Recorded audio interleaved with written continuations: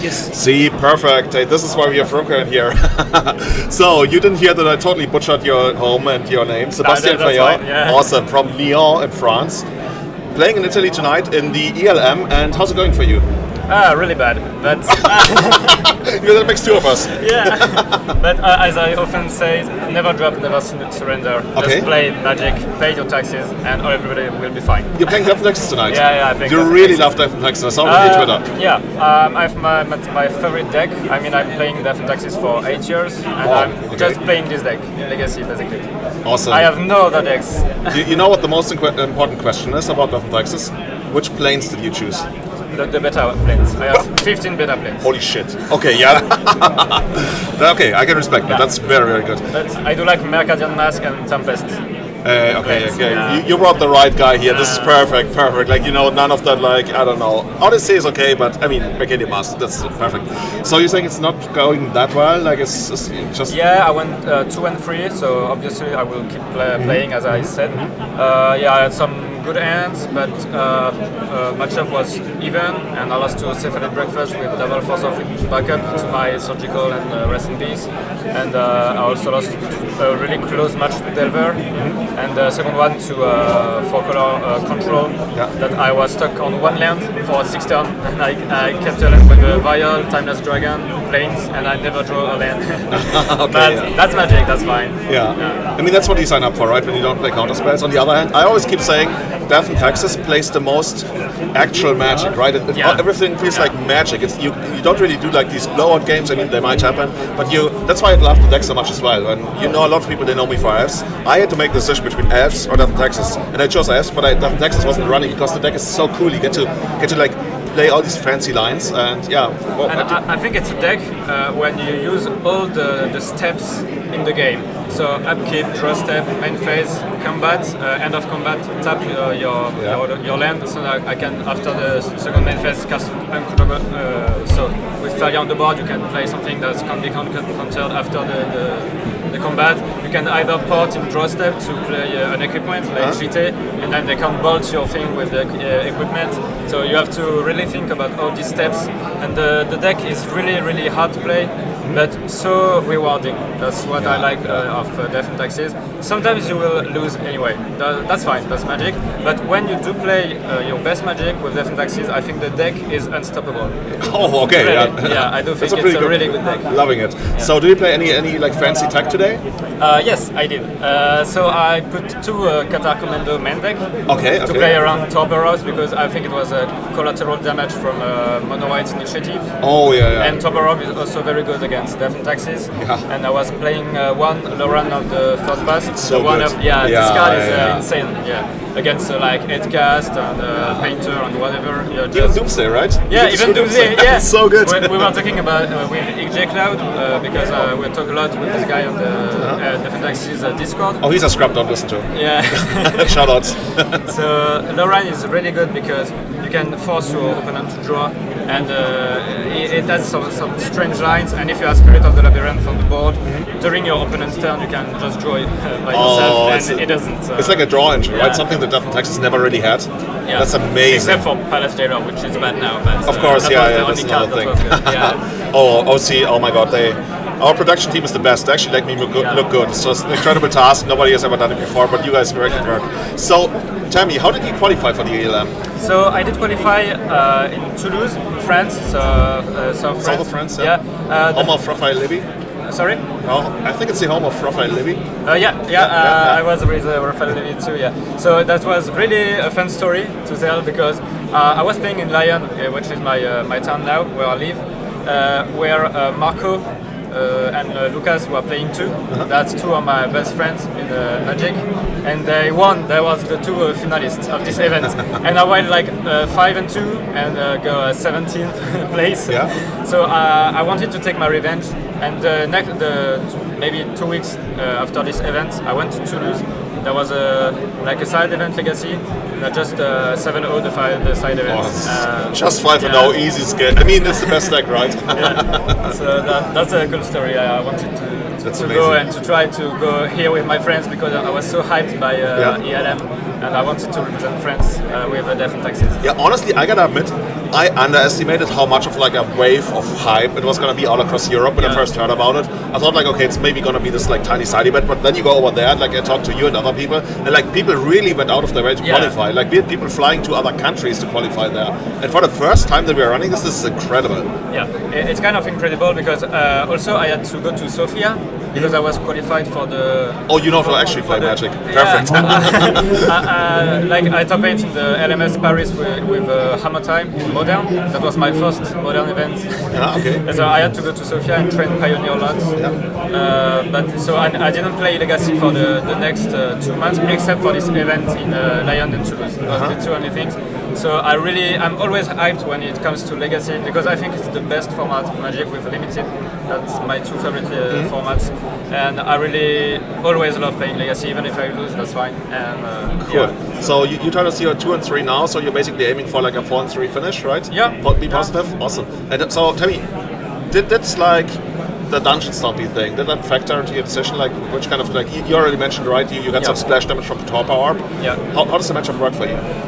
Honestly, I don't know. I have to I love honesty. Because like I was talking to EJ Cloud, which comes second in the showcase with. I played this list tonight. Yeah. I didn't do very well, so it obviously must be very bad. No, seriously. X-Ray is amazing. Yeah, X-Ray is amazing, and he went like second in the showcase, and so I Discord him. How can I beat the initiative deck with Legacy Defend Axis, because I didn't have the time to train for the last couple of weeks because I was in Sofia, etc. And it just gave me some tips. Have a Mother of Runes and grab Caldera Complete as soon as you can. Yeah, sounds good. So that's the two main things. So you have to try to find the ends, which is resilient to Chalice with Mom, and so Ether of course, and try to find a Stoneforge. Yeah, that sounds. You know, I like that. That's a pretty good game plan, right? To turn one Mother, turn two Stoneforge, like really like counters a lot of things they could do. I talked a lot to not a lot to some dungeon stopping players about the Death and Texas matchup, and they told me like Mother of Runes is one of those cards they absolutely fear, right? Because they just like steal back everything all the time. It must be the most annoying thing. But yeah, overall, I think Death and Texas has been somewhat struggling in the meta game. Yeah, a bit. It's really true, and there's also another aspect that there's not a lot of Death and Taxes on MTGO right now, because it's quite a hard deck online, and there's not a lot of player which plays actually Death and Taxes in competitive events like challenges, showcases, extra. So the deck is really struggling, and in the leagues that's kind of a disaster because everybody is playing like Echo Stompy, Reanimator, whatever. So I mean, it's a deck designed to beat a Delver metagame with a challenge metagame. So it was a lot big events. Legacy can really shine, but otherwise I do think the deck is sometimes too fair for Legacy. I mean, that's one of those things, right? About some of those decks, that's kind of hard. What are your plans for tomorrow? Are you going to play the Legacy main event tomorrow? Yeah, I will, of course. Yeah? So I think it's amazing to have a 550 something players in the Legacy tomorrow. So of course I will be playing and Death and Taxes again. Yeah, of course, yeah. Of course, I remember that. Honestly, I have no idea what I'm going to play tomorrow. Like, I kind of want to play the Dungeon Stompy deck again, but I would also. I gotta talk to my co-host from the podcast. I wanna play his Painter deck. I love Painter. Have you played it? Yeah, Painter is a really good amazing. deck. Yeah. There's two decks on my list. If I have to try to build another Legacy deck, it's Green White Depths and Painter. Dude, we're speaking the same language. Literally, those two decks are like. Those are the two decks I want to build right now. Yeah, one of those two. There's a lot of tricky interactions. And, how did Luke find you? Like, this is perfect. Like, that's fine. So amazing. Really like it. Yeah. Cool. And you're not faced by like 10 rounds tomorrow. That's gonna be pretty rough. It will be rough. I will be exhausted, but let's keep going. That's fine. Especially that deck's perfect. That's the perfect spirit. Yeah. So yeah, I think we're gonna cut it back to the booth now, and actually we are the booth. We're gonna cut it back to Runker, who's gonna put us some amazing graphics. By the way, once again, hit the follow button. First person to follow gets back good karma for at least tomorrow, if not the entire next week. And yeah, thank you for tuning in. We'll be back soon. Thank you.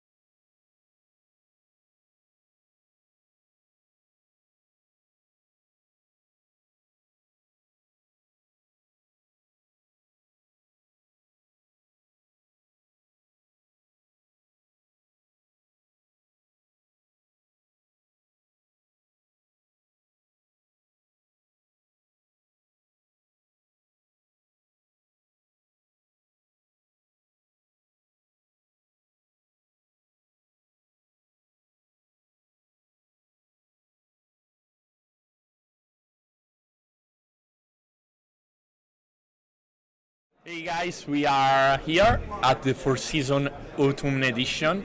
Today is Friday. We have the Team Trios event with 60 teams at the event with 180 players. This is really impressive for it's a the lot. first day of the event. And tomorrow we have the European Legacy Master. With me, Luca Chiassone, the head judge of the European Legacy Master. Thank you, Luca, for coming.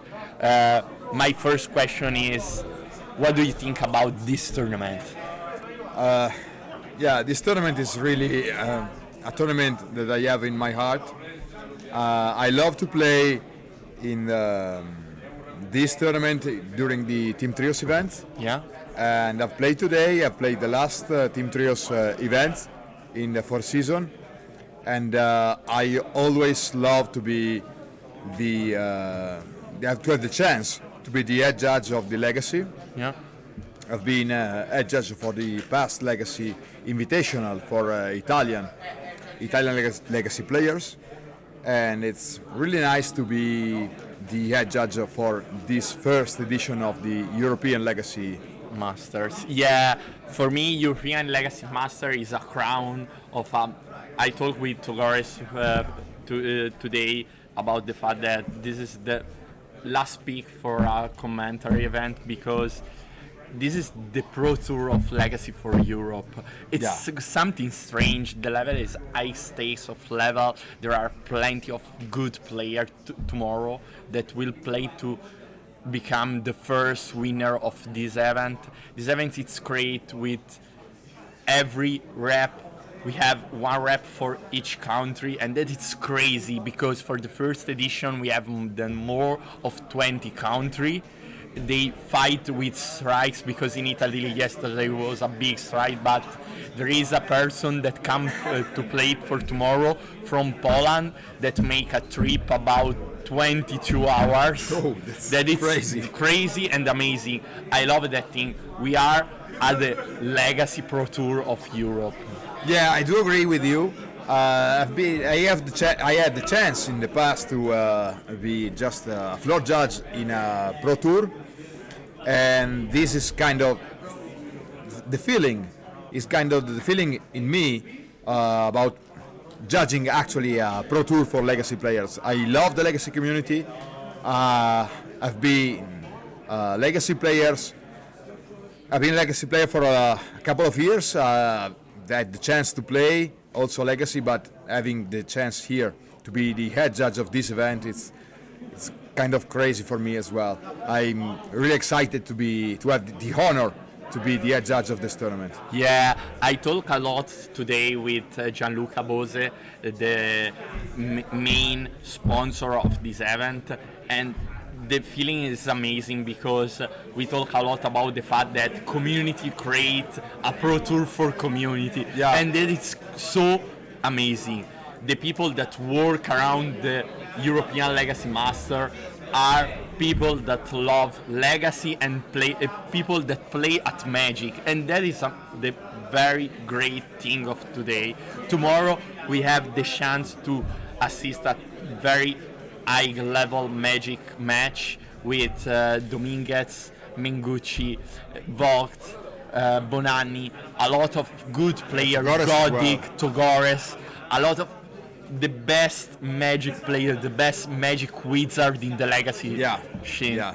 This is amazing. It's something really great to me because, as you said, it's just something created from the community, started from the community for the community. Yeah. And I really love to feel like part of this community, and to me was like when they offered me to be the head judge, I was just amazed. It's something maybe someone can just feel just a random tournament, but to me it's not a random tournament. To me it's like I have the same feelings when I judge the high level tournament, and to me this is and will be treated as a really high level tournament with high level players. Yeah, I love the fact that all the parts of community of Magic work together. We have the judge staff that work for make this possible, and that is I'm very grateful about that. The fact that all the legacy and Italian judge work for make that possible, the fact that player made that possible, and also the fact that a big tournament organizer like Four Seasons works to create that event. In fact, the community work and make a treasure for the tournament organizer, and we have more than 180 players today, more than 400 every main event. That is amazing. The Four Seasons, it's bigger than a GP at this moment. Yeah.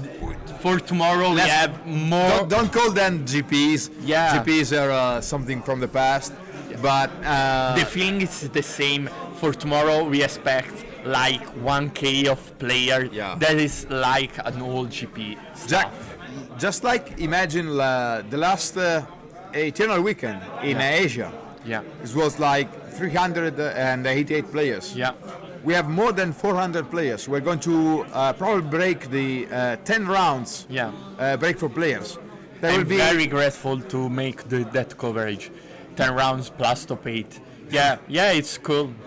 And it also, will be very hard for you. yeah. I know that I a can lot of spoiler a thing that for Sunday we make an announcement that the winner of each Four Seasons main event in Legacy are qualified for the next year at the LM.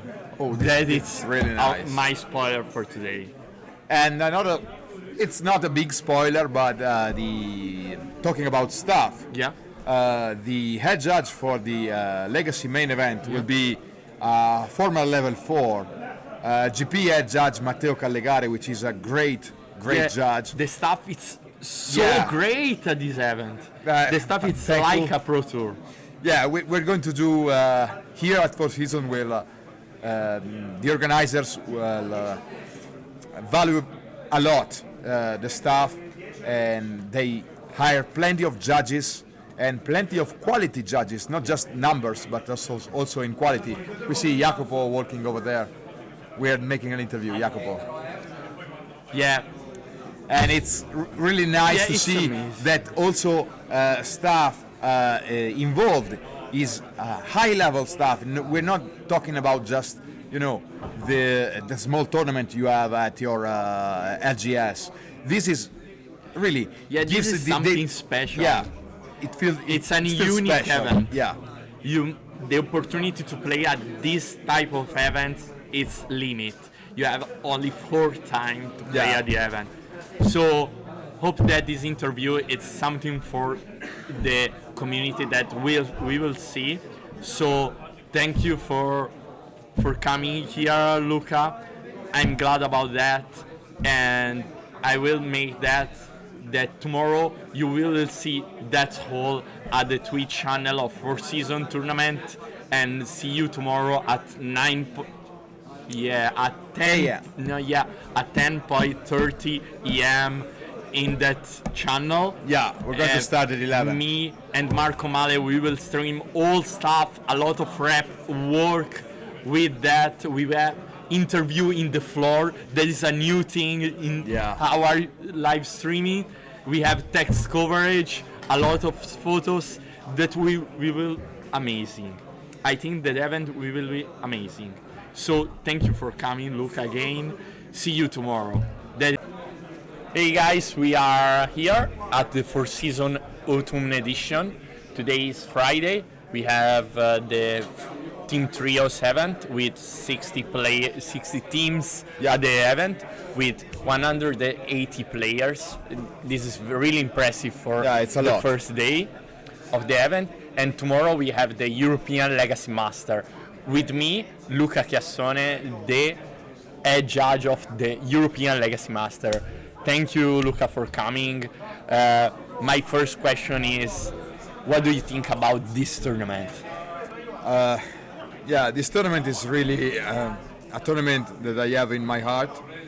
I love to play in this tournament during the Team Trios event, Yeah. and I've played today. I've played the last Team Trios event in the fourth season, and I always love to be to have the chance to be the head judge of the Legacy. Yeah. I've been head judge for the past Legacy Invitational for Italian legacy players, and it's really nice to be the head judge for this first edition of the European Legacy. Masters. Yeah, for me, European Legacy Master is a crown of. I talked with Togores today about the fact that this is the last pick for a commentary event because this is the Pro Tour of Legacy for Europe.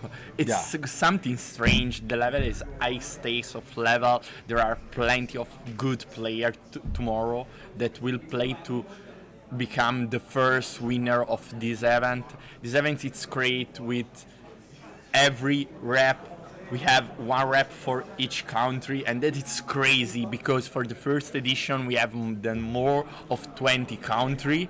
They fight with strikes because in Italy yesterday was a big strike, but there is a person that comes to play for tomorrow from Poland that make a trip about 22 hours. Oh, that is crazy. Crazy and amazing. I love that thing. We are at the Legacy Pro Tour of Europe. Yeah, I do agree with you. I had the chance in the past to be just a floor judge in a Pro Tour, and this is kind of the feeling. Is kind of the feeling in me about judging actually a Pro Tour for Legacy players. I love the Legacy community. I've been Legacy players. I've been a Legacy player for a couple of years. Had the chance to play also Legacy, but having the chance here to be the head judge of this event, it's kind of crazy for me as well. I'm really excited to have the honor to be the head judge of this tournament. Yeah, I talk a lot today with Gianluca Bose, the main sponsor of this event, and the feeling is amazing because we talk a lot about the fact that community create a Pro Tour for community, and that is so amazing. The people that work around the European Legacy Master are people that love Legacy and play people that play at Magic, and that is the very great thing of today. Tomorrow we have the chance to assist at very high level Magic match with Dominguez, Mengucci, Vogt, Bonanni, a lot of good players, Godic, Togores, a lot of the best Magic player, the best Magic wizard in the Legacy scene. Yeah. This is amazing. It's something really great to me because, as you said, it's just something created from the community, started from the community for the community. Yeah. And I really love to feel like part of this community, and to me was like when they offered me to be the head judge, I was just amazed. It's something maybe someone can just feel just a random tournament, but to me it's not a random tournament. To me it's like I have the same feelings when I judge the high level tournament, and to me this is and will be treated as a really high level tournament with high level players. Yeah, I love the fact that all the parts of community of Magic work together. We have the judge staff that work for make this possible, and that is I'm very grateful about that. The fact that all the Legacy and Italian judge work for make that possible, the fact that player made that possible, and also the fact that a big tournament organizer like Four Seasons works to create that event. In fact, the community work and make a treasure for the tournament organizer, and we have more than 180 players today, more than 400 every main event. That is amazing. The Four Seasons, it's bigger than a GP at this moment. Yeah. For tomorrow, we Let's- have more. Don't call them GPs. Yeah. GPs are something from the past, but The feeling is the same. For tomorrow, we expect like 1K of player. Yeah. That is like an old GP Jack, stuff. just like imagine the last Eternal Weekend in Asia. Yeah. It was like 388 players. Yeah. We have more than 400 players. We're going to probably break the 10 rounds Yeah. break for players. That I'm will be very grateful to make that coverage. 10 rounds plus top 8. Yeah, it's cool. And it will also, be very hard for you. yeah. I know that I can a lot of spoiler a thing that for Sunday we make an announcement that the winner of each 4-season main event in Legacy are qualified for the next year at the LM. Oh, that this is really nice. my spoiler for today. And another, it's not a big spoiler, but talking about stuff. Yeah. The head judge for the Legacy main event will be former level 4 GP head judge Matteo Callegari, which is a great Yeah, judge. The stuff is so Yeah. great at this event. The stuff is thank like you. a pro tour. Yeah, we're going to do here at Four Seasons. The organizers will value a lot the staff, and they hire plenty of judges and plenty of quality judges, not just numbers, but also in quality. We see Jacopo working over there. We are making an interview, Jacopo. Yeah.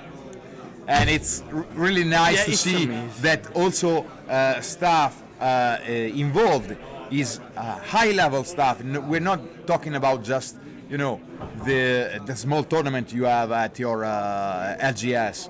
This is really Yeah, this gives is the- something special. Yeah, it feels It's an feels unique special. event. Yeah, The opportunity to play at this type of event is limit.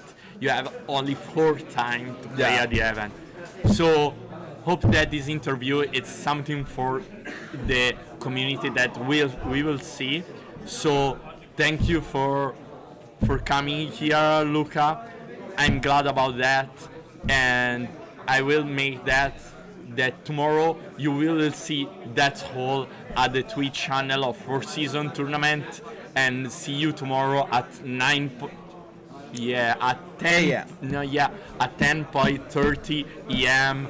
in that channel. Yeah, we're going to And start at 11. Me and Marco Male, we will stream all stuff, a lot of rep work with that. We will interview in the floor. That is a new thing in our live streaming. We have text coverage, a lot of photos that we will amazing. I think that event we will be amazing. So thank you for coming, Luca, again. See you tomorrow. Hey guys, we are here at the Four Season Autumn Edition. Today is Friday. We have the Team Trios event with 60 teams at the event with 180 players. This is really impressive for it's a the lot. first day of the event. And tomorrow we have the European Legacy Master. With me, Luca Chiassone, the head judge of the European Legacy Master. Thank you, Luca, for coming. My first question is, what do you think about this tournament?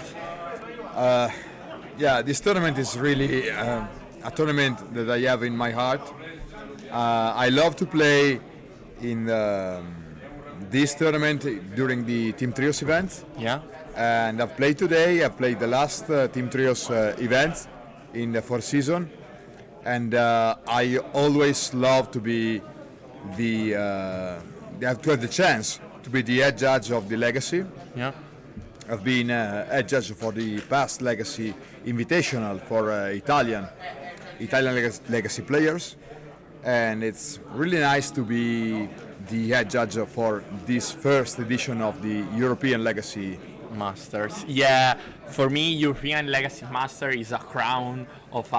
I talked with Togores today about the fact that this is the last pick for a commentary event, because this is the Pro Tour of Legacy for Europe. It's something strange. The level is high stakes of level. There are plenty of good players tomorrow that will play to become the first winner of this event. This event is great with every rep. We have one rep for each country, and that is crazy because for the first edition we have done more of 20 countries. They fight with strikes because in Italy yesterday was a big strike, but there is a person that comes to play for tomorrow from Poland that make a trip about 22 hours. Oh, that's that is crazy and amazing. I love that thing. We are at the Legacy Pro Tour of Europe. Yeah, I do agree with you. I had the chance in the past to be just a floor judge in a Pro Tour, and this is kind of the feeling. Is kind of the feeling in me about judging actually a Pro Tour for Legacy players. I love the Legacy community. I've been Legacy players. I've been a Legacy player for a couple of years. Had the chance to play also Legacy, but having the chance here to be the head judge of this event, it's kind of crazy for me as well. I'm really excited to have the honor to be the head judge of this tournament. Yeah, I talk a lot today with Gianluca Bose, the main sponsor of this event, and the feeling is amazing because we talk a lot about the fact that community create a Pro Tour for community, and that is so amazing. The people that work around the European Legacy Master are people that love Legacy and people that play at Magic, and that is the very great thing of today. Tomorrow we have the chance to assist at very high-level Magic match with Dominguez, Mengucci, Vogt, Bonanni, a lot of good players, Godic, Togores, a lot of the best Magic players, the best Magic wizard in the Legacy scene. Yeah.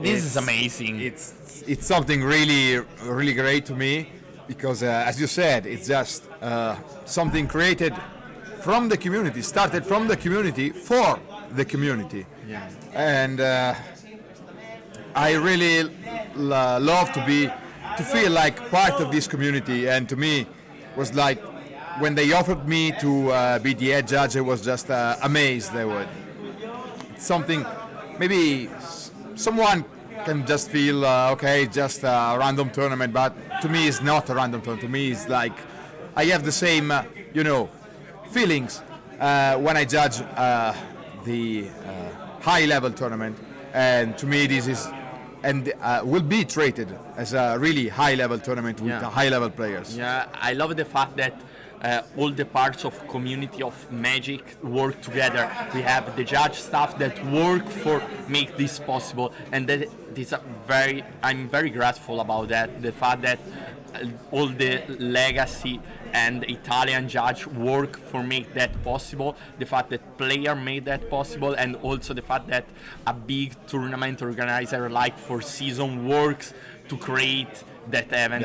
In fact, the community work and make a treasure for the tournament organizer, and we have more than 180 players today, more than 400 every main event.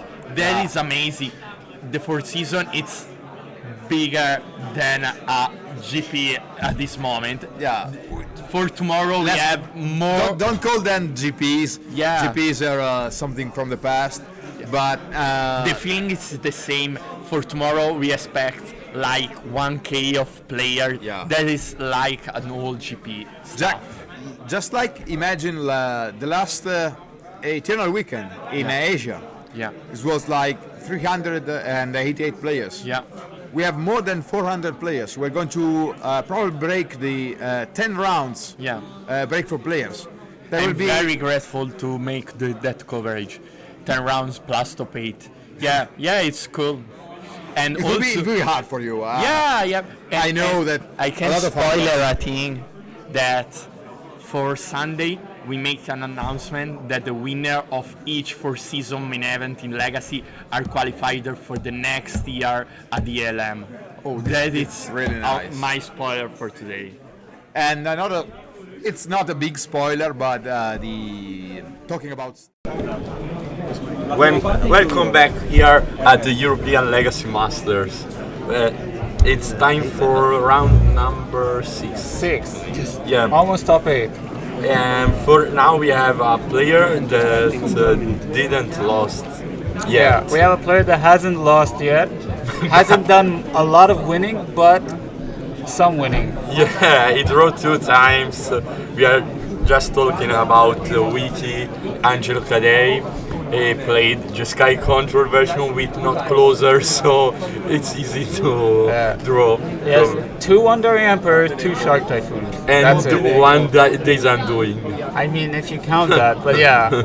So 4 ways to actually kill the opponent. But so yeah, a really known Jeskai Control player. Always plays these kind of decks that just basically don't have a way to win. So he's 3-0-2, so that's 3 wins, 2 draws. Yeah, So it's basically if he wins, 4-1. he's in top 8 probably. No, probably has.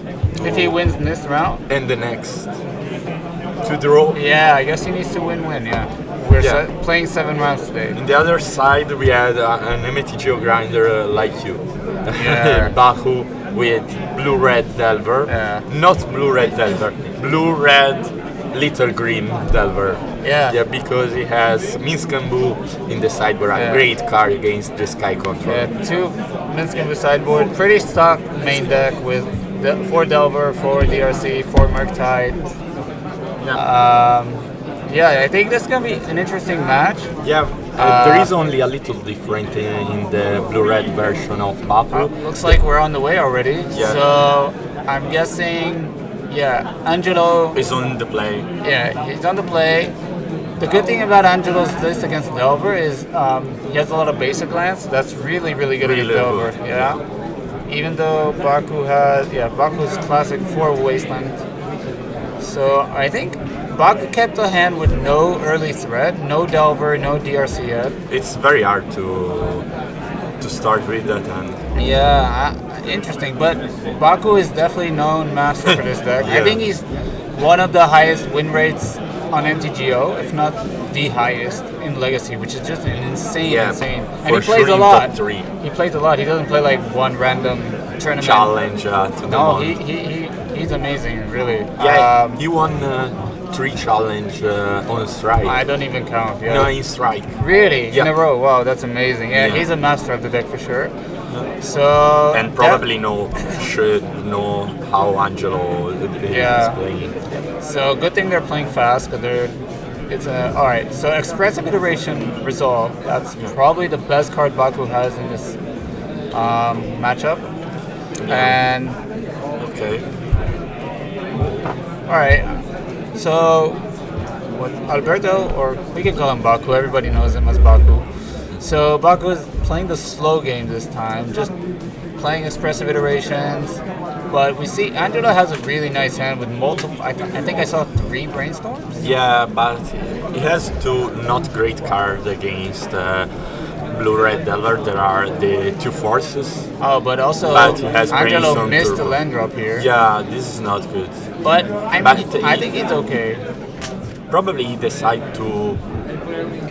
I don't know if he decide to skip the land drop because he don't shuffle with Wonder. Yeah, I So- think he's fine playing the draw go. He has Maybe 3 he dressed down brainstorms. I at think the he had end. like 3 brainstorms. Yeah. I think Double prismatic ending. Angelo has 4 dress downs main deck, if I'm not mistaken. The dress down. Yeah, Yeah, Angelo has 4 dress down main deck. that's I a think, lot. I think this is a concession to the white Stompy deck. Yeah. We talked a lot during the last week, and he decided to play 3 dress down for that. And now we will see The first dress down. Alright. Probably the best dress Yeah. down against the ever. Yeah, the only important. All right, so Murktide You pay is 3 a for comes into play a effect. 3/3. Yeah, people should know this. It's a comes into play effect. So If you play Dress Down while it's on the stack, it just becomes a 3/3 flyer, which we take those. All right. So Dress Down negates that, draws a card. I mean, Baku still is a 3/3 flyer, so that's still a threat. And the good thing is can still grow from other Murktide that are in the future. This is true. But yeah, definitely a good exchange for Angelo failed to find no fetch land? removal. No, Oh, no. No fetch. I think he has 4 plows, 2 Supreme Verdicts, and like Teferis and stuff like that. But and Wandering Emperor. and also. wondering, yeah. But I think Angelo is fine here. Just Yeah, play. you want to play lands. No pressure. He's at 20 life. All right, go down to 17. That's fine. Yeah, it's fine. He's playing his lands. Play 4 basic land, it's great. I think also, they're both Angelo, playing the slow game. Also, Angelo has Tundra in hand. Probably he has already Tundra in hand and probably skipped the land drop for not going under wasteland. But interesting play here. So Baku played, I think, this amazingly.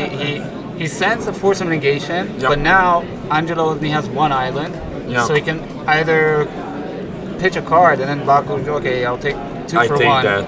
Or he just resolved the Expressive Iteration, which is also a 2 for 1. So he's playing the slow game perfectly. Yeah, a grindy game. Yeah, but playing it really well. Didn't play last turn to the Force of Negation. Alright, there's a Sanctuary, get back Expressive Mystic Iteration. Sand. And pump the Murktide. Yep, which of course a player like Baku won't forget. Yeah, amazing. Just, I wonder, does he have to discard? This is no, No, 7. last time he He discarded go the to Force. discard, yeah. But it did help him fuel his Murktide, so. Now it's Okay. time for Narset. Alright, let's see the first Planeswalker of the day.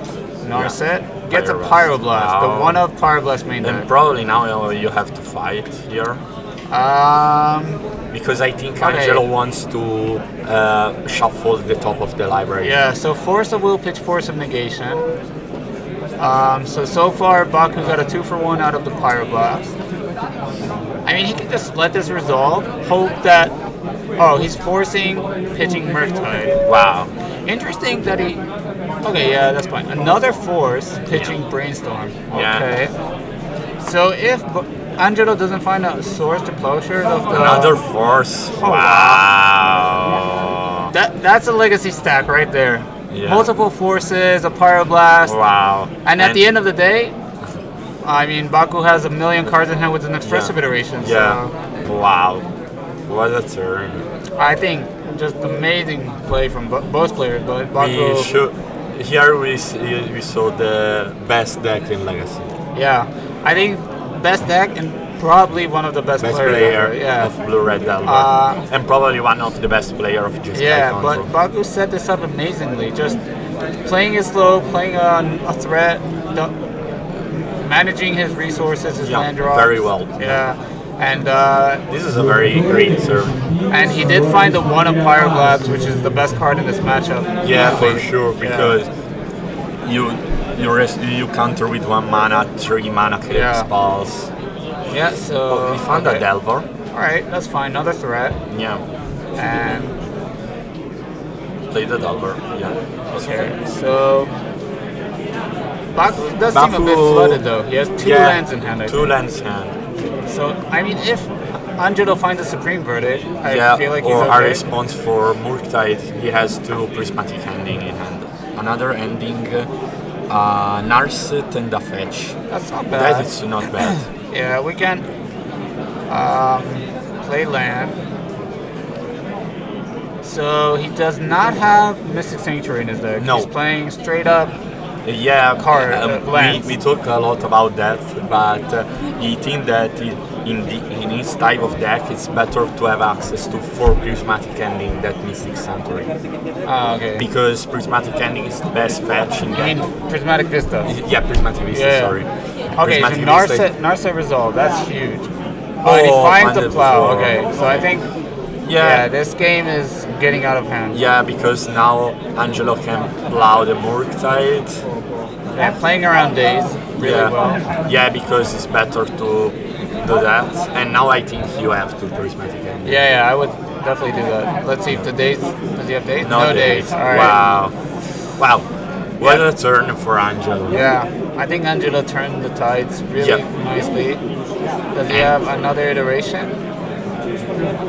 Or this? Oh, okay, another expressive iteration. Wow. Great. I mean, he needs to hit like a lightning bolt, but if he hits like brainstorm, ponder, whatever, those are bad cards against. It's time Narset. for now Baku has to put again pressure on Yeah. the board. If he passes the turn without pressure, probably Angelo will win that game. Yeah. Or He ne- put in a good spot. He needs to find a lightning bolt to kill this Yep. Narset.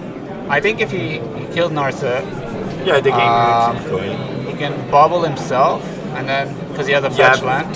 to see the card. If Yeah. it's bolt, you can keep that, or if not, you can shuffle them away. Yep. Also, bubble get around the Narset because you draw in the opening turn. Another nice trick with bobble that I'm not sure a lot of people know. You can if you have a delver, you can bobble yourself end of turn, and then you can stack the way so if your delver flips or not. Yep. Which is nice. Yeah, it's a very nice interaction. Yeah. Okay, so he fetches. So he not- didn't no like the bolt. top. Yeah, he didn't like the top card. I think mainly looking for a bolt. I would say. Oh, he has Murktide in hand.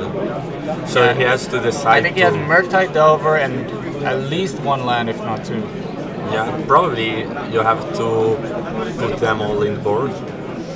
Well, he knows Angelo plays Supreme Verdict, Yeah, but if he fails, yeah, but it's only one, so yeah, probably get rid of the forces. One iteration can go. Probably land. He also No. plays Unholy Heat. yep, Yeah. 4, 7. If you flip, you have little. True, yeah. So actually, Angelo is under the gun here. He needs Yeah. to find something really Yeah. quick. And obviously, Supreme Verdict would be the best. Yeah, it's the best. Or maybe Teferi plus ending, something like Yeah, Teferi would be great too because it bounces Murktide.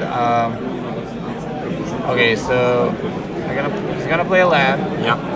because he needs to. Tap, draw, Let's see if you find the bolt. bolt. Nope, no bolt. All right. Okay. So going. let's see what Angelo finds. Supreme All Verdict. right, there it is. Wow.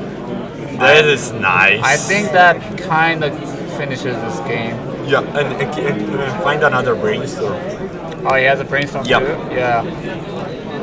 Untapping with Narset and then getting another card in the, It's against insane. Delver. It's, alright. No, the power of Wasteland in that move is so bad. Brainstorm. Yeah, I feel game one is really nice for Angelo because he has his deck is really suited well against Delver. Against Delver, yeah. Yeah. The main deck, for me, the main deck is very well set. I think Baku has a really good Sideboard plan. Yeah, I wonder if he's not. He should probably not show the tropical island to. Oh, Okay, Brazen Borrow. interesting. But Angelo does get Pyroblast plus Cyber, which are also good. But I mean, Baku also gets more Pyroblast. I think Baku's Pyroblasts are way better than Angelo's because Yeah. Angelo's trying to resolve 3 mana blue cards, and Baku just trying to resolve Expressive Iteration. That's the only card he cares about almost. And then he can just get it back with Sanctuary.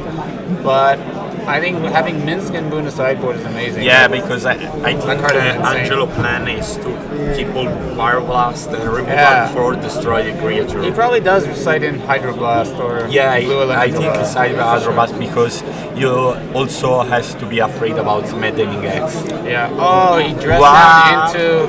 Into swords. Oh, Angelo. I think he should put the dress down should be in play, by the way, but okay, because he did it. Who need top when you can draw like this?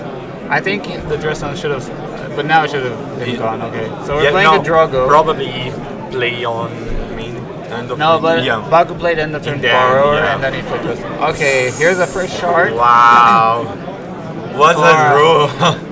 All right. And Baku just, Wow. okay, so Nice draw from Angelo's side. Very I think Very he, lucky he draw. showed the power of the deck that is very consistent. A lot of basic lands. Yeah. Got lucky with Supreme Verdict, but I mean, you play, and he plays 2 and hit it with Narset, so that's They play very well. yeah.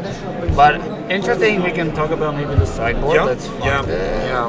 So let's see, Angelo. Angelo has a Flusterstorm, 1 blue blast, 2 Hydroblast, 1 red blast, 2 Pyroblast.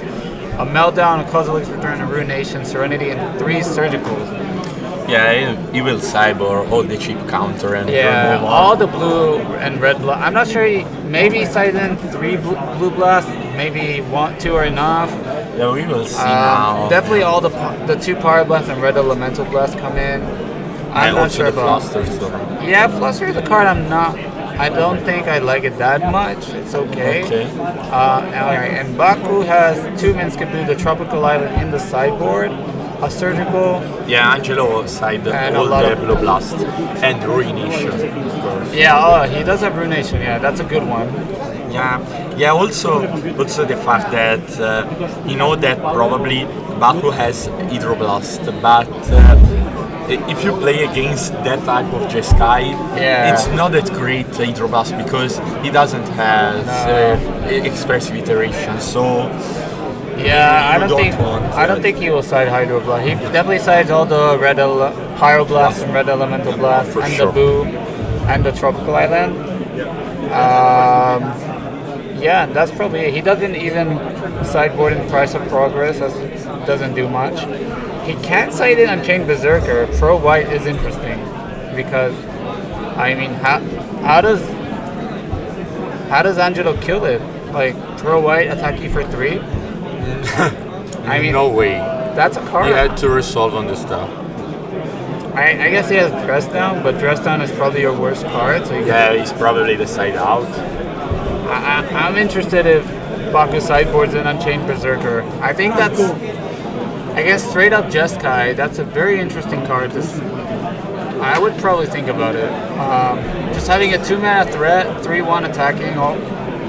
The only way you can kill it is Supreme Verdict or lock it with a shard. That's it. Alright, so the players are sideboarding. Let's see. I don't see what Baku has in his hand, so don't know the sideboard yet. No, it's the sideboard. I'm wondering if he's thinking about the Unchained Berserker. Because it cannot get Prismatic End, you cannot plow it, so either You Supreme have Verdict- only Supreme Verdict. you cannot and Teferi. Shark. You cannot Teferi it. I think It's good. could be a good card. I like it. Why not? I mean, it's Yeah, the only problem is that you have to pay 2 mana, the taxes of 2 mana. but what are they gonna do? Play at the ferry? You just attack it. Yeah. Or Nars said, okay, you Yeah, attack it. probably it's a good card too. I think it's even better than Delver, man. Like, Yeah. I would probably take out Lightning Bolts can go. Unholy Heat can go. Days, probably a Days or 2 can go. Unholy Heat, yeah, can go. Maybe some amount of I don't know, like Delvers. I don't think you want. I think Unchained Yeah. Berserker is better than Delver, but Yeah. I would be interested in talking to Bucko about this. Maybe Yeah. if you would like to, we can catch him later. Yeah. But so Angelo, just like his typical control plan of countering, killing everything. This is the classic control deck. You cannot Yeah. go more classic than Angelo's deck. No Uro, no Minskandu, No, this is a draw and go. Deck. no Mentor. I know Angelo used to have Mentor in the sideboard. No Mentor anymore. Yeah, remove that because he has 2 Wonder Emperor now. Yeah. So no, just 100% No creature control. in the deck. 100% control. Just that's it. Very interesting. A perfect Kaira deck. Yeah, he can play Kahiro. Yeah. Unless does he have no Snapcaster Mage? No, nothing. Okay, No creature. interesting. All right. Well, for round game 2, Baku land go, no Ponder, no DRC, no Delver, nothing interesting. He could also slow roll the DRC so he can at least get value out of it if he wants to go DRC plus Ponder. Because if he plays Chandler turn 1 and Angelo just prismatic ending it, you don't get value out of it. Yeah. So that's You also. can I like- reward it late. Yeah, I don't mind. You're not playing the fast game against Angelo. No. You have to grind every spell. Alright, Angelo turn go 1 with Ponder. Plow, Plow, ending, and another plow. Plow. Alright. Yeah, it's okay against a creature deck. I don't know his hand, but it does. Yeah, seem he has good. 4 lands. Oh, okay. 3 plus the island, so. Alright, so that's he doesn't have any blue cards, so that's a bit worried. Like if Baku He just has- plays Expressive Bitter. Oh, he Yeah, has a he's Hydro Hydroblast. Blast. Okay. so he can counter one expressive iteration. Alright, there's the Delver. first threat. So he did, but imagine him going Unchained Berserker. Yeah, it's very good He here. would just crush it. He had to like, He has to use the Verdict, verdict. yeah. Okay, prismatic ending, ending. okay. And now it's the normal. For now, for today, it's like normal because it can respond 1-1 to each threat. Yeah, and then eventually you'll draw Narsets or whatever. Yeah, and also if you want to play the expressive iteration here, you can hydroblast that. Yeah. But if Baku draws a Minskenbu, it's really, really good. Amazing even. Like, Yeah. I don't think Angelo has hydroblast for Yeah, but if he counter goes now. Minskenbu plus Pyroblast or Yeah. or Force, Yeah, I yeah, think it's really very good. good for Baku. Alright, so he drew Expressive Iteration off the And- Ponder Shuffle, which is So you perfect. wait for the next turn. Alright, sure. land go. Let's see, Expressive Iteration probably gets Hydroblast, that's my guess. Do we Pyroblast back?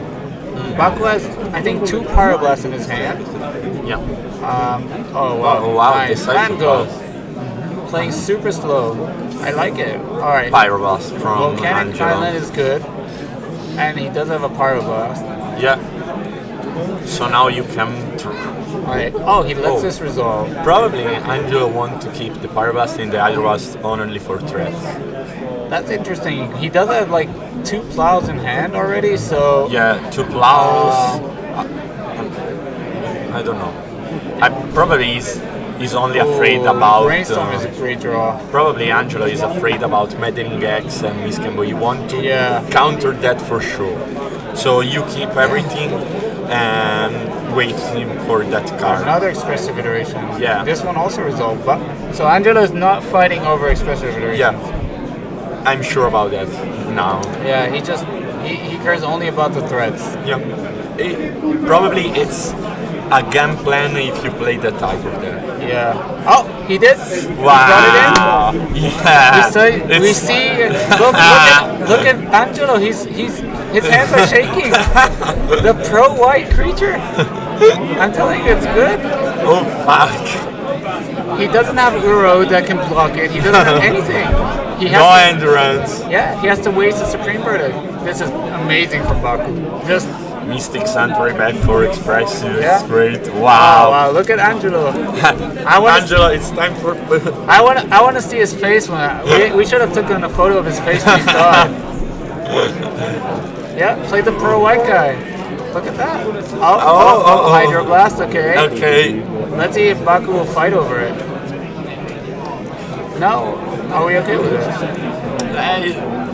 You have to know that this card is really good against Jeskai control. Alright, so Angelo wasted a Hydroblast, so now if you draw a Minskenbu, it's amazing. Like, we took out the Hydroblast, Yeah. Baku plays only 1. I mean, Angelo plays only 1, but I mean, Baku doesn't know that, of course. Yeah. He drew Expressive Iteration, because we Sanctuaried it back. Yeah. And So, there it is! another one. Yeah, he brought both in. I love it. This is amazing. Yeah? What is he gonna do? You have to Verdict now. Waste 4 mana for my 2 mana. Maybe you can take for now I mean, your yeah. life. Your life. Are you just gonna to- take 3 every turn? Sure. Yeah. This card is great. I like Baku's plan of it. It's time to play that in Sky Mirror. But look, alright, we're attacking for 3. I mean, It's better than Mentor. he should think about Shark Typhoon, but Shark Typhoon now is only for 3. Yeah. So, he. Expressive iteration. Wow. Alright, we're just digging deeper for the Minskin move. This game is nice. Unchained Berserker out of the sideboard against a control deck. Who would have thought? This card was mainly for the initiative decks, just a pro-white creature that can get back the initiative, but here it just beats them down. You cannot Prismatic Ending it, you cannot No, it's a sword threat. that. Yeah, it's a really good threat. So we see Dragonry Chandler, Steam Vent, and a Tropical Island. That's probably really, really bad. Now I wonder if Baku's gonna show him the Tropical Island. No, I think, probably put on the bottom because yeah, it has yeah, fetch. the fetch, yeah. I would probably put it on the bottom because Yeah, because you don't want to show that. yeah. let's see. Because can help you to on game 3 if you resolve that game with the the red guy. Now I wonder, because Angela has a Kozilek return in the sideboard. Do you sideboard it in? No. I mean, I don't know. oh, he's showing in the tropical island. Okay, so we're showing the sideboard tag. This is strange. Yeah, that's interesting. All right, attack for 3. 15. 5 more turns. Just our little beater. I mean, he has to spend 4 mana to kill it. That's amazing. You make pressure also to me about that card. Look at it. I love it. The little guy that does everything. Brainstorm time. Yeah, we don't care about that. I would just let that resolve. Yeah, exactly. People think Brainstorm is like Ancestral Recall, but it's not. No. It's a cantrip. I mean, sometimes it is. Wandering Emperor. You know, we have Pro White. We don't care. We have Pro White. Oh, this I love. Time for Verdict. Yeah, he has a verdict. 4 mana for a 1/1. Yeah, nice card. Yeah, that's his only out.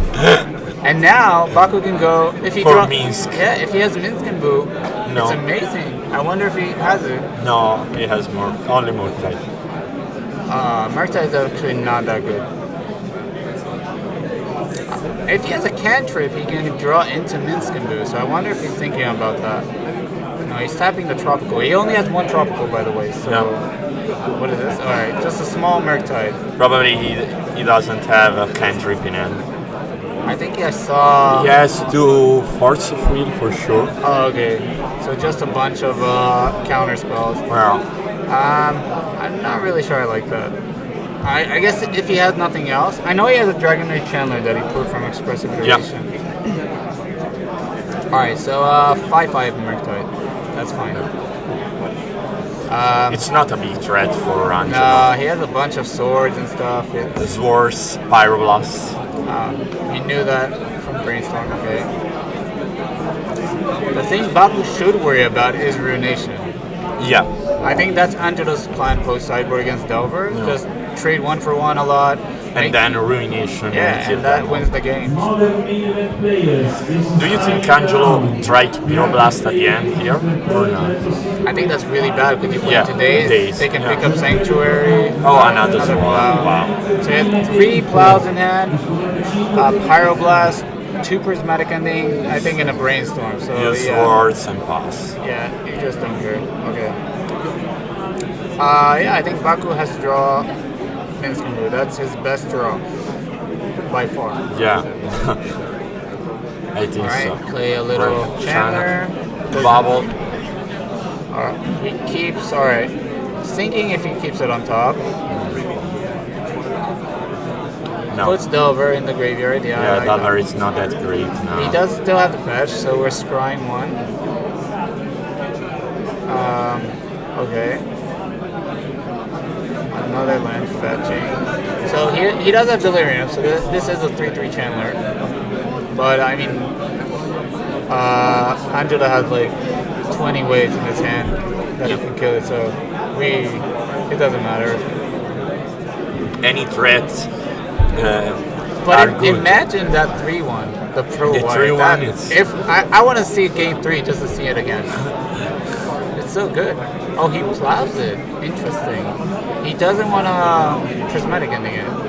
Yes. Okay. Probably to keep for Medding next. Yeah, he's really. Oh, what was that? He's afraid about the card. I think he drew Ponder, but Doesn't want to play it. pass and play Emperor at the end, probably. Yeah.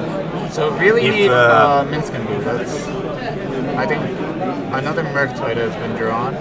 No. That's actually not bad because Baku did. I mean, Angela did use plow. Yeah, right. It's 4/4. Yeah, I think Baku is flooding out hard. That's what's happening. No, it's a 3/3. Yeah, Baku is flooding badly. Yeah. A lot of lands. Yeah, a lot of expressive iteration in multiple lands. Yeah, he didn't find Brainstorms or Ponders Yeah. to shuffle them back. Okay, Wasteland isn't bad. Oh, Emperor. interesting. I would probably Wasteland a Tundra right now, Yeah. so he cannot Verdict or. I mean, if you Wasteland Tundra, oh okay, forcing hard cast force. Hardcast. Yeah, all right, I like that. and then Pyroblast it. Yeah. Probably it's free for Angelo to Pyroblast. I would definitely Pyroblast this. You're thinking. You think a lot about it. You're thinking. Yeah. I would probably do it. Yeah.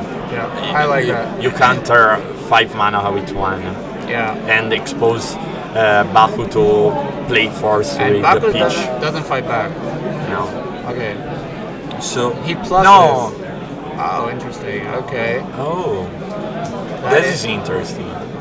So I think if Angelo finds Ruination, he wins the game. Yeah. I know that Baku has another. Oh, okay. I like that play. Yeah. That's good. Here you want to do it because Angelo is probably holding a lot of removal spells. Yeah.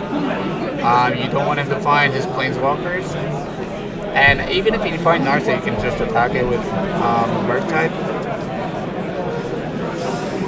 Baku has in hand another force for sure. And I think like prismatic endings. So him using swords on DRC and not ending is I think a big mistake. I'm not sure. I would like to understand his thinking, but that's I think when you play control against Delver, you want to play your removal spells really appropriately. Yeah. Because this can happen.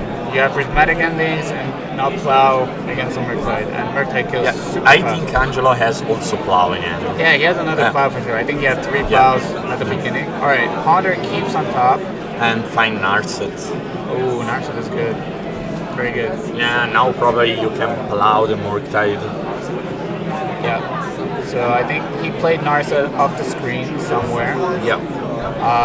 But I think, so Baku can get a steam vent. I think he has Yeah. a steam vent that he put on the bottom from iteration sometime and blast this Narset. I'm pretty sure it's Narset off the screen. Yeah, I'm pretty sure about Narset. Actually, now this Wandering Emperor isn't that good. Yeah. Okay. Fire Fire blast. blasting, Narset down. And plow that. Okay, so Crack for a basic plane. I mean, if we draw Minskenbu, Yeah. people know I love hamster. Yeah. We gotta find Minskenbu. Now you create a knight. Imagine iteration into Minskenbu Minskenbu. Pyroblast. That's it. Wow. You win the game. Yeah. And another thing is, Angelo cannot prismatic ending. Angelo plus again. Yeah, I don't know. He doesn't like winning the game. Winning is overrated. Yeah, in fact, he drew 2 times. Yeah. That's how. You just plus your Emperor. Yeah, Oh. every time. Oh, tapping mana. Oh, 4, Yes. 5, Oh, no, a come on. Murktide. Maybe. No, No. I think it's a Minskenbu. No. Yeah, Yep. it's Minskenbu. Hamster time. Yes. Yeah. I love it. The face of Andros. And the important thing is, Angelo has only 3 colors. He cannot prismatic ending for 4. Yeah. That's a big problem. This card will win the game if keep Angelo and doesn't check. draw something now. And Idol lost. Probably it's the draw. But he only has 1 and it's in his graveyard. yeah. So- oh, no, yeah, he has the blue elemental blast. I think he only plays 1 in total. No, 3. Oh, 3. Yeah, 2. Oh yeah, true. Yeah, 2 Hydro Blast, 1 blue. Oh, black. he drew Ruination. No. Oh, interesting. Okay. Yeah, you can ending the blue and play Ruination. Yeah, but I mean, sure. And then Yeah. you have to find a card against. Okay, he makes a token. Now you make a token. Oh, okay. Thinking. I don't like making a token here. I would not make a token.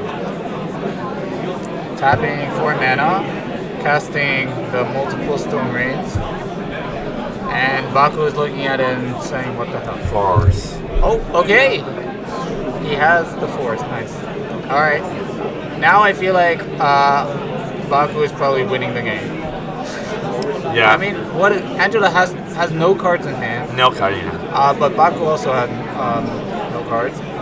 Well, I think he has a Misty Rainforest. I see. Oh, and, Brainstorm. Oh, perfect. This is ancestral. I just don't like it that he plays White Border Brainstorm. I gotta talk to him about I it. like that. White Border. Yeah, but because it's Japanese way for you. Okay, Japanese I approve, but White Border, no. Yeah, it's the only version with that image. I like Japan. Ice Age. Yeah, but it's not whiteboard. No, sorry, Mercedes Mask. That's the best. Yeah. But yeah, so Hamster is growing and attacking, so he goes down to 9, and I believe Angelo has to draw something now, or else he's dead. Something oh, like- It's a DRC. That Yeah, we know about one, that. 2, so no Delirium. Okay, just a 1/1. Nothing. Oh, and the Hamster does it. Yeah, Means can move one. I'm telling you, that's the best Planeswalker. Yeah. Other except Oko. Now I believe Angelo will side in. If he didn't side in all 3 black, Yeah, he side of. he will do it now. But both players got the tag. So Baku knows about Ruination. Angelo knows about Unchained Berserker and Minskin Blue. Yeah. So this should be interesting game 3. I want to see the 3-1 Pro White. But you saw it. He had to find a verdict. So it was 2 mana for 4 mana, or else what are you gonna do? Take 3 every turn? That card's great. It should have been played before initiated. But I mean, it's really bad against Endurance. and Berserker, Uro. the best creature ever. No. No. That's safe for Uro. Uro. Yeah. Or we could. I'm not sure. Probably Lurus, but okay. Tomorrow you have to play against that type of card. Tomorrow. No, I'm not playing Unchained Berserker. No. No. Yeah, because probably are buyout in the room. Yeah, I know that on Aruya website they are sold out. Of Unchained Berserker. Yeah. Really? Oh my Every God. version. We should ask our sponsors if they have any. I wonder. But okay, so they both know about the special tech that each one brought, Ruination and Minskin Boo and Unchained Berserker. So we can see different sideboarding maybe. Yeah, also for Angelo starting on the plates is huge. I think play draw matters, but not as much because they're both bringing slow cards like Minskin Boo, Ruination. So they're both trying to just play the slow game. Baku definitely sided out Wasteland, I think at least 2 or even 3. But I'm not sure because he is siding in Minskin Boo, so he needs actually You need the lands. But Wasteland is... Yeah, maybe 1 or 2. The thing is about Wasteland, it's better in against Angelo post sideboard because he sideboards in a lot of The red cards. red card, yeah. So he's gonna search for that volcanic island earlier. Yeah, because he has only 1 volcanic island and 1 mountain. Yeah, so if you basically Wasteland the volcanic, he cannot Ruination plus Pyroblast. Yeah. For example. That is Or something. he can also cast 1 Pyroblast, not 2. Each turn, yeah. So it's just interesting stuff. But yeah, I like the Berserker. That's the card. Oh, yeah. Oh. But okay, so 2 top legacy players right here. I think both. Well, I think Baku. No, they both need to double win.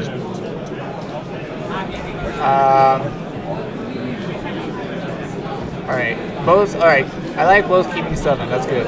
No mulliganing. No, we don't like I look mulliganing. for- no. Turn 1 DRC. Love that. Yep.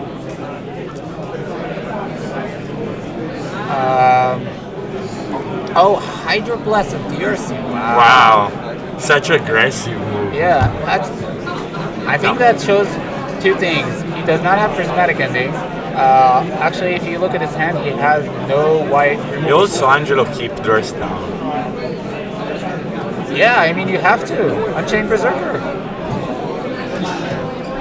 Yeah, true. Pro white, and yeah. Yeah, you have to dress. Oh, he Hydroblast on his turn. I think he wanted to wait if he draws prismatic ending. Yeah. It's interesting. Angelo's hand is not that good. I think he has Teferi, dress down, Narset and land. yeah. Does he have Narset Narset? and Tulan. That's not a good hand against both. Multiple threats. Yeah. It's Oh, there it is. There it is. It's time. Play your Narset. Play your Teferi. Oh, now you can do the But- move. but- Do the move. Yeah, he can go Dress down plus. Yeah. Yeah, maybe take 3 and then dress down at the end. That's interesting. I wonder if he's gonna do it. Play the Flooded Strand, a nice foil signed Flooded Strand. Angelo loves foil. You can see his whole deck is foil. Yeah, most of all. Yeah. Oh, but I think he's gonna go. Yeah, just Nars. he can go to Fairy Plus, which is not bad. Yeah, it's not bad. But I mean, if he has days, Days. it's so hard. Oh, Yeah. no. Okay, dressed down plus plow. We have to do it. Oh, he needs to draw the card first. I guess he can respond to the tree. But okay. Yeah. Yeah. Yeah, the Berserker doing work. Yeah. Yeah, it's a 1-for-1 trading, so you don't lose a card. Yeah. Luckily, Dreston does draw your card. Yeah. Yeah, it's 22 cards. Yeah. Everything with the draw. So I see a Chandler. Oh, he play in hand. So the dress down remain for the Yeah, turn. that's good. And it's the best card ever. Expressive That's Iteration. Yeah, this is the best card ever from me. I wonder. I think he does need a land drop. I don't think he. I see a Dragon Ray Chandler. I think he kept in Petty Theft or Brazen Borrower. Okay. He doesn't find the Ooh, land. he doesn't find anything. That's a brick. Ooh. Yeah. Wow. That was a bad expressive iteration. Really Yeah. bad. And Angelo will go in Oh, he for drew Narset. Ruination. Okay. But we will go to Narset because in that way you can use your cantrip to find lands. So Angela has Verdict, Ruination, and Teferi. Teferi. 3 big threats. Yeah. It's time I mean- for jam all the threats. Yeah. And I think Baku not finding a land for his Pyroblaster was really, really bad. And now you have to think about force that Yeah. He because is, you need to he's find thinking, land. okay, he puts a force on the stack. What is the Magic Online will show you -1 life right now. So if they go -1, +1, you know they have a force. Pitching, I guess, Murktide? or Oh, we don't see it. Brazen Oh, Borrow. Brazen Borrow, okay.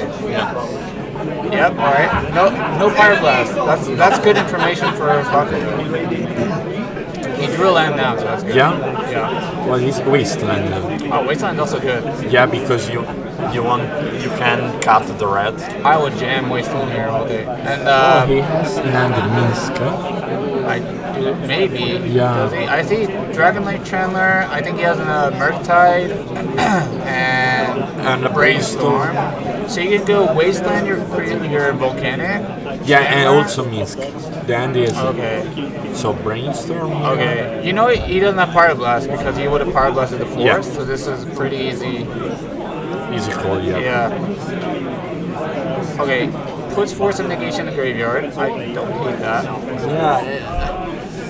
Now you expose yourself to each card, every card.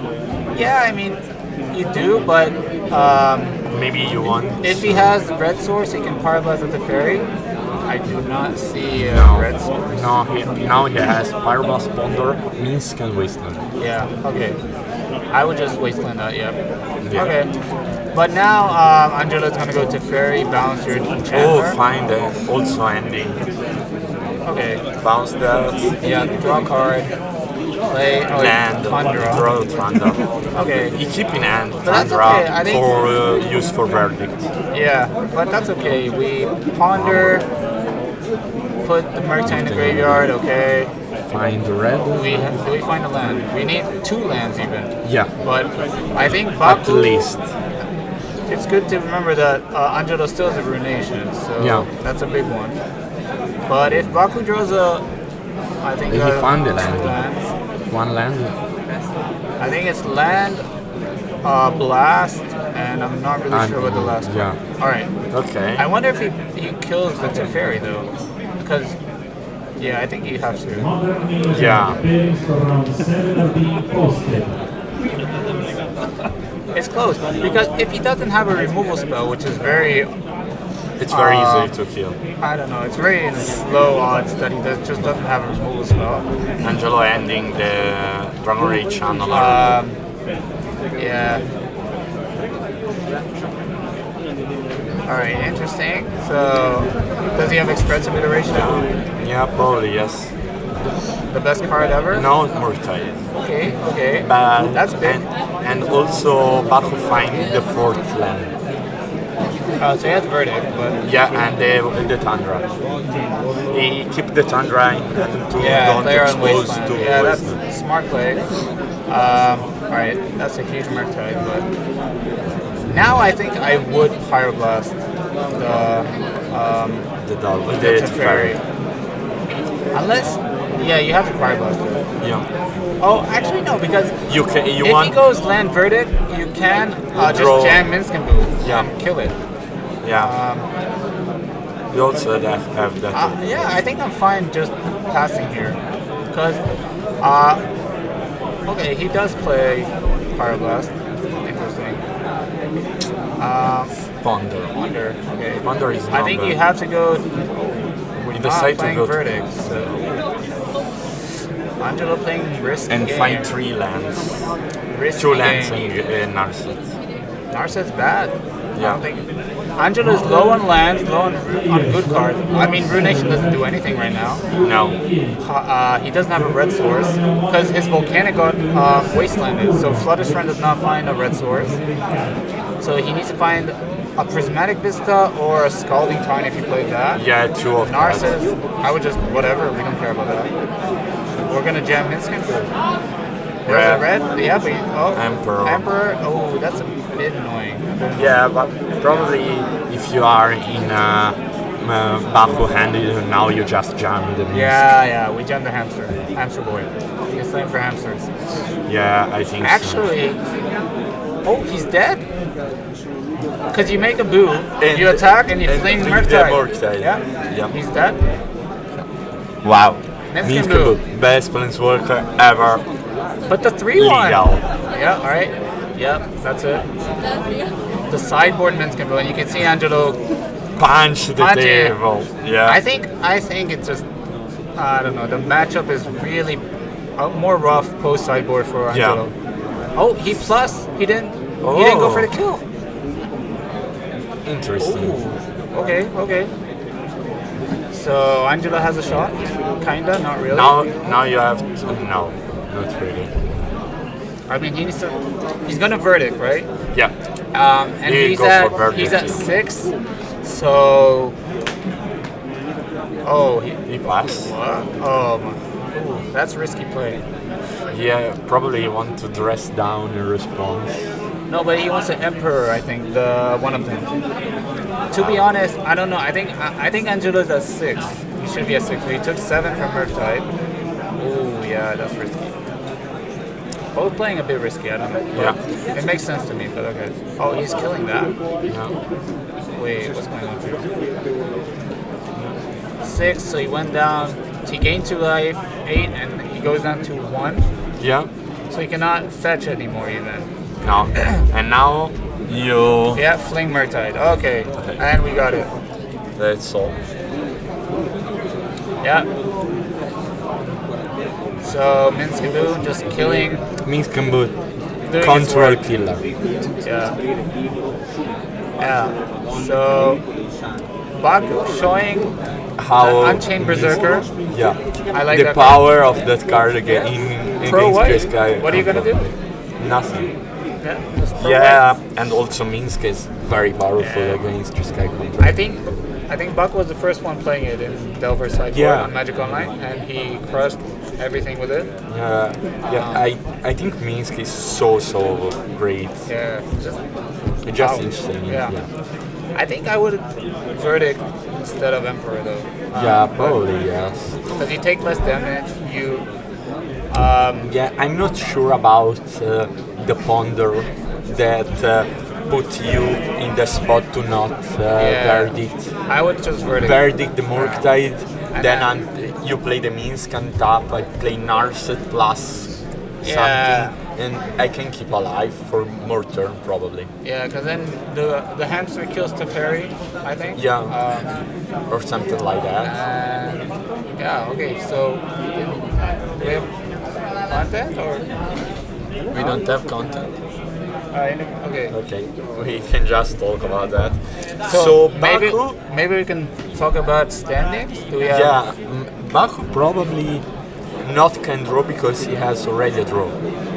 He's 4-1-1. No, Yeah. he has to win. Yeah, he has to win now. Yeah. Angelo's probably out of top 8 because Yeah, he's because 3-1-2. 1-2 is like 2 loss. No, he cannot win. He cannot top 8, I think. No. 4-1-2 is... No, it's not. He can't. No, I think he's out of top 8. Yeah, but I think Baku definitely win if he's in. Yes. Yeah, so I think Baku's definitely in top 8 with a win, for sure. Yeah. And it's amazing because I think he's the player with the highest win rate on the MTGO in Legacy, which is insane, and he plays a lot. So Yeah, watching him just shows the Yeah, tournament. You know? but, and also watching Angelo was very beautiful because we saw a lot of strange move that is very good, Yeah. like keep Tundra to don't Yeah. have problem. That is just a non-linear play because Yeah. you know that in control you have to make each land drop. Yeah, it's like the basic of Magic. You play your land, Yeah. right? But in Legacy, you have to think about it. Like Yeah. Wasteland, Recent Import, and all these Or price for to brainstorm. progress sometimes. Yeah. But Yeah, it's great. Keep your lands for brainstorm. That's It's also very a thing. beautiful to see that event because you saw a lot of great Magic players. Yeah, that's why you During have the the day we have so only good players. Yeah, that's the European Masters, right? Yeah. So that's why you have it. But yeah, are we gonna get Baku or? Okay, so we're getting Baku for an interview, right? Yeah. Nice. Yeah, I would love to pick his brain and see how did he get to the sideboard of Minsk and Boo. Oh, great. Okay, nice. And I like that he brought the Berserker. That's the best thing. Yeah. Just the pro white, recognizing that basically Angelo does not have endurance, doesn't have Uro. Cortland, nothing. Yeah, no terminus, so you trade 2 for mana for 4 mana. Yeah, this is a huge cost. And he had to put in Dress Down, which is a really bad card against Yeah, Delver. probably keep some 1 or 2 Dresden only Yeah, for do that thing. and I mean, Unchained Berserker traded 2 mana for 3 mana because he had to Yeah. Dress Down plus Swords. Yeah. So That was is crazy. That was great. Yeah. Yeah, I think it's a good card against Angelo Oh, for sure. for his Pro type white? of deck. Yeah, he has no way to kill it. Just waste the verdict or. And also he Shark. doesn't have access to pressure, so like Mentor or something like that. Yeah. He can overboard the board and No, the, you just that play it. Berserker attack that. Yeah, and 3 damage a turn is a lot. I mean, it Yeah. kills you It's a fast. Delver. Yeah, exactly. Delver kills a lot Unkillable. of just guy Yeah, control. unkillable Delver. Yeah, it's good. Yeah, We hope that Yeah. Baku will come in a few minutes. yeah. Oh, hey, Baku. Hello. Here, hello. Yep. How are you guys? Oh, maybe you sit in the middle. Yeah. Maybe you get closer to the this thing. Cross the middle. So, yeah, well, you were sideboarding. I was thinking, will you side in the Berserker or not? And I think it was amazing. Like, No, that was an auto include. Yeah. Yeah. I wasn't thinking that. I wasn't thinking like, should I take out a land or not? Because the game goes longer, so maybe it's risky, but I think it's worth it. Also, you have to think about that because you want Minsk and Good that it's a CC4 spell, but Wasteland are so bad against the wiki deck, just kind of controversial. Yeah, I think game 1 is favorable for wiki probably, but post sideboard you have a lot of stuff against. I think like swap like 11 or 12 cards. Yeah. So it's Yeah. obviously He sideboard a lot too, but his cards are less powerful probably. Yeah, I think your Pyroblasts are better than his because he's trying to resolve 3 mana spells and not like 1, 2. Yeah, so it's amazing. But the Berserker was great sideboard. I was like, is he gonna do it? I'm like, yes. The thing is, it's curious because Berserker is like, okay, I play it turn 2, and on the one hand, it's like, okay, you have a clock, you have to kill it because otherwise you're going to die, and I'm not going to play a second creature because I plan to play around Supreme Verdict. Yeah. But on the other hand, I'm giving time to him because you know I'm not going to attack more than 3 per turn, so it's slow on the other hand. So it's It's a true name. Exactly. Like, But I mean, him spending 4 mana to kill it is huge. yeah, that's huge. That's fine. So how did you get to? I know you've been playing Magic Online Delver forever. You have insane win rate. How did you get to Minsk and doing the sideboard? 'Cause I believe you're the person that started I was this. just trying some stuff and I was checking, okay, how can I beat this control decks? No, I was trying Court of Kuning, it was good versus Sky, but was very bad versus Uro. I was trying Mathering, I didn't like Mathering at all. Price of Progress, why not Splash? I remember sometime I splashed one tropical for bad cards like, I don't know, Hex Drinker, so it's like, why not try Means Can Do? I tried it. Yeah, it's a very great point. I mean, it won you both games now, so pretty hit straight up. Nice. So you are 4-1-1. So 4-1-1. You have to one more. Yeah. Is there a matchup you don't want to face? No. Blue Red Delver is the best deck in Legacy, so no bad matchup. For sure, that would be my test. The Epic Storm. I don't like the Epic Storm matchup. Okay, that's fair. What do you think about the Initiative? This is one of the think it's a very high good stake tournament with Initiative. Do you think it's broken or is it just a tier one? I think for now it's just a good deck, but I think it can be really broken if they adapt and they find the correct deck list. Because now everybody is experimenting, it's super soon still. Yeah, in fact we saw a lot of different lists, someone with white, someone with Stoneforge, someone without Stoneforge, someone with red, Splash, there are a lot of... The thing is that all these prison decks have the lock piece, the Chalice, things, Spear, Blood Moon, whatever the lock pieces that are very good, but then the threats are generally bad. Yeah. But this was not. This one is, okay, I resolved this, I probably am winning already. So it's very good. It's a very good Stompy deck. Yeah. Okay, I have a last question because during the match we saw Wiki didn't counter your Express iteration and keep all cards to fight to the threats. Do you think this is the right approach to defeat Delver deck for control deck or not? Because it's very strange, it's close. If you fight to the Expressive Iteration, you don't have cards to fight to the threats, but Expressive Iteration just broken, card advantage card. It's very difficult. Yeah, it depends also on the stage of the game, no? Probably in the late game, when I have 4 or 5 lines, it's very good to counter the stage, because the iteration is insane. But if I do it on turn 2 and I don't find land, I mean on turn 3 and I don't find land, it's just like in game 1 for 3. 1. Yeah, exactly, that happened. It's okay, resolve.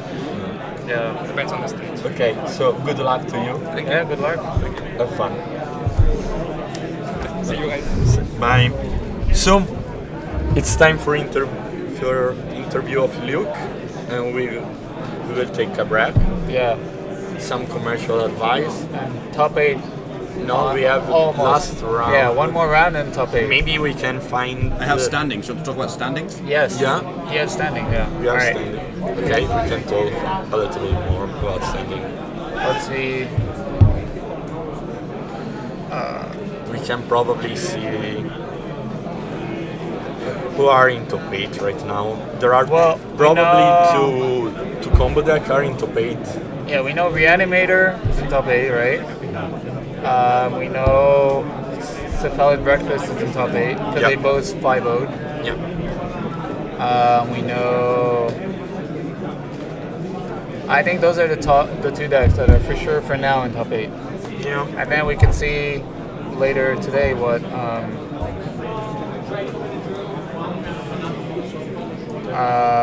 So. Yeah, wait we're for waiting the for standings. Okay. So we can see standings. Yeah.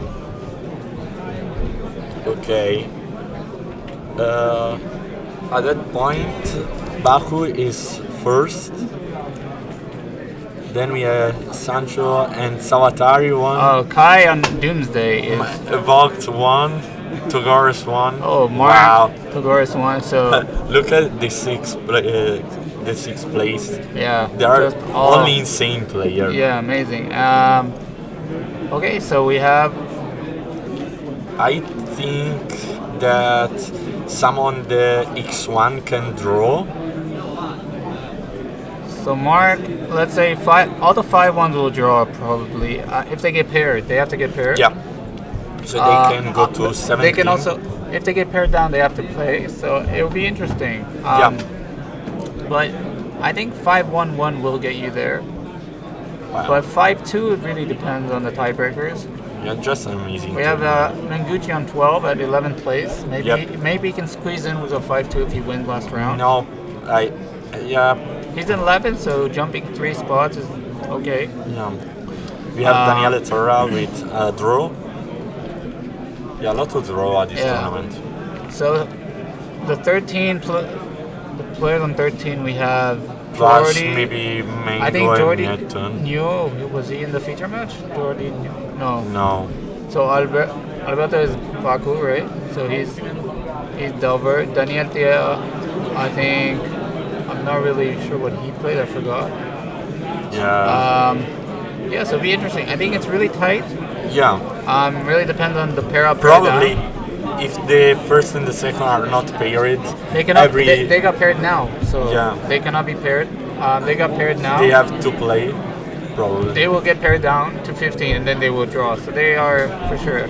So it depends which player with 15 gets paired down, and if they win or lose, and then tiebreakers. Very interesting. But I think one or two players with 15 will Able to draw. X2 will make it. Yeah. Yeah. For sure.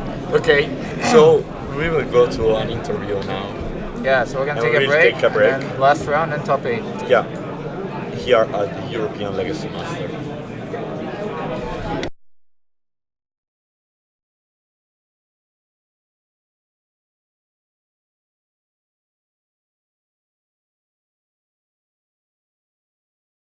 Hello everyone, welcome to Bologna, Italy. We're here at Four Seasons Autumn. I'm Luke Kay and I'm here with Sam Dams. We're going to talk a little bit about Sam's online presence and a little bit about how you arrived at ELM. So Sam, tell people more about you and what you do.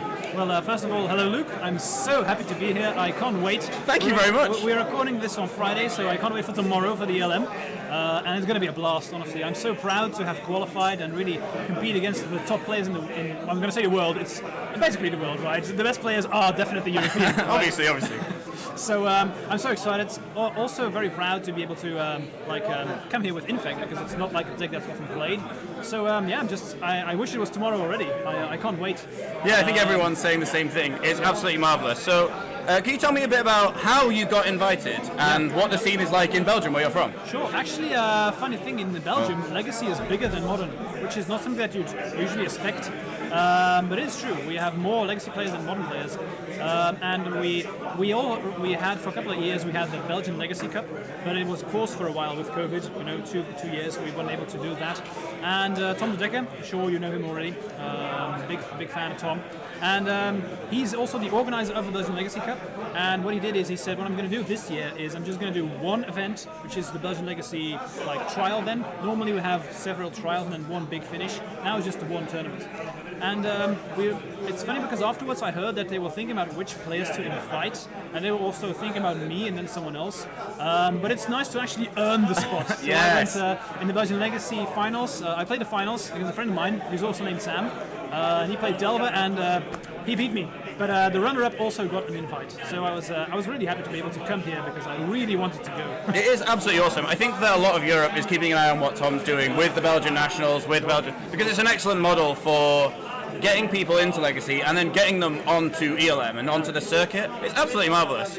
But you're not just a tournament grinder. You are a school teacher, but also a regular streamer and content creator. Can you tell me more about what it's been like streaming during lockdown and what it's like now building a community?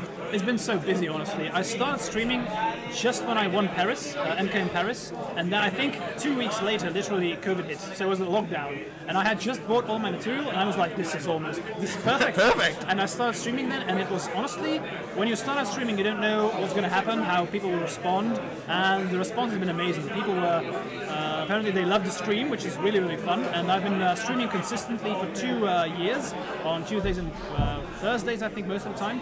But now I've swapped to YouTube because I just became a father last year, and I'm also doing I don't know how you say this in English, but you have when you get a new degree, but in the evening school. Is that a Night school, yeah. Night school, Yeah, something like I think that. people understand. And I'm learning how to program.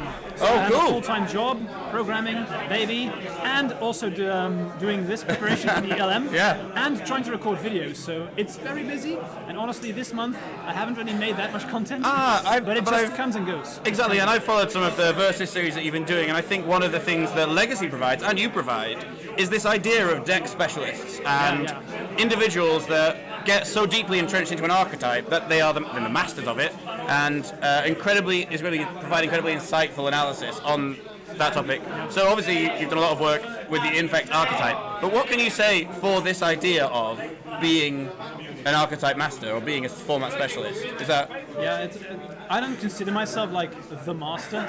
I still learn every single tournament, and it's not like I know everything. So I know people call me the Infect Master, and it's always, yeah, thank you, but I don't know how to respond to that. Well, don't get me wrong, I don't want to be like humble brag. I know the deck in and out, of course, but a master, I don't know. Anyway, I just love the play style, and I think in general, you know, any deck that plays blue cards like Brainstorm Ponder and has a fast clock will always be viable, I think. Now the thing is, you have a comparison between Delver and Infect, where Delver tries to play a more controlling route, and Infect has the more combo finish. That's really the big difference. This is why we play green, and Delver plays red. That's basically the big difference. I think it's really cool that you're able to provide these insights. When it comes to like I say, being a deck specialist, we only really have that in Legacy. Do you think it's good, and do you think that there's room for other content creators to come in, pick up niche archetypes? I apologise, and grow them into a community like you've done? I think so. Yes. Yeah. Definitely. We are seeing. I love that about Legacy as well. We all know, like, if you're talking about one deck, for example, like Storm, you think about Byron Cook, just the first name that comes to mind. We all have these experts of certain decks in Legacy, and that's just cool. Where if you, what if I decide to want to play Infect, then probably if people ask around, they will say, yeah, you should check out Sam's content. It just happens, and it's cool that you have ways to. If you're looking for one specific deck, you immediately know where to go. So I think it's really essential that we have this content. And, that's very cool. Well, I hope that me and Sam see other format specialists arising, cropping up, and appearing at ELMs in the future. Thank you so much for joining me. Good luck for tomorrow and for future ELMs. Thank you. Where can people find you? They can find me on @FenrisCloud on Twitter, and they can also find me on YouTube, which is also FenrisCloud. That's also my MTGO name. So Marvelous. FenrisCloud is the name. Well, find Sam if you're playing Infect, or if you just want to see some good Legacy content. And until next time, we'll catch you very soon. Thanks a lot, Sam.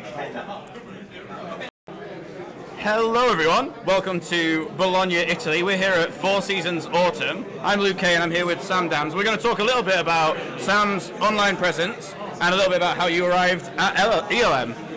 So Sam, tell people more about you and what you do. Well, first of all, hello Luke. I'm so happy to be here. I can't wait. Thank you very much. We're recording this on Friday, so I can't wait for tomorrow for the ELM. And it's going to be a blast, honestly. I'm so proud to have qualified and really compete against the top players in I'm going to say the world. It's basically the world, right? The best players are definitely European. Obviously. So I'm so excited. Also very proud to be able to come here with Infect, because it's not like a deck that's often played. So I wish it was tomorrow already. I can't wait. Yeah, I think everyone's saying the same thing. It's absolutely marvelous. So can you tell me a bit about how you got invited and what the scene is like in Belgium, where you're from? Sure. Actually, funny thing, in Belgium, Legacy is bigger than Modern, which is not something that you'd usually expect. But it's true. We have more Legacy players than Modern players, and we had for a couple of years we had the Belgian Legacy Cup, but it was paused for a while with COVID. You know, two years we weren't able to do that. And Tom de Decker, sure you know him already. Big fan of Tom. And he's also the organizer of the Belgian Legacy Cup. And what he did is he said, what I'm going to do this year is I'm just going to do one event, which is the Belgian Legacy trial. Then normally we have several trials and then one big finish. Now it's just the one tournament. And it's funny because afterwards I heard that they were thinking about which players to invite, and they were also thinking about me and then someone else. But it's nice to actually earn the spot. So yes. I went in the Belgian Legacy finals. I played the finals because a friend of mine, who's also named Sam, and he played Delver, and he beat me. But the runner-up also got an invite, so I was really happy to be able to come here because I really wanted to go. It is absolutely awesome. I think that a lot of Europe is keeping an eye on what Tom's doing with the Belgian nationals, because it's an excellent model for getting people into Legacy and then getting them onto ELM and onto the circuit.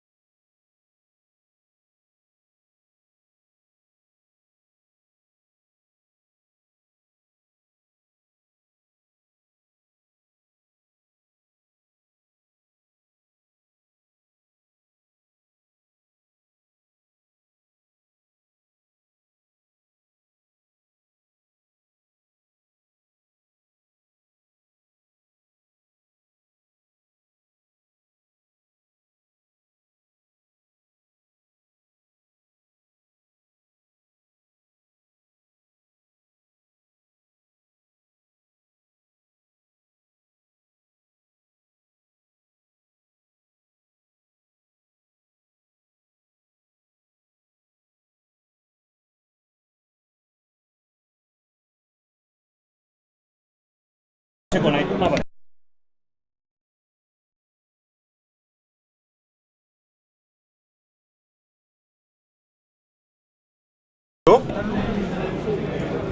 time for the tea. It's time for the tea. That's my teapot. Okay, last round of Swiss. We have an Italian guy that came into play. His name is Daniele Terra, already known as Danny Ground on Magic Online. He's doing pretty well in the last month. Yeah, he's a player that is not direct invited to the tournament. Yeah, he won the he needs to win his special slot. event for Italy. Yeah, that's a good opportunity to speak about it, because I think we got some times, right? About what? European Legacy Master? Yeah. Yes, the qualifier. Yeah. The way you can qualify to this event. We can recover in a few minutes what this event is. This event is the European Legacy Master, like a Legacy Pro Tour for Europe. The player are qualified player. For the first edition there are a lot of direct invite, each rep for nation qualified people, but not all the assignment was made by direct invite. There are some open tournament that each player from each country can participate on that from Europe, and if they won that tournament they will able to participate at the European Legacy Master.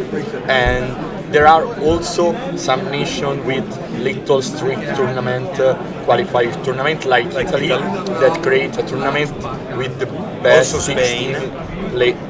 No. You played on Open. For the next year, leagues also. Yeah, for the next year, but for this year, no. This year. Stacchetto. For this year, there is for Italy a qualified event with the 16 best player of history of Legacy. But for the next year, the thing will become very different, because we are just trying to arrange a lot of open around the Europe, and also we will try to create national championship for each country, like Spain will do. Okay, sono stato bravo.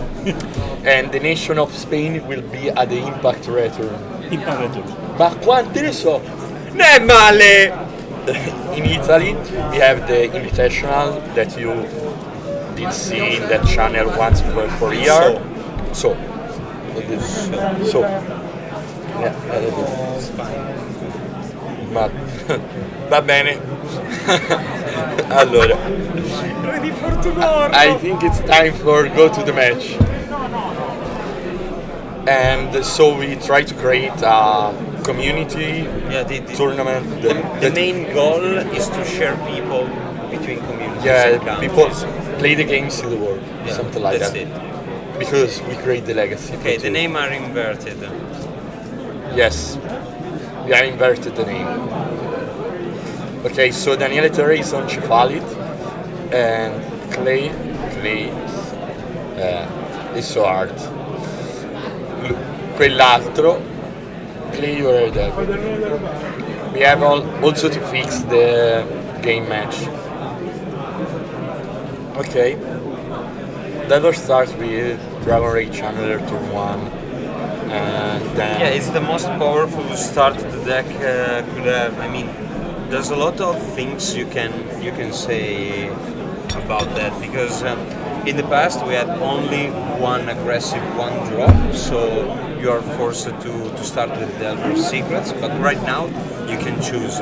And there's a question that many Delver's players are asking to himself.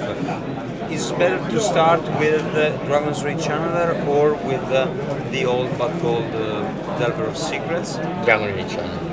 Yeah, it's not that easy to say, because you could end up losing 2 damage, and in some kind of matchup it's really hard to recover from that situation. From that It's very situation. difficult. But against other kind of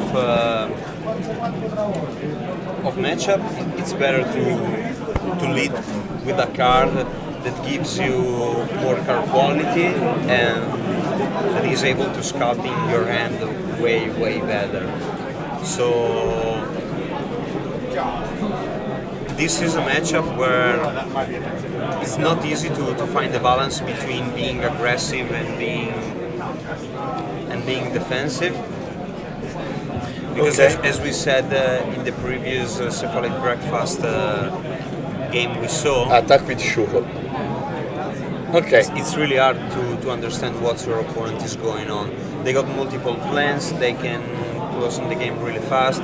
You always need to save at least one mana to take care of your opponent's threat. So I'm very happy to the print of DRC. That is a very good magic card. I like that. And also finally Delver can cut a useless creature like Nimble Mongoose. What do you think about that? Sul personale. No. Ok. Di lamentare, guarda che salta col disco. Expressive Iteration. Okay. Expressive Iteration is probably the best card in Legacy. In blue red Delver. It's easy to think that Murktide is the most problematic just because it is the one that kills you, but the game starts collapsing where your opponent is able to gain advantage from that card. Because back in the days, you are used to put your extra lands back with cantrips, and every time you are forced to do a cantrip to find a land drop. Oh, Daniele Terra has a spot here. Because the blue-red Delver player is tapped out, and Daniele has the Cephalid in hand.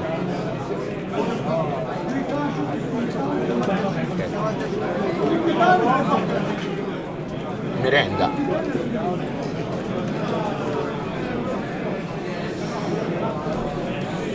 Yeah, I catch your idea about expressive iteration, and we saw in the last round when the Bahu grinding wiki without threats during the first turn. Oh, Days on Brainstorm. What do you think about that? I like it. Yeah, but you expose a lot to the... Explore a Delver.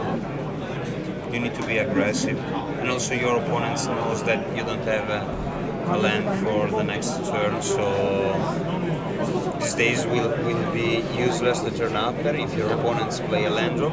You could have Cephalid. Yeah. So time for Cephalid. Wow. Force. As you can see, I think an extra days will be useless anyway. Pitch Ponder. He did the right thing, in my opinion. Wow. And now you can force back. Daniele will probably force back here. He got Dread Return in his hand, so... Wow. Yeah. Even if... Please, I think that's the pronunciation. Yeah. It's going. It's simply over. Yeah. Wow. El Cephalidon. El Cephalidon? No. No. No. No. Cefalido. Cefalido. Cefalido. Cefalido? Bellissimo. How to say deck? Deck? Mazo. Mazo. Ok. So el Cefalido es un mazo muy bueno. Tan bueno. Bravo. ¿Cómo? Yeah, no, please teach yes, me. yes, I yes, need yes, to learn yes, something it's from this weekend. It's clunky, but it's good, yeah. We are live. Finish your round. Finish the Write round. me. Yes, give me a second. Yeah. Okay. Okay. So Daniele Terra won the first match, and that is great because now if Terra won the next game, we will probably be in top 8, and we have double Cephalid breakfast on top 8 of the European Legacy Master. That is a crazy stuff for a podcast.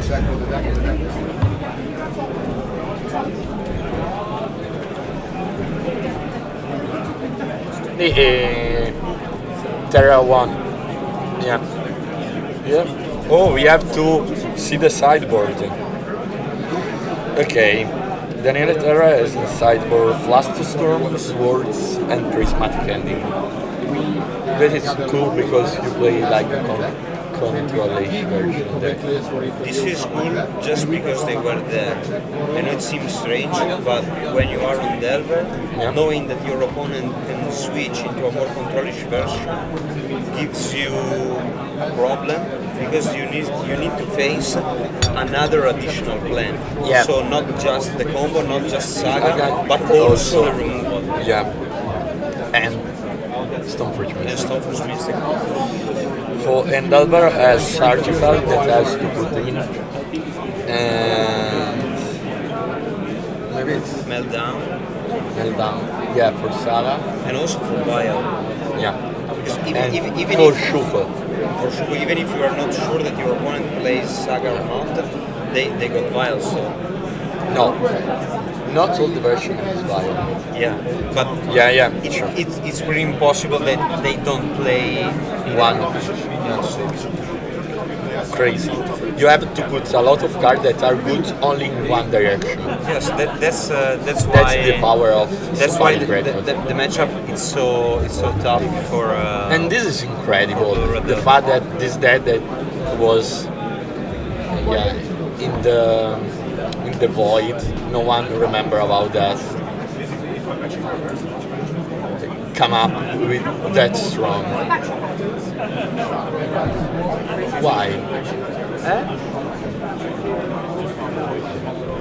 Why people starting playing Fight? When? Why? When? No. Però te lo dico in italiano. I'm asking you when. Quando? Quando cosa? C'è nessuna risposta a tutto questo. Può agevolare. In the last 2 months. I ask you the same exact question 3 turns ago, and you watch me like, what are you saying? No.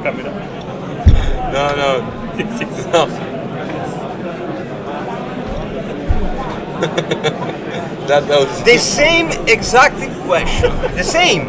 Yeah, but this is so simple. And you watch me like. Yeah, but now I'm asking to you, so everything is different. Blah blah blah.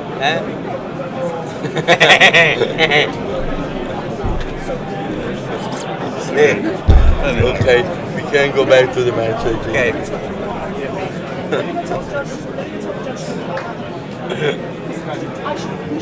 Guardiamo se ti ricordavi. Let's go. Dove? A catturare Pokémon.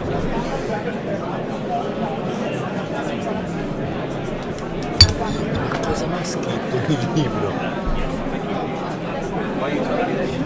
Ok, so Blue Red start now.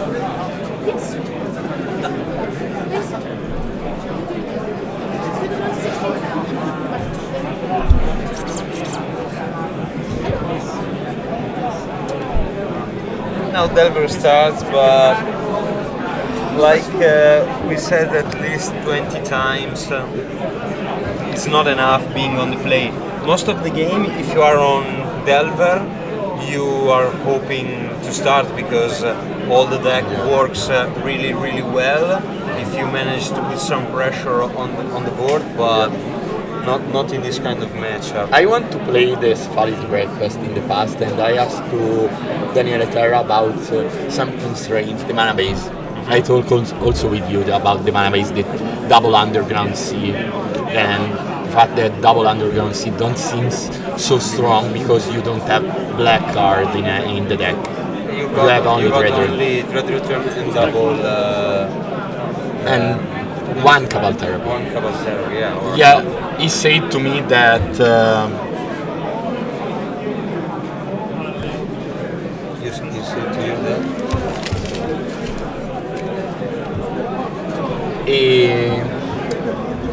and he said to me that the underground sea it's good like a bait for Wasteland to save Urza Saga.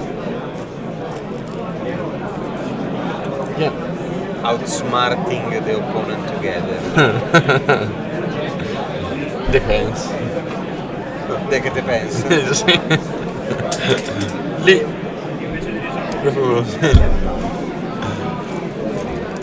Okay.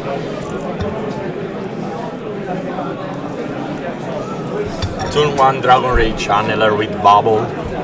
It's probably the best start for Blue Red Delver here, with Force and Dates. But Cephalid Breakfast seems on fire today.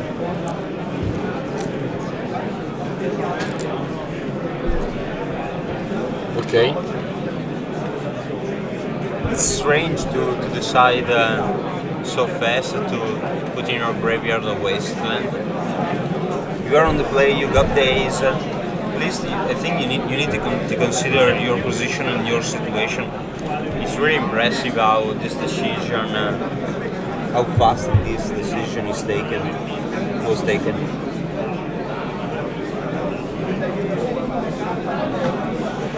Okay. Now a removal. No. Aggressive. The Nomad on turn 1 is aggressive. Really aggressive play. But it also means that if you don't have the answer for this threat, you will never be able to tap out. Never. So I'm constantly dazing you. And if Daniel got another way to combo off other than this Nomad, it's a really strong play. Bold trigger. And he's also make you gain 3 life.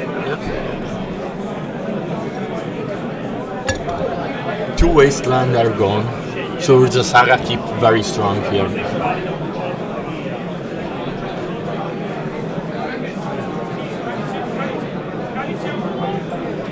Okay, so Delta maybe now removal or another Nomad removal? Is safe. Okay.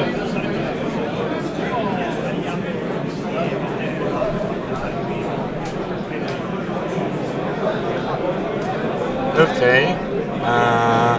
It's time for Murktide, but only a 4/4 Murktide. It's not that great, I think. On Magic Online, I always see 7/7, 8/8 Murktide.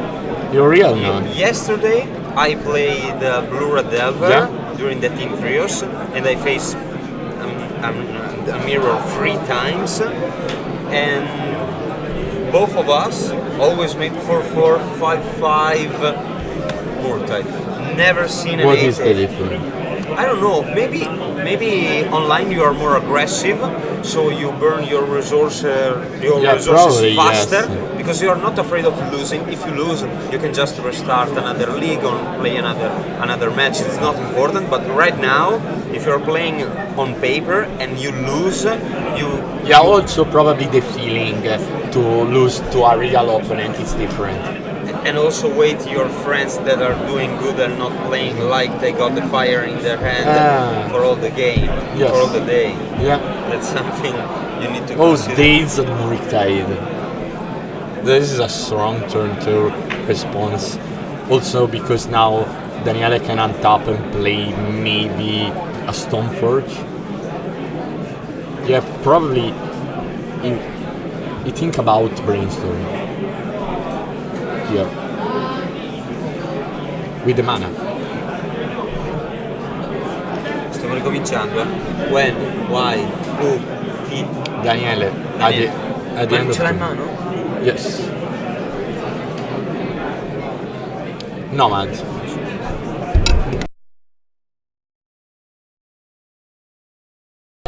Se no lo dicevo. Okay, another Dragon Rage channel, but don't seems enough here because Daniele can prismatic ending again. And it's a good turn to play a removal, in my opinion, because you can brainstorm in end Do you and prefer- then use Stoneforge Mystic as a shuffle effect. Do you prefer to play Stoneforge under Dates or only to removal and pass? I want to play removal because now I can play another land, do brainstorm end of turn, and then shuffle with Stoneforge Mystic out of days. Yeah. And at the same time,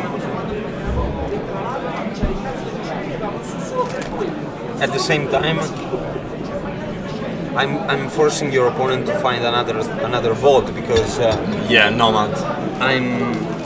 I'm constantly telling him that I can win the game on the spot.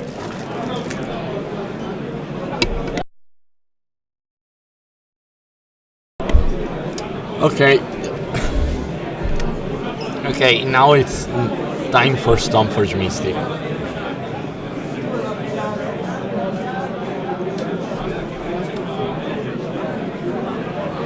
Yeah, Stoneforge Mystic is the play here. And Claes now has to think about force that.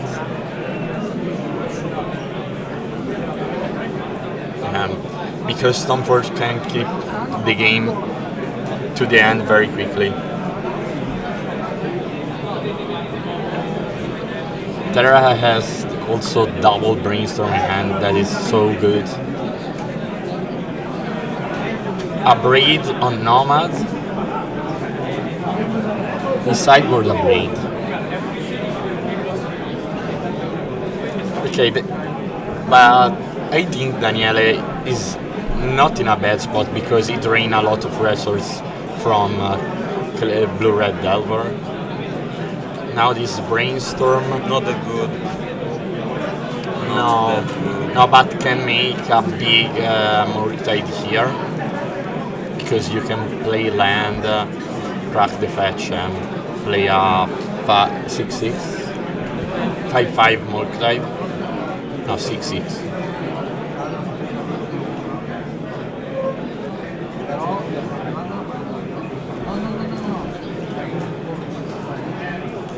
Every time you reach this point in the game where the only resource you got is a big Murktide, and in this case it's not even that big. Also the under Dates. The game will end up pretty bad. Urza Saga, Brainstorm, and Swords. Wow, nice draw for Daniele. Next turn you can play Urza Saga plus Swords and Murktide. Really impressive. Also because Claes has only one card in hand that could be only Dates.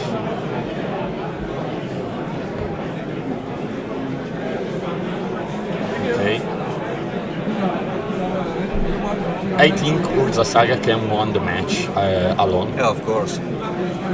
And now it's time to Sword the Murktide.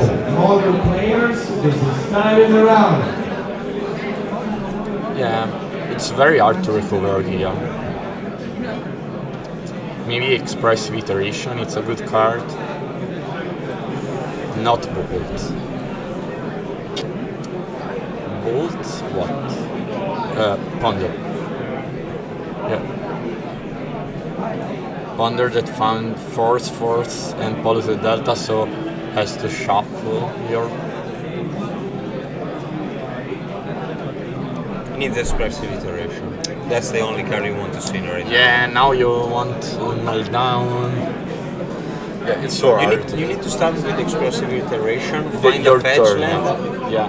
Find a fetch land, so you can fetch for Mystic Sanctuary, and the turn after you make another Expressive, yeah. You need to gain some card back. Okay, nothing here. So Daniele will draw another Brainstorm. Saga will go into 2. And then here Daniele can start with a Brainstorm. I think he's not forced to do anything. No. To be honest. Oh, wow. Yeah, Teferi is good. Teferi is a good magic card, yeah. I'm not sure you can play it right now. No, probably you just pass, make a construct, then make a construct again. draw the land, make a construct again, use the fetch land and make the fairy the next turn. With 2 construct and a Shuku in play. Yeah, you can also wait Another turn, yeah. another turn, and use this Teferi as a removal Mobile. because you're On the generating mortal. some pressures and creature. So now there is a pressure because there are 3/3 construct in play. And one of the 2 pieces of the combo. Yeah. So make a construct again. And likely for Terra, he played 2 Nomad but 0 Cephalid. So Yeah. So you can find this valid with with a Brainstormer and sleep through. There are a lot of cards that will find this valid. And now the blue-red Delver has to fight against construct and combo. at the same time, and also Teferi. Yeah, also Teferi. Yeah, now your best draw is Meltdown for this turn. You have to start with Expressive Iteration plus Finding Meltdown. Yeah. Finding Meltdown and then something like a Pyroblast to take care of the fairy. Yes. And then another iteration. Yeah. But Yeah. iteration is always considered in every plan you got. Yeah. From turn 3 to Cephality, the end of the game. Grinding very well in this game. Okay, so attack for 4, bolt the construct. Okay. Equip that. And maybe you just play land and pass. Okay. So time for Ponder here. Bolt, Expressive Iteration. Yeah, Expressive Iteration is a good card. It's the best card of the deck. Yeah. Nothing to say.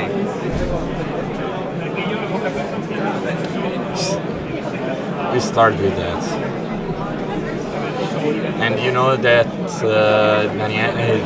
that you have on top another bolt for the construct.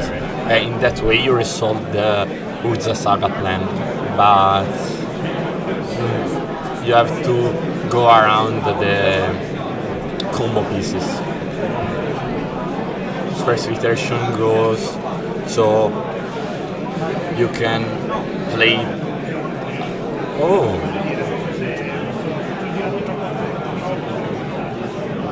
You play the fetch here, play Ponder, yeah. I keep going Delver, double Delver. I don't think it's good.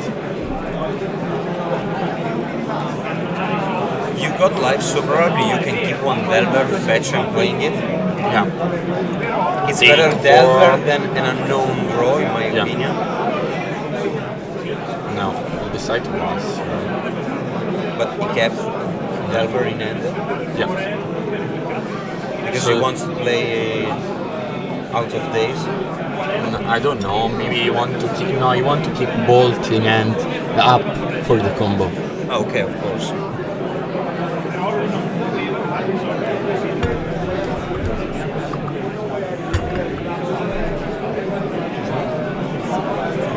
But now Terra can kill outside the Bolt because if he draws Cephali, he can play first the Fairy and then Cephali, then go through the combo. Okay, it's time for draw the Illusionist. Yeah, another really strong card. Yeah, so strong. Now we can lead with the fairy, I think. Or we can still wait and wait No. another bolt and Yeah, I think you can just play Stoneforge here. we Two got mana some stop. problem with the life total, I think. No. Why? No.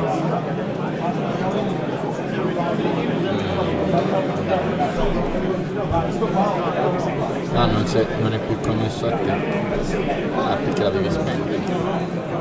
Si spegne se non c'è connesso niente.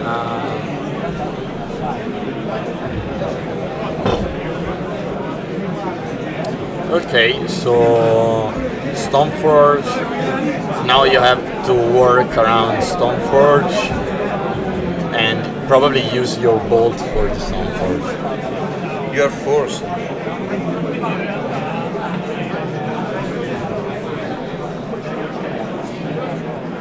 Yeah, you are forced to play bolt here, I think. You can keep the ability of active the Stoneforge Mystic. No, you really can't. Tutti li danno.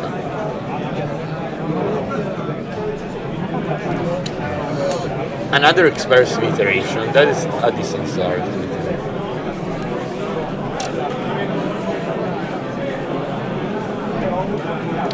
Ponder. Yeah. You are keep searching for cards to respond to everything. Okay, Surgical is a decent card because it can help you to not die to the combo. So now you can bolt the Stoneforge, take the Surgical to go outside from the combo, but there is a 4-3 that try to kill yourself. Or are trying to kill yourself. So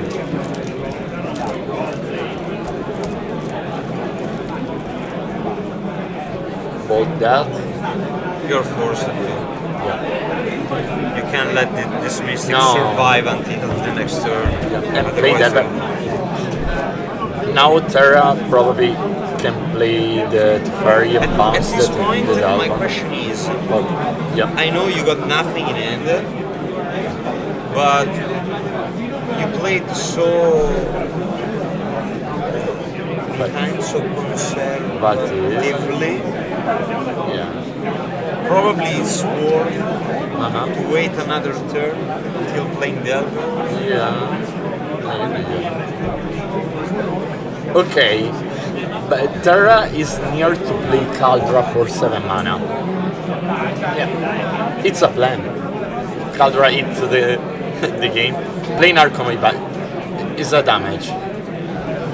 Keep going on that.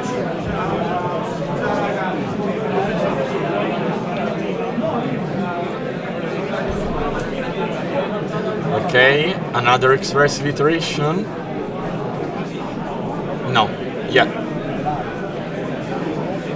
Dragon Ray Channeler plus expressive iteration here. Wow, what amount of cards. Okay, another Dragon Ray Channeler that puts pressure, a wasteland.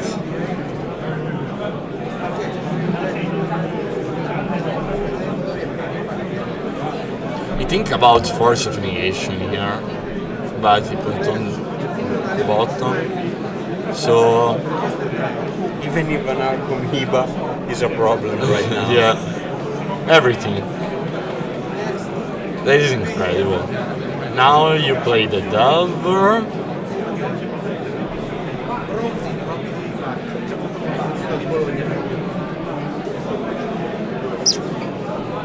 Wasting right now, it's not an option. Yeah, also because you want to keep the mana up for days. And also because I think the card you fear the most It's Caldra. outside It's Urza Saga. it's Urza Saga, outside the Illusionist, it's Urza Saga. But you know about Caldra in hand. Yeah, you know, but Cephalic Breakfast doesn't have. Yeah, but in your mind, with 6 land in play, with 0 way to respond to Caldra, I think that in the blue-red Delver player, that is what you think about it. Okay, Swords.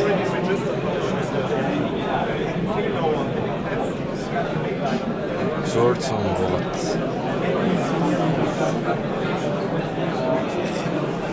They are just 1-1. Ma non so più che fare.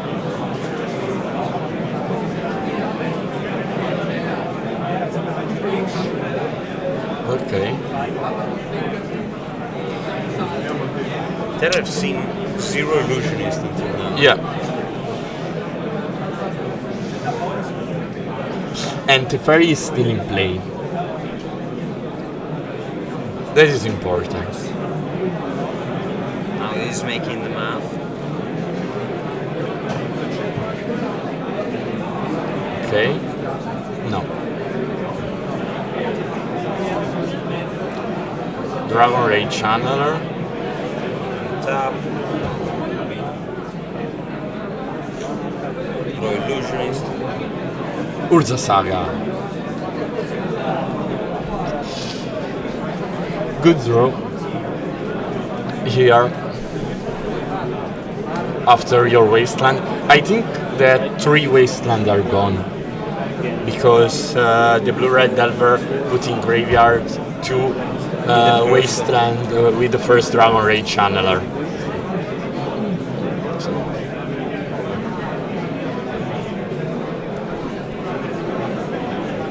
Okay. So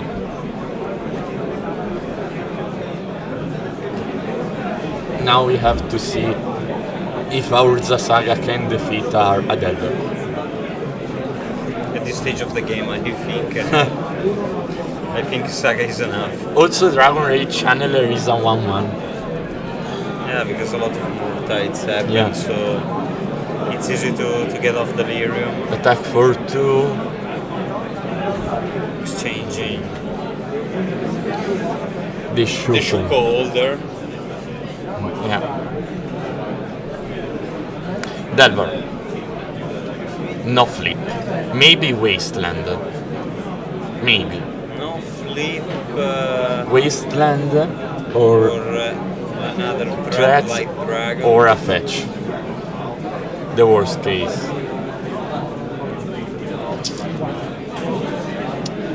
The last volcanic island. Yeah. The worst, I think, because Or the island. with the, yeah.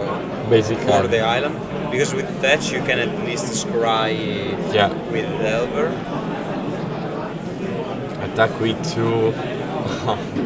You can trade an Arcomoeba with a creature.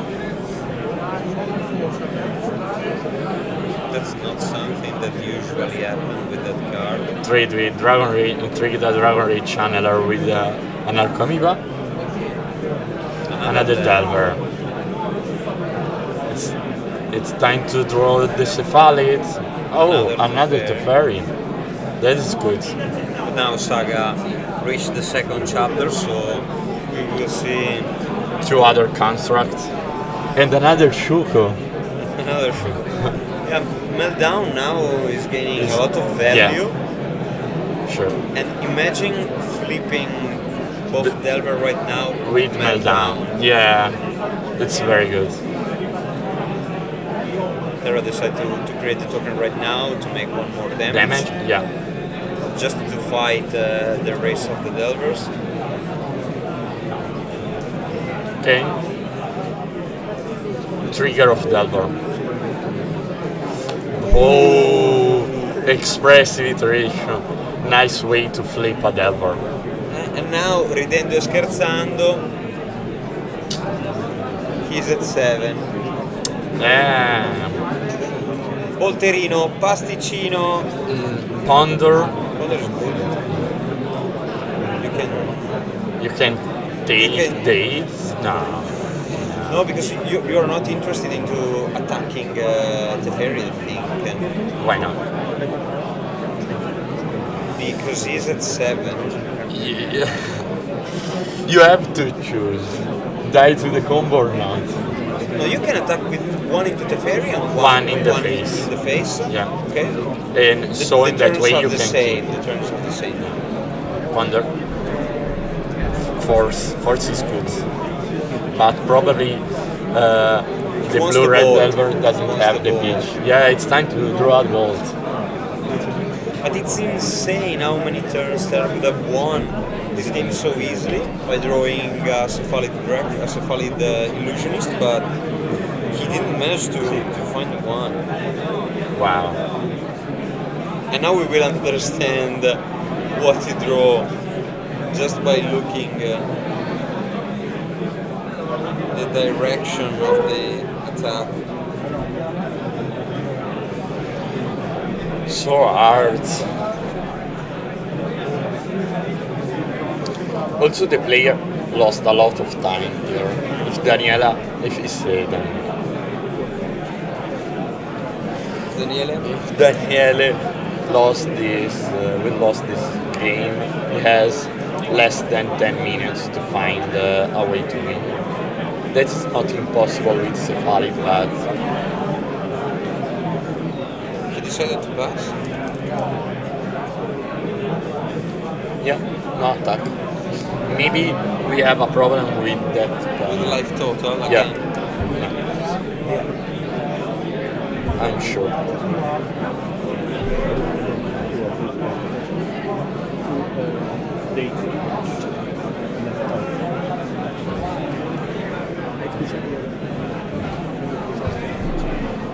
Only one sideboard for now. Okay.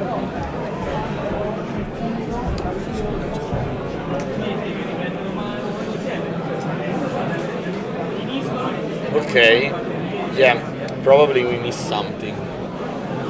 Double block on a construct.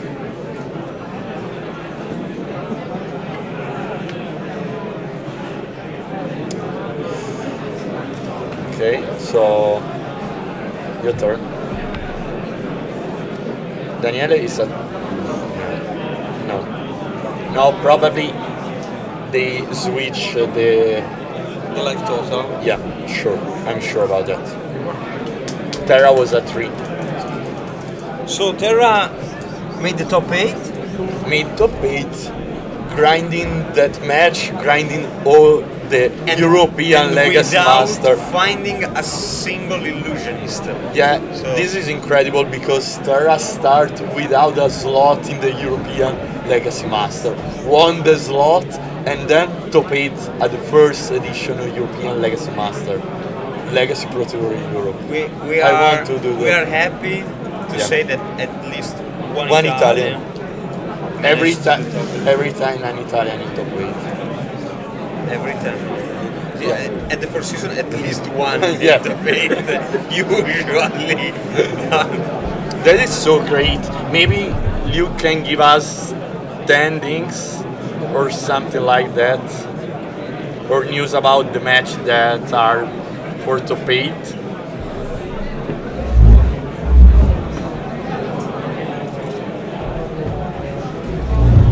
Wait, so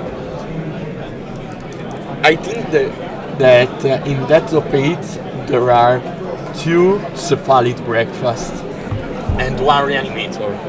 To separate breakfast and one animator. Wow, that is incredible. Will be a really fast top 8 Unexpected. until now. How many control? And how many white initiative deck? We don't know. Yep. Togores made top 8? With a red-white initiative, a white initiative with also the red one. Baku is giving you now the top 8 list. Baku is giving now the 8 players who are on the top 8, but not in the correct order. Okay. We'll keep this. Yeah. Okay, so we have that. I think we can just make a little break or not. Make some adv for our sponsor, and then we will come back to the announcement of top 8 and to play the top 8 of the first European Legacy Masters here at Four Season Autumn Edition. Thank you for watching. Merci.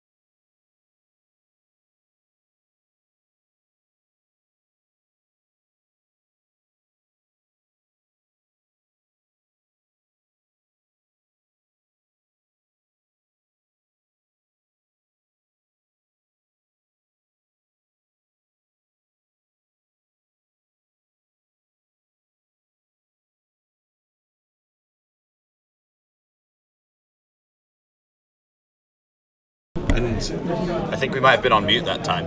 Have you been on mute the entire time? We might have been on mute the entire time. You should see the look on Drukar's face. Let us know in Twitch chat if we're no longer on mute. Do we have Twitch chat? Oh my god. Technology keeps advancing. Right, well, what you missed there was... the story of the rubber duck. The story of the rubber duck. We have more about That must have looked it. especially crazy. You just squeaking a rubber duck in silence. No, Julie and I just want to talk through a few deck lists that we haven't featured on the feature match area, but that are an important part of Legacy. We're starting with Goblins. I'm going to send a quick screenshot of them into the Twitch chat. We're sorry we can't get them on screen, but you can check them out. Yes. So understood. We were just quickly discussing Goblins. Yeah, we have Johan de Gruyter, 61 cards, 50 cards in the sideboard, and that looks to be pretty much a stock list, right? Right? Relatively speaking, we were discussing the new innovations with Sticker Goblin or Mind Goblin, if you prefer, Mind Goblin. which is cool. Not in this list, but a few players in the UK have been doing really well with it. We had a big Legacy event recently where the Sticker Goblins top 8'd, which was very cool. Like if you ask me, the UK is probably like the Goblin capital of Legacy. But seriously, like No, whenever I good hear to like hear. about people doing it with Goblins, Callum is going to be like, oh yeah, that's this guy in London or like this guy over there. It's just like Goblins all over the place. You guys have like 50% Goblins. I'm glad to hear that. I do want to move on actually to something in the UK because friend of the stream Andy Fernandez, notorious brewer, featured on Everyday China, on one of the last recently, episodes. brought a spicy brew. Lots of people in Twitch chat have been asking me to send this one out. It is exciting to say the least. This is Blue-White Initiative Control. Oh, I saw that earlier today in action. I think he very actually interesting. might have played against somebody else was playing a similar deck. So this is a Blue-White back to basics control deck, not too dissimilar from What is back to basics as well and dress down? Yep, and dressed down from Miracles, but he's playing as his threats 3 Brazen Borrower and 4 White Plume Adventurer. So his plan here is, I think, to take the initiative and keep it, and protect it with the removal spells. That sounds like pretty like some kind of military tactic. Always stay at the initiative. Let's just like keep doing. You sure? What does he do for works? Like a general or something? I think, this is pretty sweet and an interesting innovation in the control space. Yeah, and he does like so many crazy things, right? He also like he didn't he win the Axiom Mega or something? Right? Yes, I think he came second. He played Naya Stompy famously. He played a bit of Valakut in the tournament previously. He's one of the driving force of innovation and now of what's it called? Dude, I've been away for a month. Initiative Stumpy, yeah, that's what it is. Well, and before that, he was bringing Applejacks. He's the to guy. our he's also the Applejacks guy. He's absolutely nuts. Really nice guy. Reach out to him on Twitter or Facebook. I'm sure you'll be able to find him after the event. But this, pretty standard 60 card control deck. No Yorion here. You just want to cast your removal spells, get the initiative. No Yorion. And then He's got my vote. Yes, nice. Hashtag no Yorion. Yeah. Not a lot else really exciting about the list other than the initiative innovation, which I think is pretty cool. The next thing I really wanted to talk about, well, there's quite a lot of 8-cast in the room. Yeah. Which I thought was pretty cool. That deck's not had a lot of innovation lately. But artifact decks in general haven't done so well this weekend. We're not going to see many in the top 8. I know we've got a few friends on Painter who've not had a great deal of success. But Lucas from France did have success with a much, much bigger colourless aggro deck. This is green 8-post. Didn't we see that early on stream? Like We had it briefly on stream. Yeah. I remember him like crushing a column or something. Yes, I think that was it. I heard about that. Unamok the Seasonslanger, dude, I'm down. So- Morlock. Yes. What the fuck? So there has been some innovation here. Green Sun's anything for a removal creature, which is really cool. Oh, it's the only red card we splash for? I guess, okay, it's off Sun. Dude, I love all of these Lego innovations that we're seeing right now. Like, especially when you've been a little bit out of Legacy for a couple of weeks, because I've been away, like seeing all the stuff that those guys are doing. Show me more. You got more? Yeah, absolutely. I wanted to take a little look at. There was a list that played. There was a Yorion Zenith list that was playing an initiative creature to Green Sun Zenith for. I believe it was Theo Andresia. So it's just Yorion 80 card blue Zenith that we've seen. Oh, okay. So the idea is you don't get it like early. You just like get to the mid game. Did you already You just get in the mid game. Andy Fernandez? We just discussed Andy. Yeah, we're moving on. Which deck list do you want? Yeah. I can show one deck list on stream if you want. Oh, you can only I'll one just deck? keep sending them. Also, we can't see the previous screen because the monitor turned off. Yeah. So if you ever send us notices, it gave us a countdown of like 60 seconds, and we were like, oh, where do we touch it to stop it? You both need to do the player parties. I can't. We're getting some information, but I can't understand it. I can understand it. We'll talk about it in a minute. I wanted to talk about this really briefly. I've sent it in the Twitch chat. This is Theo Andresia, who's a British guy living in Denmark, won his ELM invite out there, playing 80 card Yorion Zenith.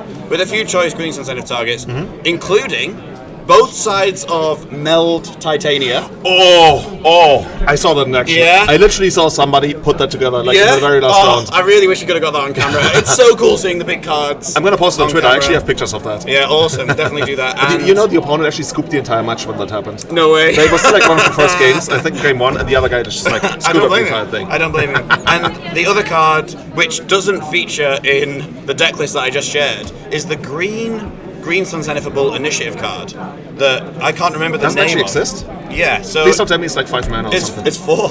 It's playable. It's playable. Okay. It's a bit weird. It's just a 3/4 that taps for mana, I think.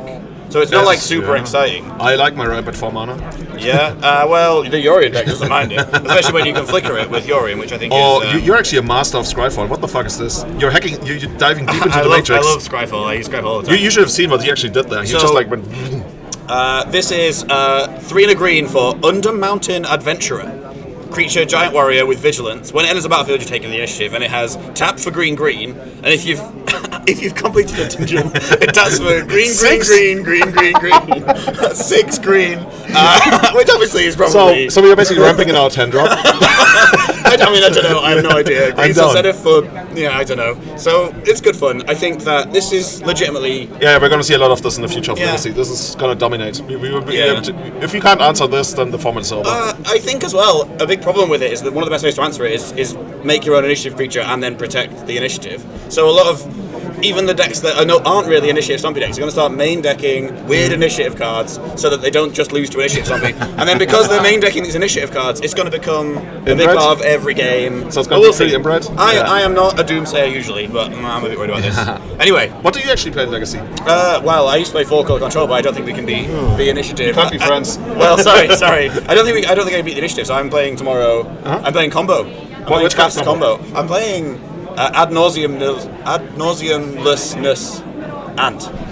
There's a bug. Like the storm deck. The old one with like Iggy Pop and stuff? Not Iggy Pop, just Peer into the Abyss, Paradise Lost, the Infinity card. Oh my so god. not without spice. There's a couple of guys in France that have been I'm pretty with sure I'm the going to deck face you list. first round. I'm going to get crushed. Well, it's not on Magic Online yet, so I'm sort of shaving a bit of the win percentage in the hopes that people don't know what I'm doing. But I think it's, I think fast combo is an interesting way to combat it. But we've talked a lot about the initiative, Julian. We've talked a bit about deck lists here at ELM. Yeah. But we haven't talked about much on stream lately what ELM is and why we're here and how people got here and what we're going to do with the project in the future. You've been involved a little bit here and there, especially helping out with coverage, which is incredibly helpful. But have you got any questions, I guess, for us as an invitee? I don't really have a lot of questions. I think the thing is that inspired me the most. I know that a lot of people, when it was first created as an idea, people were like, "Okay, we're gonna do it next year," And then some people they really pressed for this year, and I was critical, but not in the sense that I would reach out and be like, no, don't do this. And now I come here, and this is I want to say 10 times better than I ever expected it to be. Yeah, it's we've worked really hard, and I'm so impressed with how it's paid off, and I'm looking forward to sort of jumping into the top 8 not too long now, Twitch chat, and really seeing this out. It's going to be so exciting to crown the European Legacy champion. It wasn't just this whole idea. I guess we're gonna hear more about it later on. I was told the whole idea was first created by people playing the last 4 seasons here and being we should do something for Europe, right? We want to have. We used to have NCAM, we had Bashar Mox before that, and now we want something for us, right? Absolutely, I think. I was around at the last 4 Seasons event. The Italians run great events here. Their 4 Seasons team, even when we're not running ELM, runs some really good events. We were sat around, thinking we could do this. Inspired to some extent by Kai's High Five tournaments in Berlin, by Callum's London Legacy Monthlies. We've extended out in the UK to other ones. I was speaking to the guys in Sweden who do Pizza Legacy at their LGS. Okay. So there's all of these communities that are starting to ramp up again and run paper tournaments. And we want to proliferate the Italian league structure, the Austrian league structure, or the old school nationals that we see at places like Belgium, and help connect each other to improve our national scenes. While we were doing that, we were like, well, one of the best ways to do that is create a final end boss platform for everyone to kind of compete on. As we speak of end boss, Callum walks in with a beer. He did. Wearing a Bob Ross. End Bob Ross. Can we actually get that shirt on screen? Can you quickly walk over? This is going to be... Okay. Come on. Callum is playing, well, you would have guessed it, Painter. And he is literally wearing the best shirt in the whole room. Come and sit down, dude. Have your beer. Cheers. I'm Luke K. Yeah, this is okay, exactly. And this is the best shirt in the entire room. That's actually a special prize. So, have people actually called you out on it? Like, oh, you must be playing Painter then? Tagoras was like, Callum, I've just worked out why you're wearing it. He's like, I wanted to ask you all day, why are you wearing this Bob Ross shirt? It's like, no, I just love Bob Ross, it's fine. The joy of painting. Yeah, the joy of painting. And a couple of two opponents were like, yeah, cool shirt and stuff. Can we reveal your special painter deck for tomorrow? Yes. I mean, the people watching this are probably not going to play, right? No. So, yeah, but you should play next year. You should follow here, like, quickly. We can actually see who follows. First person to follow, once again, we got 1 free liter of karma. Get it now, follow here. 3 liter and a 3 liter of beer. Or like a couple of Fahrenheits, I don't know how it works. If you're watching from the US, shoutouts to there. Yep. Yeah. So you're playing some insane technology. So it's Chaos Defiler. That's not people have been talking about Chaos Defiler. It's artifact creature you can weld in and out when it ETBs or dies. You get to vindicate something. But I'm gonna play 3 because as you do. Why not? Like just how much mana is it? 5? 5. Just add 50 to the mana curve. It's easy. Like yeah. I mean, 5 drops. There's loads of 5 drops in Legacy, right? There's Force of Will, Spirit Monger. So yeah, I think 1 is the right thing. It's just like you engineer for or whatever. But like, play 3. Fuck it, just play 3. I'm allowed to swear. I keep asking myself the same question, but since we're in Europe, we probably are. Probably. Yeah. Fuck it. I just want to I want to make a show and tell. And that will. Yeah. You should actually explain what it does because probably nobody's gonna know what it does unless they play like Warhammer. That's it. Yeah. Okay. So it's 5 mana, 5/4 trample. So good stats as well. It can smash in. When ETBs, you destroy essentially you destroy a non-land permanent, and when it dies, you destroy a non-land. And it doesn't target. It doesn't target. Can it actually? Can it destroy True Nemesis? Yep. So it can destroy True Nemesis. You can destroy Mother of Runes because it doesn't target. You can. I don't know. It's also like so when it dies as well. So when you sacrifice it to Goblin Engineer or Goblin Welder, it'll die, and then it'll destroy something. And then when you weld it back in, it comes in and destroys something. So my opponents tomorrow. Destruction. Like a pendulum of destruction. And I've been told by friends I have to. Warhammer fans will get this. Every time I cast a Chaos Fire, you have to say "Death to the False Emperor." Is that how it goes? It's a Warhammer thing. So like. I figured. Or maybe Chaos is like "Death to the False Emperor." Maybe it's a British thing. Oh no, let's not go there. Drinking beer is a British thing. Yeah, that very much. So, how was your day?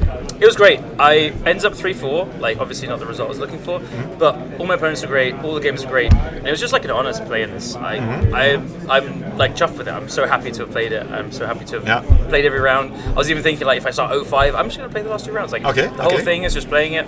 It was so cool to after you finish, you go and look around and see the tables and stuff.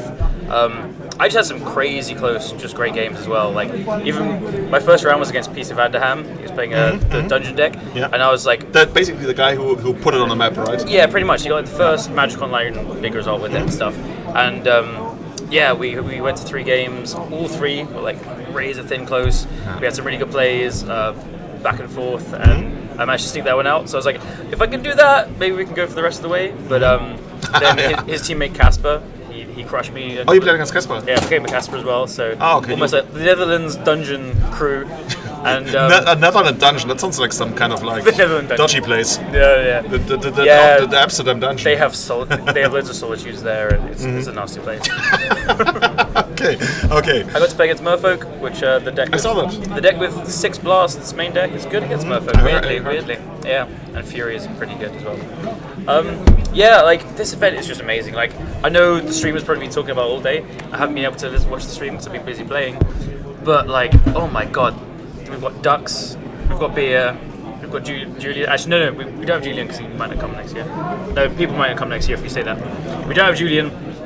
But so tomorrow we're almost at 500 players for Legacy. No, it's just like crazy. Aren't we like 450 or something? No. It was last time I asked Nico, it was like 460 something.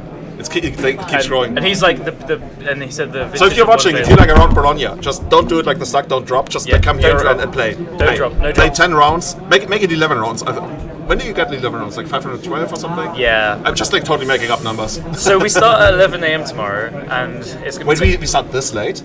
No, we start at 10, sorry. Okay, we start at 10. We start at 10 tomorrow, and we've got 11 rounds plus top 8. No, 10 rounds. 10 rounds plus top 8.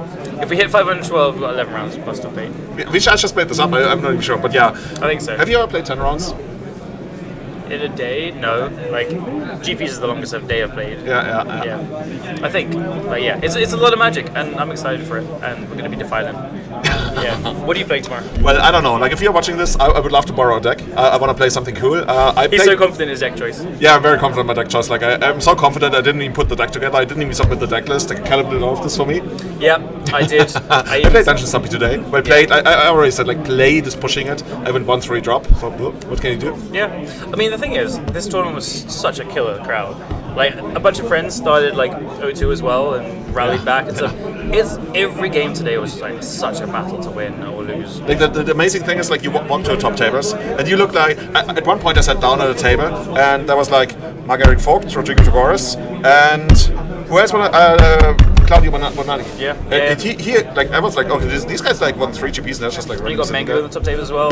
Yeah. This guy Kai was apparently doing quite well. Have you told the story yet? No. The story, we're actually going to tell the full story on Everyday Channel. Hashtag not sponsored. Okay. There's a good story about Kai. There's a really good story about Kai. We might tell it in the top 8, but probably like on the podcast. So we get to basically completely diminish his top 8 by making fun of him for this. No, we actually add to it, right? Yeah, okay, he increased the difficulty. That's true. Yeah. Depends how you look at it. We'll make fun of him and increase the difficulty. I mean, you can make fun of people for increasing the difficulty for themselves. Yeah, I feel like we should tell them now. Should we? Okay, yeah. Okay, so basically... We'll make fun of him more on the podcast. Yeah, so definitely tune in. There's going to be a lot more like mocking of Kai, as we do. Yeah. True. Speaking of Kai, we have a top 8 announcement if you want to do that. Oh, you want to do that? Okay, we teased them so hard. We have a top 8 announcement. Okay, let's go for the top 8 announcement. Are we doing that? Do you want to do that? Sure, like... Do you know what decks they're all on? I know it for like some of them. Okay, we'll figure it out. Is this like an order or something? It's in standings. It's in standings. Okay. Standings are usually in order, I know that. I'm a professional. Know what all of them are playing. Okay, I know with the first place. Can you move it over here? This is, let's get Luke in here. Luke's coming. Luke, come here. We got some more room for you. Alright. Okay. This is the top 8 announcement, guys. Okay, okay, so we got in first place. Actually, we do it from top right. First place, Marco Vera Gonzalez. We had him early on. He was on Black Red Reanimator. Oh, yeah. So yeah. One of the French group? I think he was he Portuguese? I have no idea. Okay. Wait, I shouldn't have said that. I don't know. Turns out he's like German. I don't know. No, seriously, Marco, good job. First place in Swiss. Second place, you got Eric Shanto. Yep. Playing. It's Syphilid Breakfast. Is that something? Oh, yeah, they drew, right? They drew. Yeah. Oh, I saw that. Yeah, that's amazing. Syphilid Breakfast was doing really well. So he's 5-0 to double draw in, and there was another Syphilid Breakfast on like table 3 around round 5 as well. So I think the deck is really quite. Do you know where Eric is from? Eric is one of the Slovakians. Oh, he's one of the Slovakians. See, spoiler. That's going to be nice. Any tournament gets made better by additional Slovakians. Third place, you got Mark-Eric Vogt, last winner of GP Bologna and also finalist of the last 4 seasons. Playing is like 4-color. We had him on camera briefly.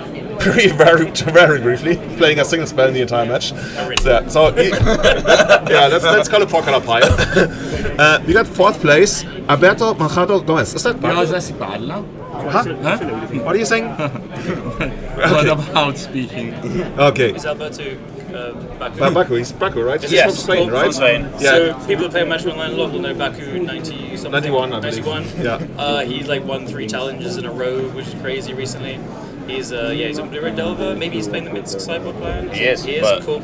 Very exciting. We saw some of that on screen. Oh, did you? Yes. Nice. His opponent asked him, "Is he on Minsk?" And he said no, and then sideboarded in Minsk. Oh my god! Wait. You're on coverage. You're telling people what people are playing. That's not supposed to work. Okay. Oh no. We can skip this next one. It's not important. Yeah, we're gonna skip the next one. Like I don't even know the guy. Like Kai. Asterix. I didn't know he was good at Magic. I thought he was just drawing. Was his thing. It sounds like somebody out of like Asterix, Obelix, something like that. Yeah, I hear he plays like blue-black control with like a combo finish. He plays Spoils of the Vault for card advantage. Yeah, Doomsday. He's playing Doomsday. Yeah. Kai made it in. Kai Sabatari. Actually, the only guy on our podcast who can actually play Magic at least today. Yeah, I'll take it. Then 6th place. Oh, actually, he has some sharks around his names. Okay, we got Rodrigo Tagoras, winner of GP Prague 2016. Playing Red White Initiative. Red White Initiative. Yeah, we saw that. We saw that earlier. And then we got 7th place, Samuel. Oh, that's I can't read that. Samuel Zacharak? Yes. Oh, you got so much better. He is indeed the other Slovakian that we've been discussing. Wow. Oh, I was waiting for him. DOS Slovakian. So he's playing Mono White Initiative. Mm-hmm. Cool. I should play Pretty it. stock list in the mono white, in the white kind of thing. If there is a stock list. This looks pretty much. Or maybe it's his list next year stole it. Maybe. Yeah, actually, yeah, I'm pretty sure he does. Yeah. And then squeaking in 8th place with after 15 points last round. 15 points, tied with 16 points. No, it's like clean cut. Okay, But he awesome. had to win. It was a winner in last round for Daniele Terra, a local lad. Really, what's he playing? He is playing. He played against Breakfast. Is he playing Delver? I think that's our picture. No, of he was swords playing. and prismatic It was endings. yes. He's playing Breakfast. He's played breakfast. Okay, so let's Wait, actually. do we have 2 breakfasts in the top 8? We got 2 breakfasts in top 8 Holy shit. apparently. Okay, so one. Daniela Terra. We're looking it up. Yeah, breakfast. Breakfast. We got 2 breakfasts. Two stomping. There's so much talk about breakfast actually being way more than a meme, and I mean people This- have already this like is- played this it to like. is, Francis no, Calvis' no list. Yorian, no Yorian, No. no Yorian. This is the man. So basically, let knows how to play. me check out the Eric's list as well. So he also beat in round 1. He beat Javier Dominguez.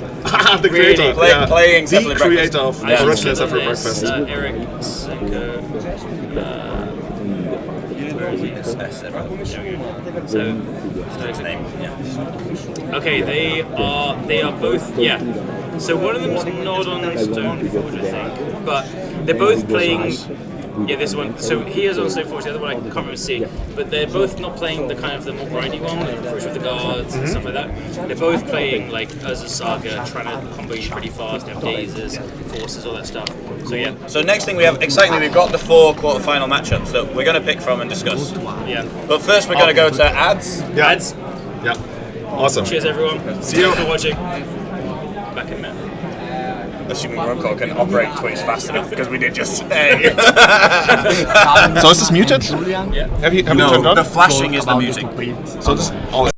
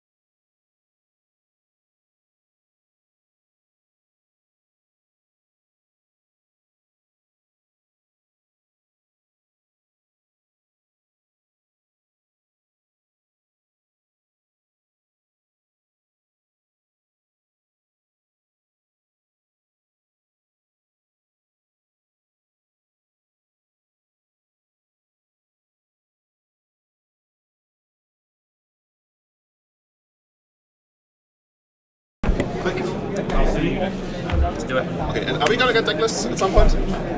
Okay, cool. Sounds great. Actually, let's move this more in between us. Cool. Okay. We are back.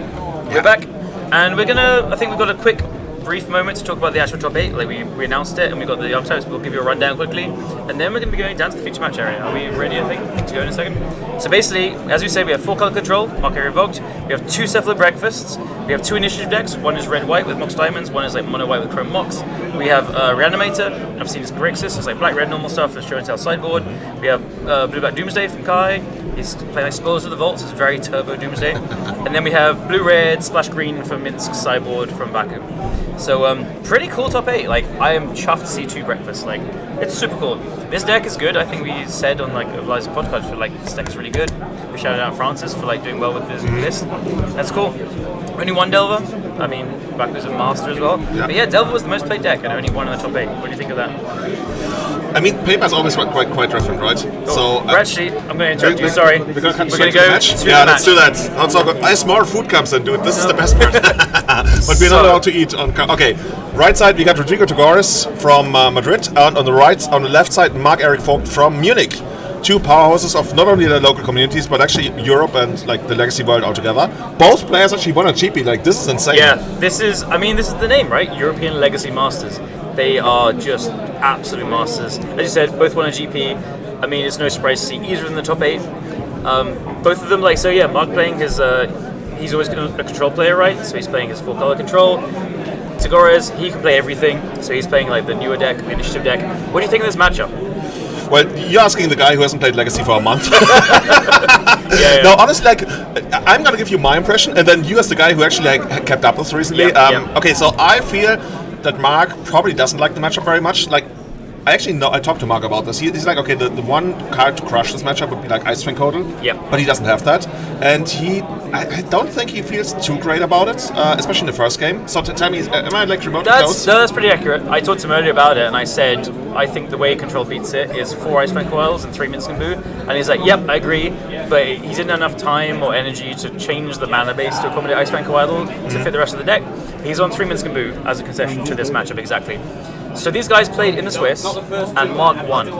He won completely off the back of Wasteland plus Loam. I saw that, yeah. Yep. So I think you're right, though. I think the initiative deck is favoured generally. Tagores is playing a red-white version, so he's probably has 12. I don't know if he's playing 4 Caves of Chaos Adventurer, but he's playing more than 8 initiative cards, basically. And that's going to be a big thing. He has Palace Jailers in the deck. He plays Caverns as well. It's just... You know what I want to see out of him? Aven Mindsense. He almost got Mark with Aven Mindsense on one of their games, but Mark ended up having the Force. Yeah, Mark on a mulligan to 6 on the play goes for... Is this turn... Was I actually on the play? I believe this is a turn 2 ponder. So yeah, he does have the 12 initiative guys. Caves of Chaos Adventurer is just... That card is like... I like the idea of mono white in the deck, but that card brings so much power. It's a 5/3 trample, becomes like a 7/5 when you just put like the 2 counts on it, and then like attacks and draws a card essentially. So I can see why he's splashing red.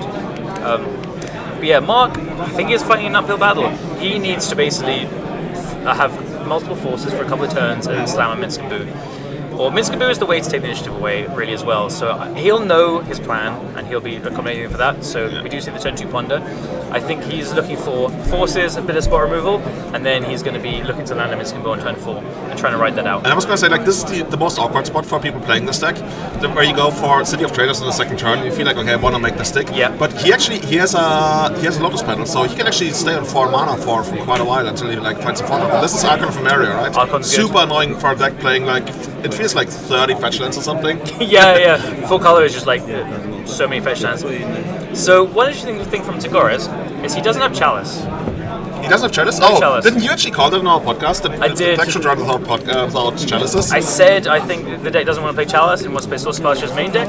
And then the weekend's results came in and everyone was playing Chalice. So I was like, maybe I'm an idiot. But yeah, no Chalice. But I don't think he even has Source Splasher's main deck, does he? We're actually looking at deck list right now. There's 2 copies of Swords of Plowshares in the main deck. Okay. Everything else looks like pretty standard, right?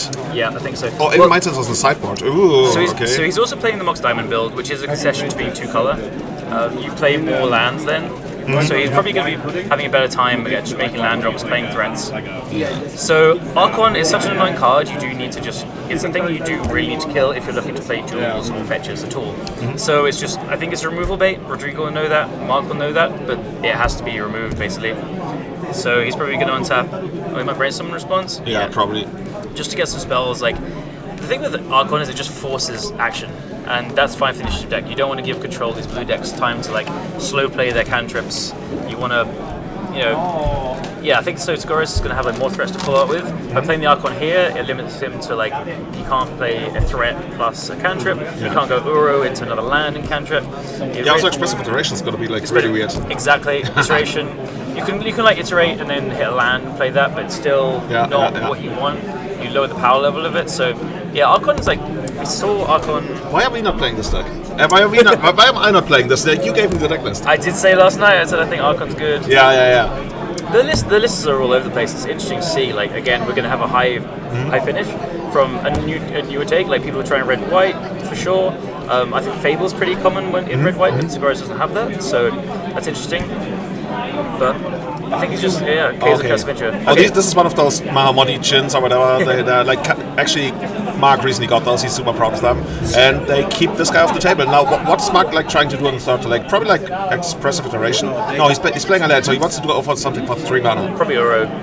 Oh, just cycle Uro? Yeah, that sounds good. So I think the exchange is like, so Mark, I don't know if he's probably very happy with that. Sagaris is probably very happy with that, I think. A Force of Will on an Archon, which is, again, as I said, something that they have to deal with, but it's just not the most high-powered threat. It's not an initiative creature, as Uri as we expected. Yeah. So an initiative creature, it's not a Palace Jailer to take the Monarch. As we see, I think he has 2 Palace Jailers in hand. Ooh. So he has at least 1 Palace Jailer. Palace Jailer on like Uro would be so dirty. Yeah. That's the cleanest way to deal with it. The problem is, like, so Minsc and Boo, again, is Mark's way to take the initiative or the Monarch. I think Tagores has to be really wary of that. Yeah. Oh, there's a Solitude. One thing I saw Rodrigo actually doing was used to Anointed Peacekeeper to like make Minsc and Boo a lot worse. Like you have to pay extra to cast it, you have to pay extra to like activate it. Yeah. That's one of the best cards against it, I guess. Wow, yeah, Peacekeeper amazing against it. Yeah. So here we see the Force of Will, as I said, he's very happy to have the Force of Will go on the Archon of Emeria. So now we see him take the initiative, resolving a Seasoned Dungeoneer, and he goes to get another land. Oh, you can even like get the basic mountain, right? If you fancy red cards, he's gonna have it available. Or other than that, like if he had another planes in hand, then it's like a very safe thing to do. But he's getting so that kinda tells Mark maybe that he doesn't have like another planes in hand or another white source, because like has a couple of like white spells. Could also, I mean, we know that he has a Palace Jailer in hand, so he's looking for the second white there. We know he has a Palace Jailer and another City of Traders, so he's probably setting up to play the second white source now, the planes, and then he can follow up the City of Traders the next turn. So what is Mark trying to do? He didn't actually play a land, so he's going to use the City of Traders and play next turn with the planes. He also has a Ganja in hand as well. Yeah. So it's actually like going to be a scenario where Mark will eventually try to seal back the initiative of Caracas, and then Rodrigo is actually going to have Solitude. Yeah. So here I think we're going to see Minsc and Boo. We'll very likely see a Solitude, Pitchy Rubic and Archon of Emeria. I think Tagores is looking in a pretty good spot to run away with this game. Yeah, that's what you talked about, right? The first game can be pretty rough. Let me take a look at Mark's. I don't want to bury him yet, like by already looking at the sideboard, but let's only do that once something comes relevant. But I think the Solitude on the Minsc and Boo, and then the Dungeoneer is going to untap, and you can just put 2/1 counters on it when you enter the Forge Room, and it's going to attack the Minsc and Boo and kill it down. Mark maybe has a Force of Will. If he has a Force of Will on the Solitude, it could be good. He still gets to like attack down, but you need to hit a non-land with the Seasoned Dungeoneer to get a counter on it. So he's getting us Savannah here. Does that mean he wants to just like get back Minsc and Boo or something? Well, he's fetching as well. Another fetch land. This must be Uro then. He wants to play Uro and keep relevant cards in the graveyard. Okay, so makes sense, right? Because he's got Mystic Sanctuary. So he can put something on top and then draw that with Uro, right? Maybe he puts Force Will on top and draws it with Uro. Yeah, that sounds smart. So he's got an iteration in hand as well. He puts Brainstorm on top. Okay. Works. Remember, guys, this is open deck lists, so both players know each other's deck very well. So Mark is going to know there's no Chalice. So he's looking at this Brainstorm, thinking this is the best thing I can have. So he's going to draw it with the Uro and be able to like Brainstorm straight away. Keeping a fetch land in the yard because he's also playing live from the loam. Yes. So next sequence of events, we're probably going to grow our Seasoned Dungeoneer, right? Yeah. We can even like get in and try to get the Explorer, and then post combat we Palace Jailer. Yeah. He got the Brainstorm because there's a Terminus in hand. That'll be wise. So he'll get Samus. I think this is going to end very badly for Mark though, because there's the Palace Jailer in hand, as we know. So he gets to just play the second planes that he got last turn off the initiative. Sacks the City of Traders, but that's fine. He's got another one to follow up with the following turn. He gets to Palace Jailer the Uro, and he's going to have the board. He's going to have the initiative and the Monarch, and Control deck's going to struggle with that. But is Mark's life total 20 correct? Didn't he fetch a couple of times? And force and stuff? He'll be a bit less. Yeah. So I believe the players are controlling their life totals. So I think he's fetched 3. Can we please issue a warning for Mark here? First commentator warning for Mark. No, seriously. Yeah. Okay. So we got the Palace Jailer coming in. It's different to a normal warning. It's a coverage warning. You can get infinite of those, but players don't know it. Yeah. So here's where I thought Mark might have put the Forcible on top. Again, hindsight is 50. We see the player's hands, so I'm not a prophet. But he's brainstorming here, really hoping to hit a force with his Palace Jailer, because this Jailer is absolutely brutal. Yeah, and it's going to take forever for him to ever get the Monarchy back, right? Yeah. If ever. Yeah, so it resolves. So Rodrigo's soon going to have the initiative and the Monarchy. Soon, that never right ends. now. Yeah. That never ends well for people when some kind of monarch has the initiative. No, this is already looking rough for Mark. Mark has an Expressive Iteration in hand and another land, I believe I saw. Didn't see the third card. Yeah, so here as we see Explore, he gets to draw a land as well. So next thing he can fill up with the Ancient Tomb and not even have to play the City of Traders. I guess a load of Rodrigo with some sneaky advertisement for a stream, using the token over there. Yeah. the Shark Man himself. Yeah, this is as we predicted, right? So we saw, again, off camera, but in the Swiss, we saw them play and Mark win off the back of Life from the Loman Wasteland. This is just not how this game has gone.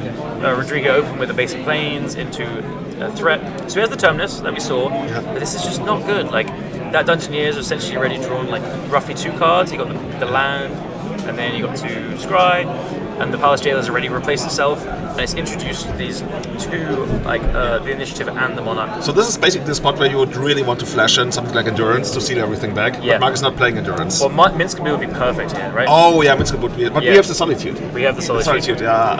But obviously, Mark doesn't know that and can't play around it. So this is where you'd want it. For him, this looks to be an okay spot if he actually has Minsc here, right? Yes. But I think he doesn't. He doesn't. I think it's an Expressive Iteration. And a white card. Source Splash. Oh, that's also yeah. He's got those Dragon alterations. Yeah. And he knows that he's not going to be able to play a Minsc off this. So these iterations, kind of. Oh, that's not 3 lands. No, I think it was an Uro, right? 2 lands and maybe an Uro. Okay. So he's going to play the land. Probably play this Uro as well. Then it is. Another Source Splashes. Yeah. Okay. Source Splashes. Yeah, this is an awful spot for control. The board's clear. You would think it's good for control, but it's just. This is exactly why you play the deck on Rodrigo's side, right? This is why you play the Initiative Stoppy. A lot of times when you play these Stoppy decks, you maneuver yourself in exactly this kind of position, and without the Monarchy and Initiative, this is bad for you as a Stoppy deck. Notwithstanding that Rodrigo actually has 18 cards in hand, but usually this is supposed to be a bad spot. What's crazy is he's been Terminus for 2 threats. He's had Summoning Force, a creature, but he's just got all his cards and threats in hand. He's got 2 Archons. He's got Chaos of Chaos Adventurer. He's got Solitude. You can see 2 more lands, Ancient Tomb and the City of Traders. Lotus Petal to class the Chaos of Chaos Adventurer. So I wouldn't be surprised to see him just go Ancient Tomb, Lotus Petal. He has a treasure from the Initiative as well. So I think he's just going to play Chaos of Chaos Adventurer. He could play double Archon as well. That does insulate him a bit from Minsc and Booze. But I think the Chaos of Chaos Adventurer is just too powerful. So double Archon is double Archon. You know what's amazing? I was going to say double Archon is awkward because he knows that Mark has a second Mystic Sanctuary, but Archon makes this Mystic Sanctuary come to play tapped. True. And if it comes to play tapped, even though you have enough islands, you don't get to put something on top. It specifies it comes to play untapped. You have to get it. Also, you can't play 2 Archons on turn because the first one stops the second one. I just realised. Oh, you dirty cheater here! What kind of token is that? That looks amazing. That is, I think it's a 4-1 skeleton with menace. Oh, he went down that road. What's that room called? Catacombs. Oh, you actually need Catacombs with an S at the end. Oh yeah, I'm a dungeon room master. Yeah. Is that what they call it? Is it like a Dungeons and Dragons thing? Yeah. I don't know. Okay, so 4-1 skeleton. They are ready to do anything they want. So that's Rodrigo and Zafir just getting some brand new information. That's supposed to be Rodrigo? I guess I can see it, yeah. Okay. The token is, it's by Jeff Laudenstein, who does, I think, Show and Tell. Yeah, he does Show and Tell. So he's obviously gone up to him at an event and got him to draw him a picture. Very nice.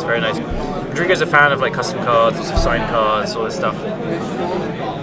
But again, like so now Rodrigo's one initiative, one upkeep off from the last room. He's gonna get another threat, and like this is just nothing that you can play 5 iterations here. They're not gonna keep up with it because it's producing card advantage. He's still got the Monarch. Rodrigo is actually like in danger of like having to discard at the end of turn at some point. Yeah. I honestly, I think we're already in garbage time. Yeah, pretty much, what right? Do you think? Yeah. Yeah, we're gonna call it garbage time. Pogger's out in chat for garbage time. Yeah. F's in the chat, as they say. Yeah. I think again, like this is just the pressure of this initiative. Like, so Control just had to have like a bit of removal and a force into Minsc and Boo, and then nothing's happened to the Minsc and Boo as well. I think that's the answer to it. I mean, again, we saw Wasteland alone being an effective engine to stop the deck as well, but he's playing 3 or 4 basics, enough basics to play through it. And again, you get the first basic off the initiative, so you are insulated from that somewhat. He's playing Mox Diamonds as well. It's hard to manage through this deck. They play Lotus Petals. Mark finds the Loam. The Loam's gonna get him like, I guess, some of fetch lands. But the best thing you can actually do with the fetch lands is like put them back for Brainstorm, I guess, if you ever find that. We see another Force Will in hand. Yeah. But that's not like the kind of game you want to play, right? All of the Force of Wills in the world, they don't do anything without card advantage. No, I mean, the next threat from Rodrigo is coming in off the initiative anyway. It's going to come in, it's going to have 3/1/1 counters, it's going to have Hexproof into the next turn. You know what Mark actually told me about one way to build the deck? And Nif actually told me like that he kind of like came up with it. So the idea is you play a turn to dress down as White Bloom Adventure attacks you, and then you flash an Endurance. It stays in play. You ambush the White Bloom Adventurer, and you untap and steal the initiative. Nice. And he actually tried that for a bit, but he wasn't like super convinced of it. Yeah. But that's a really cool way to do it. I would love to see something like that on camera. Yeah. That's an excellent play. I know that some people, Andy Fernandez, a bit of a brewer extraordinaire, he was playing blue-white, like with initiative cards. He has a White Plume Adventurer. He was playing like back to basics and tons of basics and hull breaches and stuff. So he said part of his like plan is to just go turn 2 dress down and flash into Solitude. Yeah. Okay, if you ever get the Peacekeeper off of the ultimate, what's the ultimate dungeon called? Room? Oh, you've got me here. Ultimate Room. Okay, Oh. chat. If chat knows, let us know in chat. So I guess I would guess we're gonna name Minsc and Boo, right? I think so. Honestly, look, the 3 Flooded Strands. Can you ignore that value to name? Make them cost to each? But I think he does. I don't think you name it here. There's a Force of Will. He can already hardcast or draw a blue card and just pay 2 more. I think he would name something that's not in his hand. He can name the low. So actually, let's say he draws Minsc and Boo. How much is it gonna be? It's like 6 to cast, right? You'll And need then 8 2 mana more. overall. 1, 2, 3, 4, 5, 6, 7, and next turn it's gonna have 8. Yeah, but it's like it's still the best you can do, right? He also just knows he has nothing now. Like, it doesn't matter. I mean, you're just seeing the hand, right? Yeah. Yeah, you can just like he has got kind of nothing, right? Because there's still like the threat of the second sanctuary into another terminus. Or has the terminus been exiled to Uro? I'm not sure. We can't see the entire red. Might have. I think there's 2 swords and iteration alone. Yeah. And Rodrigo still has a full hand. What's going with the web? It's crazy. He's got 2 Archons, Aiganjo, Mountain, Sea Traders, Solitude, and the last card is the Lotus Petal, I believe. How did Mark actually go up to 23 now? Is he cheating? Lots of heroes. Okay, that counts. Yeah, sure. He hasn't been attacked very much. Yeah, He's yeah. just getting buried in cards. Yeah. Okay. So, Mark playing his hand open because he knows we're in garbage time. So the way initiative works is once you complete the dungeon, you can just go back into it again. Yeah. So the next time it triggers, you search for a land again. Yep. Oh, You just go back in. Yeah. So Mark's I know fetching, maybe getting another Missing Sanctuary. Yeah, I know Mark's mannerism. When he plays a land like that, like where he just like keeps it like this, it's just like, yeah, dude. I'm just I'm like, done. But he still needs to play it out, you know. Yeah. So maybe that's like a weird sequence of events where he gets there. Missing Sanctuary's offline, of course. By the way, this is the kind of game where you want to treat the Angels for. Yes. Imagine. Angels would just win this. Yeah, Straight exactly. up. End of turn, like brainstorm and treat the Angels, get him. Yeah. Actually, you couldn't do that as Harkin. You can't Sanctuary it. Yeah, no, you can't like end of turn brainstorm into it. No. Yeah, but you can do it in your main phase, I guess. Yeah, you can just draw it. Yeah. Maybe treat. I mean, maybe treat makes season comeback against Is this deck. the future? Like, I mean, people have been doing like Triumph of St. Catherine. Yeah, that's which is like mini treat. Yeah. I mean, we saw today. I took a picture and posted on Twitter. Triumph of St. Catherine plus Comet the Dog. Comet Dog. Comet Dog versus Unchained Berserker. This is our format now. What do you think of that? You have to explain what Unchained Berserker does, because I think most people don't know. Unchained Berserker is a 1/1 for 1 in the red, and it has protection from white. Basically, that's it? When it attacks, it gets +2/+0. But basically, it's a 2-drop in red that has pro-white. That's what we want. So the deck is, again, Rodrigo has red for Caves of Curse Adventurer, but most of the initiative lists are mono-white, so they're pretty cool to it. You can trade with the skeleton you get from Catacombs, and you can Air Ganjo it, so it's not like totally dead. I've seen some lists start to play other answers. You can play Walking Ballista, I think it's a good one. But here we're seeing another Archon came down. We're just, again, in garbage time. The Anointed Peacekeeper will have smacked in for 6, because it's 3/3 Vigilance with 3 more counters from the initiative. And then Rodrigo's already gone into the next room. He's got another basic land. How many dungeons do you think Rodrigo is going to complete before the game actually ends? Do you think he's going to get to the end of the second one? No, I don't think we're going to quite get there. I think there's going to be like 2 more turns. Maybe 3. But... Yeah, I mean, yeah. I'm proved so wrong. Not even. Mark is like, no. I'm not gonna have that. There's no way. Okay, so here's the thing. I just verified, because I had a feeling when I looked at Rodrigo's track list, I saw a card called Defender of Chaos, and the last time I saw the card was when in 8th grade, when I was on a student exchange in England, in like 1999, and I was like, that can't be it. Defender of Chaos. Defender of Chaos. You know what it does? No. I just verified, because I thought this can't be it. Defender of Chaos is actually an Urza's Legacy card, and I don't even know this card. Okay, Defender of Chaos. I'm actually going to show it to you. Oh my god! You will know it now. Defender of Chaos. So, oh my god, he's actually playing this? He's playing this, yeah. This is sick. I last time played this like literally almost 25 years ago. Is there any way to get a card? Can we get a card on screen? Can we show this card on screen? Yeah. Actually, we can put it like into. Should I do it like this? Okay, we do it. The camera isn't. Oh, okay. This is Oh, I would never have guessed this. Okay, people, you can almost read it, right? Defender of Chaos. So, tell them what it does. Yeah. So it's probably a knight. Maybe it's a human knight by now. I don't know if it has errata. Actually, yeah, it's a human knight. Oh, see, so smart. Okay. Kevin Human. Kevin. It's a 2/1 for 2 colorless and a red. It has protection from white and flash. That's really good. I can't believe I'd say this card is good in Legacy. Rodrigo probably has this for the mirror, right? So you get to see back the initiative all the time. Yeah, that's insane. It's not going to come in here actually. Now that we hyped it up all that much. No. Honestly though, it can't be Sons of Plowshares. It can't. It can be hit by Minsk and like. Block. Yeah, but if Minsk already starts hitting your creatures, that's already like. I guess so. Yeah, maybe it's coming in. I don't know. Chagor's won the mirror on camera. Chagor's won the mirror with that on camera. Mm-hmm. Yeah. Okay, fine. Yeah. That is amazing. That is cool. So okay, wow. let's check out Mark's deck list. So what do you think Mark is actually going to bring in here? So basically, Mark has his sideboard is a Containment Priest. Doesn't want it here. He has 2 Mental Blast, obviously not. Carpet Flowers, Hydro Blast, Meltdowns. He probably doesn't bring in Meltdown. He might bring it in if he's not open deck lists and he suspects Chalice. It is open deck list, right? So this is open deck list now. In the Swiss, he might have, but basically he has a Torpor Orb, which is good against the deck. Yeah, really good. Torpor is very second good. Terminus, right? And second Terminus. So you don't think he's going to bring in some Blue Blast for like what are the red cards in Rodrigo's list? Let's go down here. Well, we have that flash thing we just talked about. Yeah. Defender of Chaos. Have some respect for Defender of Chaos, right? Sorry. Aren't you like into Chaos and everything? Yes, yeah. I'm a Chaos fan. But Chaos doesn't need defending. Chaos just spreads. No, I don't think there's any world he brings in Hydro Blasts here. There's 4 Chaos of Chaos Adventurer and 2 Defender of Chaos on the red cards. What else is like Rodrigo playing red for? Nothing. No, that's it. Chaos of Chaos Adventurer, basically. So what's Rodrigo bringing in? Help us out. So Rodrigo has 2 more Swords of Plowshares. I actually feel like he brings them in. Okay, just to really make sure that he's going to take the initiative. For Uro and defending the initiative and taking out the mid, like when stacking and stuff. I'm not sure. He already has Solitude and 2 Swords main deck, so maybe that's enough. But I think it's not bad. 2 Containment Priest. You don't want that. 2 Chalice of the Void. Actually, it puts Mark in like this really weird spot where you don't really want to bring in Meltdown. Yeah. But like 2 Chalice of the Void could be like super awkward. I don't know if he even brings Chalice in, honestly. Okay. It's just. I mean, in terms of Mark's swords, that's something. Swords, Brainstorms, Ponders, but like, I don't know. I just feel like all of his other cards are better, just like Slam Threats. So in the Swiss, I saw him bringing the Aven Mind Sensors. Okay, so you must bring in the Mind Sensors then, because Mark has tons of fetches, and it's just a flash threat. Yeah, Seems fine, not exciting, but fine. And then there's 2 Cathar Commandos, we don't really want to hear. 2 Loran, similar card, you don't really want to hear. It's not Artifice of Charmers to hit.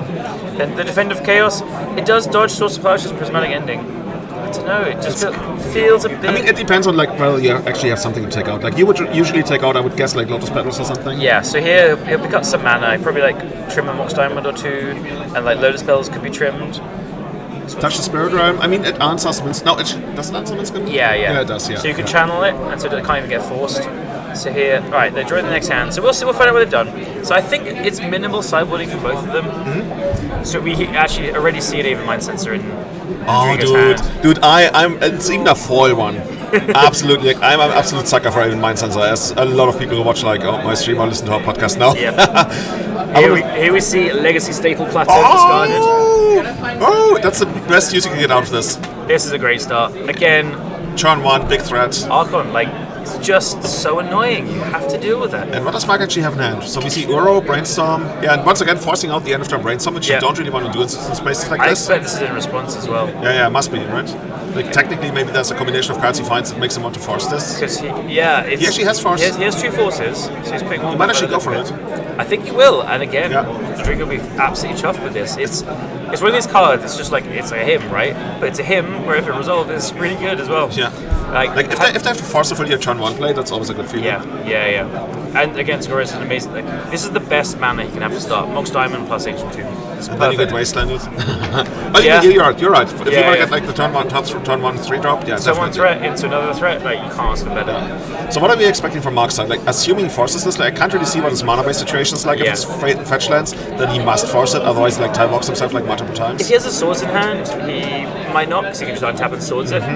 We have seen Tagoras plays Cavern of Souls, I believe. So he may. Okay. So Terminus is essentially a swords here. I mean, that's still a good trade for Rodrigo, right? Yeah. That's already one of them gone. Yeah. It's just like always awkward, like when the fetch lands can put another Terminus on top. Like in a way, it's always like it either makes Rodrigo overcommit, but he can't really stop the Terminus. You know what's going to happen? Rodrigo's going to play land and pass. Is that it? It's the least exciting thing ever. Do you think there's going to be flash threats in his hand? Oh, yeah. Oh, dude. He actually does have a Case of Venture as well. Oh, so he's actually going to make a decision? We're going to see him slam it instead of get forced. He's going to slam it, right? Because there's no threat of like... But the Mind's so tempting. Oh my god. And Mark must be super aware of it, because Mark, like, when I say he walked into it, it sounded like he made a mistake. No, it's just like it happened to him in the Swiss. And that was a really big deal, and he had to force it. So we might actually see a repeat of what actually happened in the Swiss here, sequencing-wise. I feel like Rodrigo should be slamming the Case of Chaos Adventurer just because it's open deck list. If he just plays a land and passes, the Aven Mind is so telegraphed, and Mark gets to just play another land and pass back and carry on with life. Yeah, and the thing is, like, what if Mark plays a fetch land and passes, then you still want to like play it end of turn? And then you're just like porting 3 mana each turn. So here we see, I think this is the way to go. Slams down the Case of Chaos Adventurer. I mean, this has to get It's a 5-3, right? 5-3 indeed. 5-3 trample. When it attacks, you exile the top card of your library and you can play it to the end of your turn. What? Yeah. And if you've completed the dungeon, you can play without paying its mana cost. This gets better every turn. Yeah. I mean, he's splashing a color in a deck. I can't believe I was trashing this card when we talked about it like a month ago or something. It's good. It's really, really, really good. And so Mark agrees apparently. Yeah. I mean, call me crazy, but I think Mark has to be really happy to be able to force this. Like, I mean, it's not the worst situation for Mark right now. Like, thus far he has handled like the first 2 things, even though they're pretty like substantial cost. Yeah. Like, I would guess like Mark wants like a Civil Library here, something like that. Yeah. He wants some. I think he wants Expressive Iteration. Like, this is where he's already had to go -1 card to loot with the Force of Will. The Brainstorm was cast like not perfectly to Terminus away the Archon. So here we go. Nice. This is what he needs. He needs to now find, like, he needs to go land. If it's a fetch, pre-fetch before a Mind Sensor can get down. Well, we saw a Ponder there. He's got a Force of Will in hand. He's got the third Force of Will? No, it's the second Force of Will. Okay. Yeah, second Force of Will. But ideally, he would have like land. He'd have a sword or something, or some removal, and then into Minskaboo. Again, look, we're saying Minskaboo every. He does have a sword in hand as well. Is this a format like Initiative against Minskaboo? Basically. And then there's some Doomsday and Demo players around. I've heard of them. I've heard of those decks. And of course, Cephalid Breakfast, as we'll see more later on, maybe. Cephalid Breakfast, just. I mean, I think this is a really good way to attack the initiative deck, is play a pretty fast combo that has some resiliency. We see Cephalid Breakfast has Force of Will and Dazes. These are good cards against the initiative deck. And again, like, the deck can just kill on turn 2. Yeah, that's the worst. Like you feel like, okay, I got everything covered now. I don't have the turn to kill covered. Yeah. So what do we see? Mark shows looks at I believe at another Force of Will. He has another Force of Will in hand. He has a Minsk in hand as well. Yeah, I think he might have drawn us. Okay, so he has Brainstorm, Iteration, Minskaboo, and Force. Right? Yeah. I don't think that the Ponder had a fourth land, so he was really not sure whether to keep the Ponder, to take like a guaranteed blue card for the Force of Will, but I think all the cards were good. We saw a Brainstorm found off it as well. So I couldn't quite see. Maybe he untaps and slams the fourth land, he gets to force whatever threat comes down here. So we see Palace Jailer draw. Palace Jailer is another sweet one. Like you can even like randomly smash it, right? And it's just like have the monarchy forever. Yeah. Same as Palace Jailer. That's what's happening here. If Mark has a land on top, he lets it resolve. If he doesn't, he just has to force this. Does he have a land on top? He might. I think he doesn't have a land on top though. That's the thing, and it's really awkward. If he did, this would be such a good play for him. Like he would just let it resolve instantly. But yeah, sure. I'll make my 4/4 hamster, smash you in the face. Take everything back. Yeah. And then they're fighting on. Yeah, he gets to attack with the Jailer back, but then he gets the Minskaboo to attack him again. I was gonna say like the moment Mark untaps, he can just like unleash hell on Rodrigo. Yeah. I mean, maybe he has the land on top, and now he's really worried about a Solitude, but he does have the Force for that. So maybe the other thing is also he might not want to introduce the initiative into the Monarch into this game, right? Zoro's deck is built around playing it, defending it, because we actually see Egg Andrew in his hand as well, which is very good against Minskaboo. If you have the mana to do it as a 4/4. So if we see a Force, it either means no fourth land on top, or he doesn't want this mechanic in the game currently. We do see the Force.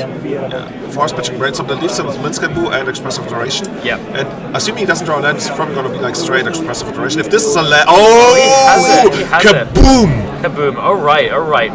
So this is huge. As we said, Minskaboo versus Initiative format. This is it. You should write articles, dude. I mean, this is why they pay me to be on the podcast. Oh, do we? Oh yeah, in beers. Okay. You pay me in beers. Okay. So yeah, actually, what? How do you get back from this? Like, if you're Rodrigo, like the game went kind of well for you, but everything you had was handled, and now Mark is sitting there with like one card in hand. Yeah. So if Rodrigo had any way to get rid, actually, how do you get rid of the Minskaboo here? Is there any way to like the hamster gets in? Like you need like a haste. Chaos doesn't have haste. No, he's behind. It's touch the spirit ram. It can only target creatures and artifacts, not planeswalkers. Didn't you? I even asked you when we were cycling. I was like, can I actually target planeswalkers? You're like, yeah, I can. No, that was Otuara. No, I was talking about touch the spirit ram. No, 100% you were talking about Otuara. Oh, Chat is gonna decide who's right here. Why would I talk about Otuara in the first place? I don't know. Also shout outs like Kai is gonna give us so much shit. It's actually called Otuara. Wait, look at this. He made Minsk and just sacked it to draw a card. Okay. So he's just like, yeah, I can make it bigger next turn as well.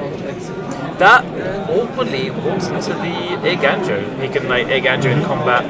But Mark, I think this is a smart play. So now his hand is Iteration and Unknown.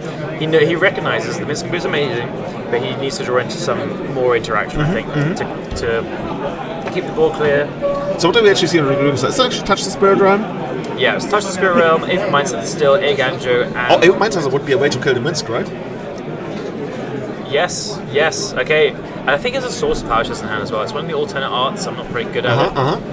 Actually, this is all of a sudden looking pretty good for. I mean, it depends on what Mark is going to draw, right? Mark says like the Expressive Duration as well. That's true. So if you can find a removal spell for the Aether Mind Sensor, what's this big game? What's the He's playing main phase. Main phase, interesting. So that's just playing around, like, drawing more. Hardcast Force of Will or something. Hardcast Force of Will, or like be able to play cantrips into it, or like being able to play a fetch land and then passing priority. Oh, that's actually smart. Yeah. If you just like wait, so Mark plays a fetch land, then you're in this awkward spot. Yeah, exactly. Heads up play by Rodrigo there. Yeah, Flash. Usually flashed in, but sometimes better. I think it's a common play with like Hull Breach and Opposition Agent. Sometimes you just want to get them down. And Mark actually brought in the Blue Blast. We saw Blue Blast in this time. So that's really only going to go off the Caves of Chaos Adventure. Oh, okay. So he's gone to put 4 counters on the thing, and he has a Source of Fire Chest response. And Mark now really needs to find a removal spell for the Aether Mind Sensor. Really badly. Otherwise, it gets to attack the mins down. He said maybe this him sacking into the regard, biting him now. Was that like a greedy or conservative play? I don't actually know. It's like a middle of the road play, right? Yeah. Because I feel like it was. it's either end of the spectrum, and I can't really tell. We need to get in Mark's head. Can someone coverage team come and tap into Mark's head? We need to get into some hazmat suits to Yeah. go there. Lobotomy. Okay. So what do we see So here? he either felt like Minsc and Boo wasn't powerful enough to carry the game on its own, or he felt like he was ahead enough and nothing bad can happen if he draws a card. It is interesting because he could have attacked him for 4 and the next turn sacked. There's a Terminus. That goes to the bottom of the rail. Okay. Yeah. Do we see what he put in his hand? Another iteration. Is that a high tide? No, he has a Force of Will, a Hydro Blast, and a Restoration. Close enough. That means Minsc and Boo is dying. Yeah. Oh yeah. That means as we are informed that we have a lot of food here. Like this is honestly also for commentators and for being on coverage. Big shout outs to the whole crew. Like we're being like I'm actually considering not playing this anymore. I just want to do coverage. This is amazing. Yeah. We're getting like food, paninis and like crisps. we have Phenuts and Extraordinaire, Runkel with us doing the coverage as well. Yeah, big shout out to Runkel by the way. What's your Twitter handle again? @Runkel? No. VLLMR. Oh, that's too. Okay, we LLAL. Okay, okay. VLLMR. Awesome, dude. This guy is making everything run here. Yeah, So now we see Evan Mindcenter take down the Minsc and Boo, and this is where we're back to like step 1, where we thought when he slammed the Minsc and Boo, I thought, wow, he's getting ahead, but I feel like it's a little bit greedy. But again, we need to get into his head. He is here in the top 8, and I'm not. So you know, I don't want to just like you know what I like? The Evan Mindcenter is also shutting down the fetch line for Mystic Sanctuary. Yeah. It always feels like your opponent has like an insane top deck stored the entire time. Yeah. When you know your opponent is about to insanely top deck at some point, it's such a bad feeling. We see a Torp Orb here. So we see a Torp Orb, a fetch land, and something in his hand. Torp Orb, actually not too late as well. Like we've not seen either the Monarch or the Initiative enter the game, so it's okay. There's a fetch land on the bottom because the Mindset's shutting off. There's a Tundra in hand. Is that a Swords of Plowshares, an altered one? So we got the Torpor Orb, and that should be another Swords of Plowshares. So now there's Hydro Blast, Force of Will, a Source of Plowshares, and Torp Orb in play. Okay, this is looking pretty even then. Just take 2, down to 8. I mean, 8 is getting dangerously close to dying. I mean, he can now find an Uro, hopefully. He does have the sword. You say that like, oh yeah, it's just gonna draw Uro. It's just like that's how it goes. That's how I win my games. You know what? These blue decks actually he has never Uro, but he has Torpor Orb, right? It's kind of awkward. That's great. You don't have to escape it. Yeah, but you also don't get any benefit. But once you start attacking, you just do play it and then it attacks next turn. Yeah. So it's basically like delayed Primitive Titan kind of. Yeah. Okay, so we see it touch the Spirit Realm. Target the Torpor Orb. Do you force this? Oh. Yeah, I think that's the right answer. I like not forcing it, I think. Yeah. So Rodrigo only has 2 cards left in hand, and the Force could just force a threat. I was just going to say, right? You have to somewhat gamble at least. You have to gamble on Rodrigo not having any of these cards. Yeah. And he has kind of telegraphed that he doesn't have them. So you got to take that. I mean, it's not even like I don't even want to call it a risk. Yeah, I think we see a pretty heads-up play here. If Mark's going to fetch, there's 2 Mind Sensors, right? Or maybe he just doesn't want to. Okay, he's not going to fetch. I was thinking like maybe he wants to take one out. Ooh, good cards. Slam! Slam! Is that how you play the game? Yeah. This is Slam Dungeoneer. So I think we'll see a Hardcast Force. I need to go to the school of Callum to learn how to do this. I just slam your shit on the board. So how quickly is this gonna kill? Like it's... He's gonna get forced. You think so? Oh yeah. Just like Hardcast Force. And put iteration on top. Oh my god. You know what we need? We need an iteration code. How many iterations have actually been cast this game? In my last round I played against Stefan Schultz of Lyra Delver. Pretty sure he cast like 10 iterations. 10? He didn't actually, but it felt like that. I mean, Mark's deck gets pretty close the third feels like the 5th, and then the 5th feels like the 10th. And it's just like you just get lost in between. Yeah. You know, he's playing Throt, so you can actually put back like both Mystic Sanctuaries into his hand and like get them back. The one of Thor. I feel like Mark has like an emblem that says at the beginning of your first main phase, play Aggressive Iteration. He's like put it under as a concept or something. Yeah. I mean, I would take that emblem. I mean, yeah, it's not, but yeah. It'd be like on a Planeswalker, how much does the Planeswalker cost, and what's the ultimate? You get an Aggressive Iteration emblem. Whoa. The ultimate would be 5 mana and you have to have it in play for 3 turns or something? Yeah, I think 6 mana. Okay. And then like you can somewhat like level it with like the other 2 abilities. Yeah. Alright, I think we see Mark pulling ahead here now. He's found the Uro, as you said. He's got Minsc and Boo, so Hydro Blast up, Rodrigo has 2 cards now. One of them is a Seasoned Dungeoneer, though. Yeah. So we're gonna see. Yeah. So in the background, Runkor is just dabbing, dab, and we know there's no force. There's a Hydro Blast looking quite sad. But this is a 3/4. It took us like 20 minutes to first get like into the dungeon.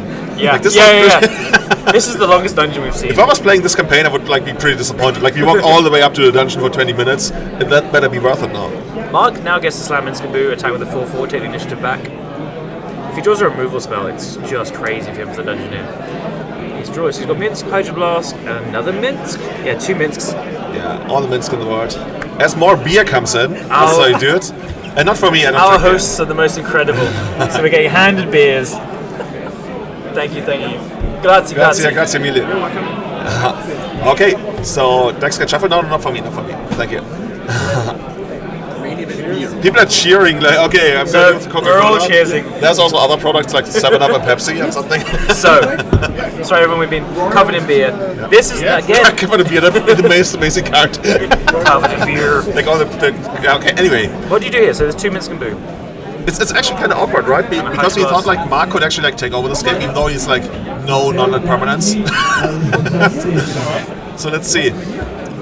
I think he plays Minsk and Boo, makes 4/4 attacks, take the initiative back. I mean, that's the only thing that makes sense, and right? Then, what's really good, so the Dungeoneer gets to attack, and the Dungeoneer might actually... Okay, he goes for... Okay. The thing is, like, if you don't go for Uro, the Dungeoneer might actually kill you. Yes, if it explores and, like, put something in the graveyard, then you're dead. Unless you have, like, a remove a spell. No, it's a 6, so... It's 3, then it becomes a 5, and then if it explores... It only becomes a 5 if you have the initiative in your upkeep. So so he would take it with I was misplaying that so many... Like, actually once. My opponent alerted me to it, so I didn't, like... actually, but I was like, okay, let's do it. Oh, no, you have to wait. Yeah. Okay. In hindsight, I actually like Mark's play here. Yeah. Playing the Euro, getting it down, drawing more cards. If in doubt, draw cards. And does he have access to a second Mystic Sanctuary to get off...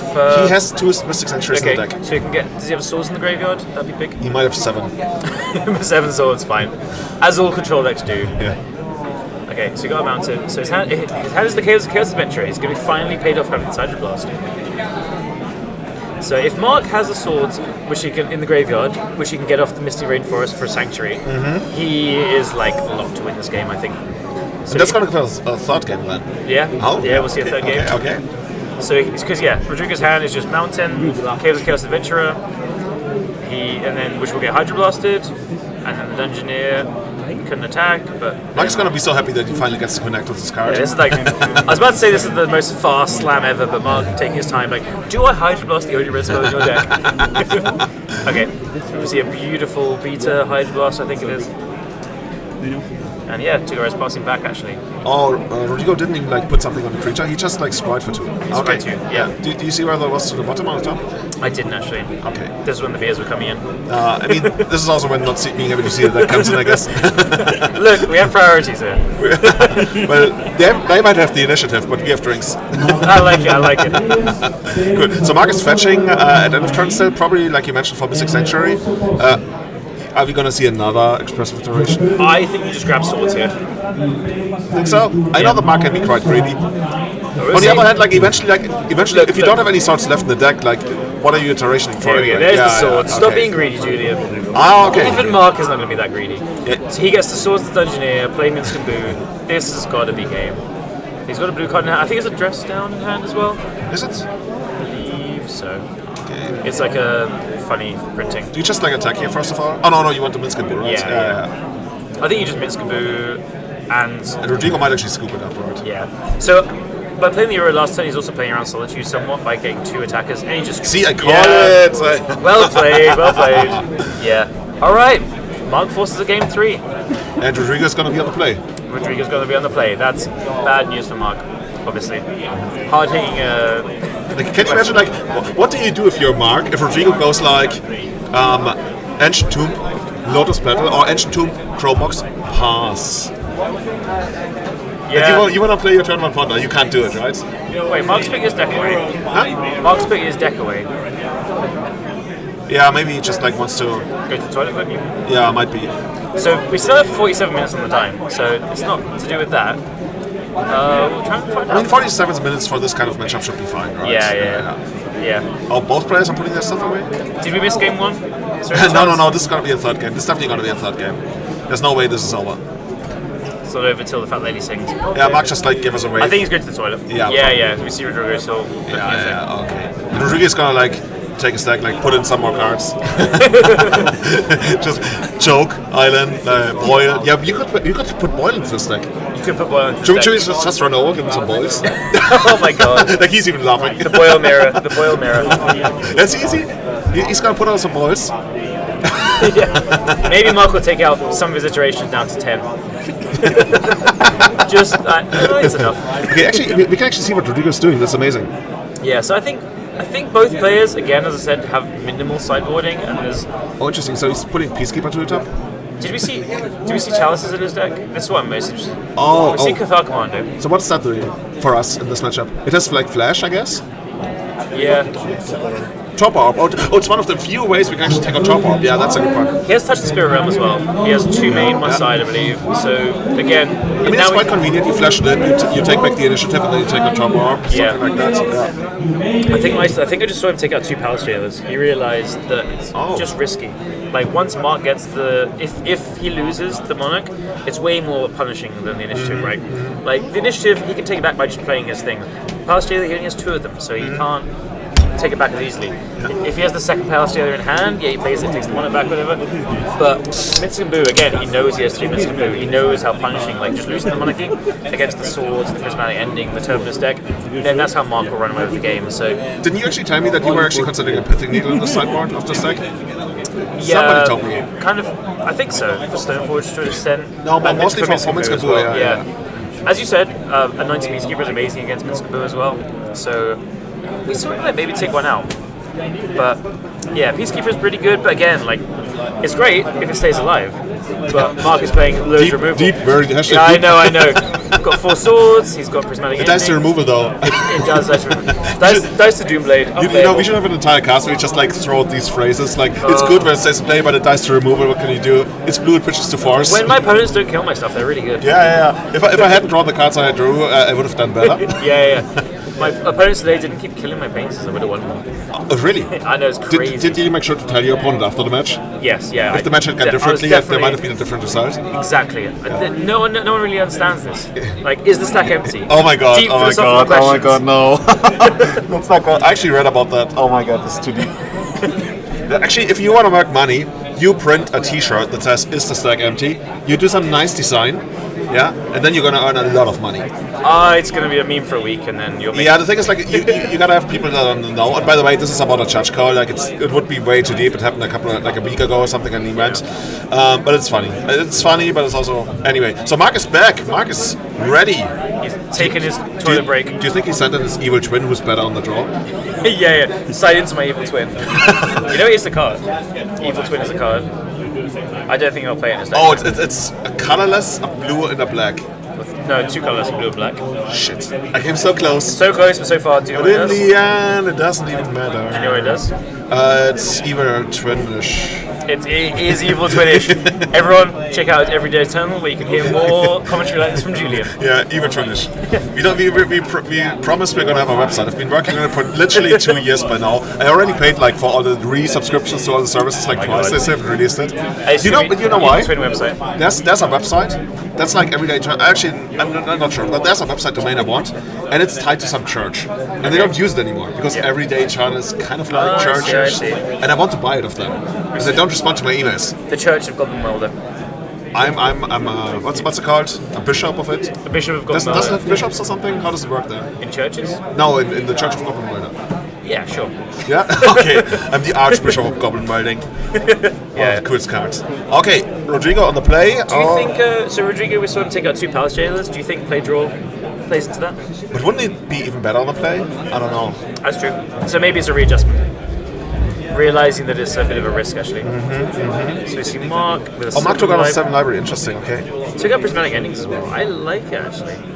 Do you? He didn't see Chalice. He doesn't think he started. Oh, Chalice. you like it? You decided? Yeah. Okay. Because it's just like gotcha. a 3-mana remove your 3/3, and because he has soul lands, he's just losing mana. It feels so bad, right? Tempo-wise. Yeah. Yeah, and even like if Rodrigo got the initiative of it, and then you spent your entire turn just removing the creature, and the guy steals the initiative. I think that's a really heads-up sideboard decision. Actually, I didn't consider it. It wasn't even on my radar until I saw sorting the cards below. Really heads up, because although you're paying 3 mana, you're moving their 3-drop. They're not really 3-drops because Joris is playing Ancient Tomb, City of Traders, Mox Diamond, Lotus Petal. Like they're getting. Okay, that's Chalice. Do you see a Chalice? It's a 1-lander. It's going straight back, I guess. This is a shit back fast. Send it back to the Undercity. Spirit Realm. Send it to the Undercity. Well, Spirit Realm works the box. Touch the Spirit Realm or the Undercity. Rodrigo's counting his cards. Is it still 7? Maybe. He's doing a magic trick. Okay, let's see. Oh, I guess he's waiting for Mark to. Wait, if Mark is already mulliganing, then Rodrigo is kept. No, I think Mark is just finishing sideboarding. Oh, he's still. Oh, yeah, he was. So busy. this is right. So Rodrigo's just waiting for him to draw a 7 before, just to do things clearly in time when you're meant to. Pile shuffling, got to make sure. But yeah, they have tons of time. I'm offended that you call it shuffling. I call it counting. Fine. Don't spread the propaganda. This is not shuffling. I agree. Okay, I haven't done this in like 5 years. I want to say. I haven't pile shuffled in my life. You call it shuffling again, man. Oh no! I'm gonna call for like a trend strike. I have somebody else here. Like this is clearly propaganda. Anyway, so Mark, did you just realize that Mark is playing with yellow sleeves? They are bee sleeves. You know what you say about people that like yellow and orange? No. Absolute psychopath. True. Yeah. True. Yeah. No, like I've always been saying for like 10 years, whenever I play somebody who's playing yellow sleeves, I want to say that's one of the rarest colors for people to choose in Magic. You know, I've never clocked onto that. I've never thought. I think about it every single time when somebody plays yellow sleeves. I'm immediately intimidated. Yeah. Yeah. Okay. Nothing is more intimidating. Psychopaths. Yeah, exactly. So you're calling Mark. I mean, being a psychopath isn't necessarily a bad thing, I guess. So people are like, I'm going to buy some yellow sleeves for tomorrow. You do? I'm going to buy some for tomorrow. Oh, banana sleeves. Yeah. You call it banana sleeves. That's a better marketing term. Like yellow is like aggressive, green, like envious. But banana sleeves, like people are happy. Like there's nobody who doesn't like bananas. Yeah, I've not met them. Just fair. Okay, Rodrigo's like showing off. Like, look at this. This is a beautiful Cavern of Souls. You want it? Oh, I'm gonna shuffle it back. You're not gonna get it. I think he's saying like, look, I've got my best card in the matchup, but nothing else. Because we haven't seen a single Cavern so far. True. And I think that's obviously massively favoured Mark. Cavern is probably, I don't know, Ancient Tomb is the best card in the deck, but Cavern probably second for this matchup especially. I want to say Ancient Tomb by now is one of the best cards in Legacy. I was talking to PVDH and his friend Casper, who'd been playing the Initiative deck today. I'm saying Ancient Tomb is as good as or better than Brainstorm now. Yeah. I could get behind that. Yeah, I think Brainstorm has just always been the best thing, but Ancient Tomb is just. I think it might be the best card in the format now. Whoa. Yeah, I think so. I think so. Okay, I'm not going to disagree. Okay. As we see more powerful threats being printed that you can pay for 3 mana. And if you're in chat, actually let us know what is your best card in Legacy right now. We're going to see some wild ones. Like Lava Spike. So Callum, this is Noob Shooting coming in. If Ancient Tomb is so good, why is City of Traders so much more expensive? That reserve list thing. Oh, okay. Yeah, I've forgot about that. By the way, today still proxies allowed, so come in, play, and tomorrow it's going to be sanctioned, no proxies. Yeah. But generally speaking, like I know you do like tournaments in London, we do tournaments in Freising, like near Munich. Yeah. Having a lot of proxies has like skyrocketed attendance. Yeah. That's amazing. Absolutely, it's a big amazing. thing. And the teams as well was proxies allowed. It's so much easier, right? If you just like don't have to worry about getting a deck. So the Vintage today as well. Vintage has 64 players, if I remember correctly. That's so many for a big Vintage event. I love going around, and every single person was just like playing, smiling, having fun. And you see like Beta Power versus full proxy deck, and they're just playing Vintage. They don't care. The whole idea is it just doesn't matter. You're playing this game. That's great. And then if you have the cards, you get to show them off. It's awesome. Okay. So Rodrigo went down to 6, right? And Mark is going down to 6 as well? Is he okay? So who's favored by, like if both players go lower, like who keeps increasing their chances? It's weird. I think on 6, I think Rodrigo's favored just because it's less chances of like multiple forces or like, having the right pieces, removal and force. I think once you hit 5, the cost of having Lotus Petal and Mox Diamond in the deck really hurts. Also, City of Traders and Ancient Tomb are kind of like an extra card in a weird sense. But so I think on 6 it favors the initiative deck. On 5 is where the 4-color deck starts to see some advantages. I like how you call it Ancient Tomb card advantage. It is. People talking about that like it's card advantage and tempo. It's everything you want. Can it also counter stuff? Yeah. You know how people call it the Ravnica Bounce Lands card advantage? That was like another revelation to me. It was like, oh wow, that you can think about it like that, right? Yeah. It's not card advantage if you play it like me and you discard it at the end of turn. Well, I would not recommend that. Yeah. It's going end of turn. So here we see Ancient Doom pass. Mark has to be happy that it's not like a Lotus Petal or a Mox Diamond going in and playing a 3-drop on the play. We know, so I saw that Tagores has a Plateau and a City of Traders. So pretty heads up play, because he knows Mark plays Wastelands at some number. So he's leading with the Ancient Tomb, because he wants to play a 3-drop turn 2. But if you lead with the Plateau, it's your only color mana source. And if they get Wastelanded, you're just screwed. So heads up to lead with the Ancient Tomb. And now Mark is...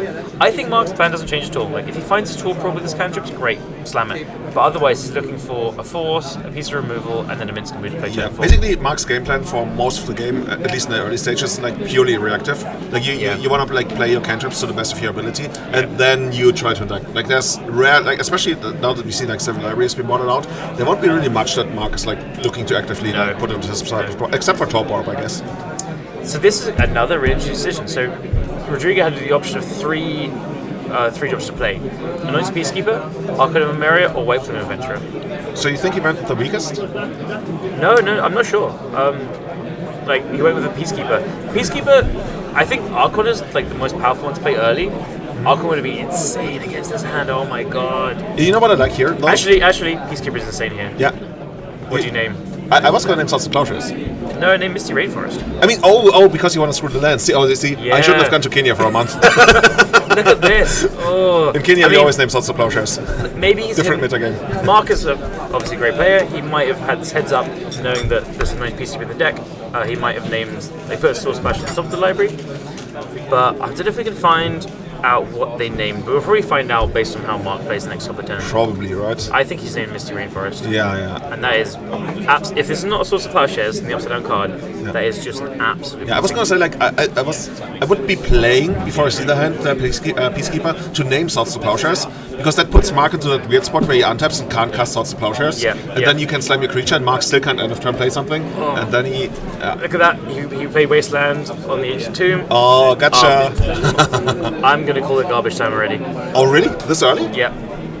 So Mark only has 1 land in play. Yeah. Mark has 1 land in play. This is hilarious. Like, look at how much. Okay, something I proposed once that I never followed up on.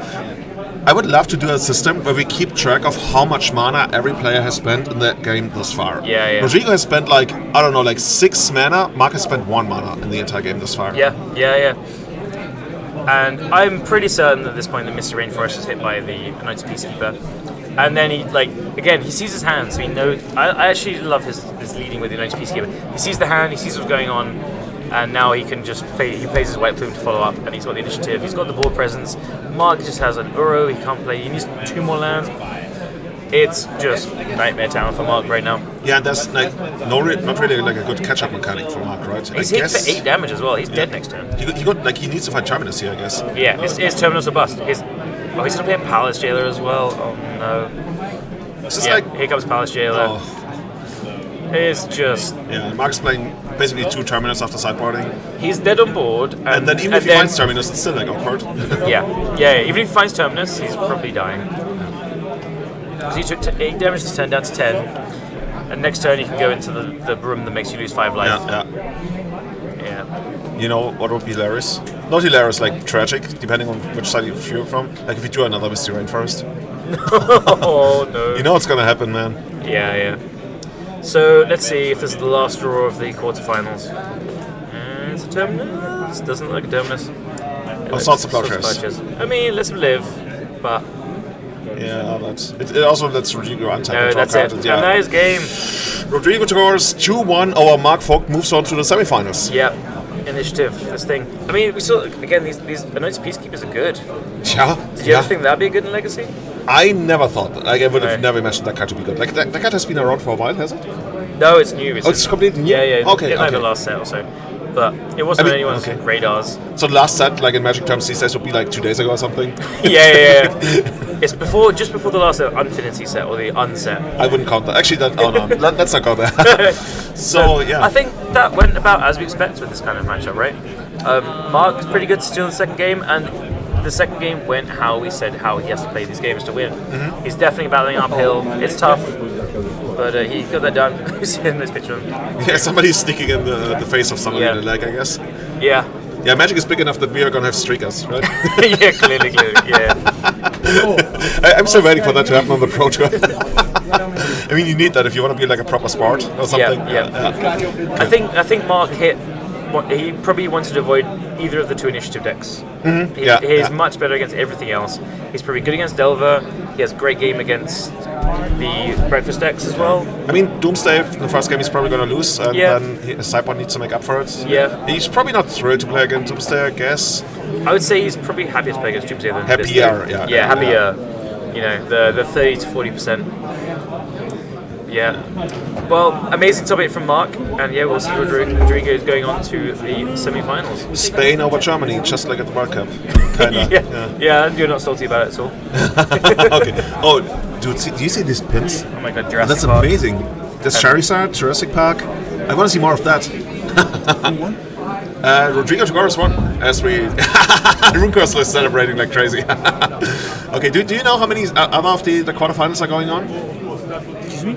Are any other quarterfinals that are being played? I don't know, but I think we already have our next match. It's going to be the other Spanish player, Baku.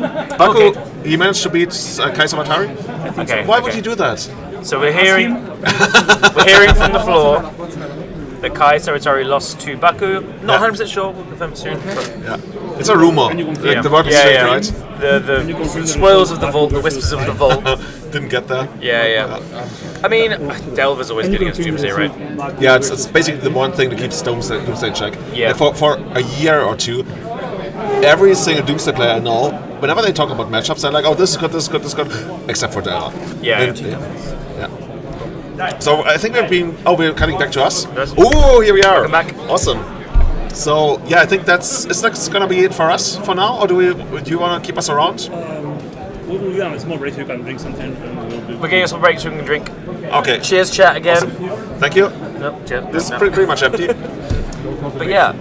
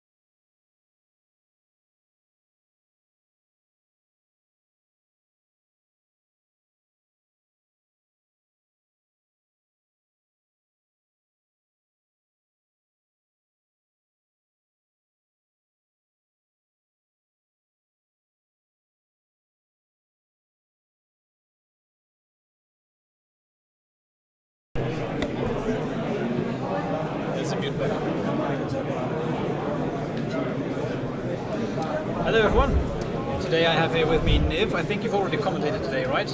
Yeah, I did 2 matches so far. Did you have fun, Niv? Yeah, amazing. How can you not have? You Yeah, played. exactly. I played. And that was a lovely game. I actually made top 16, so I'm pretty happy overall.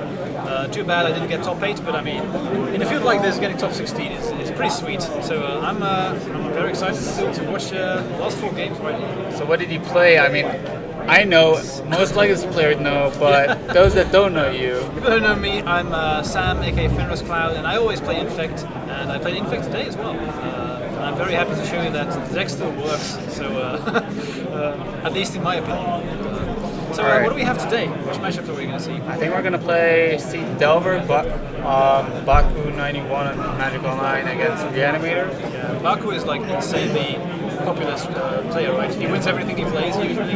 Yeah, he's like the highest Legacy, I think, win percentage or whatever. Yeah. Honestly, he's insane. And then I think, so yeah, we're playing Blue-Red Delver, classic Delver list against Reanimator. It's going to be quick, but interesting, I think. I'm not sure who's favored. What do you think? Do you think...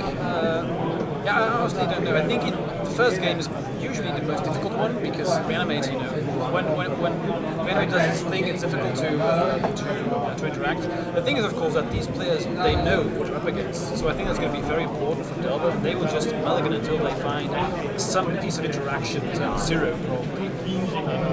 I think, well, first of all, I think it depends on the Reanimator mulligans more than the Delver, because Reanimator is a deck that it needs a really specific card. Delver just, you can find it, but it needs time, like you need time to cast Ponder, Brainstorm, Aggressive Iteration. So I think game 1 Reanimator might definitely favor if it's keeping like 6, 7 card hands. Less, it's like 4 less. I think 6, 7 card hand, I'll put Reanimator. Post sideboard, I haven't seen Buckwheat list. I don't know how many Surgicals he's playing or stuff like that. Generally, they play 2. Yeah. So I'm imagining he also plays 2. Yeah, probably. Or like a Flusterstorm sometimes, you throw it in there, which is great. So it really depends on those cards. I don't know if the Reanimator player has something nice in the sideboard, something they play show and tell. Spicy, that would be nice. Yeah, sometimes they play show and tell. Right, so I think we just got the signal that we're ready to go into the game. Alright, let's go. So let's pop in. So doing mulligans, I think, still? Alright, still doing mulligans. I think still shuffling because I see that the animated player hasn't picked up any cards Okay, yet, yeah, so presenting decks.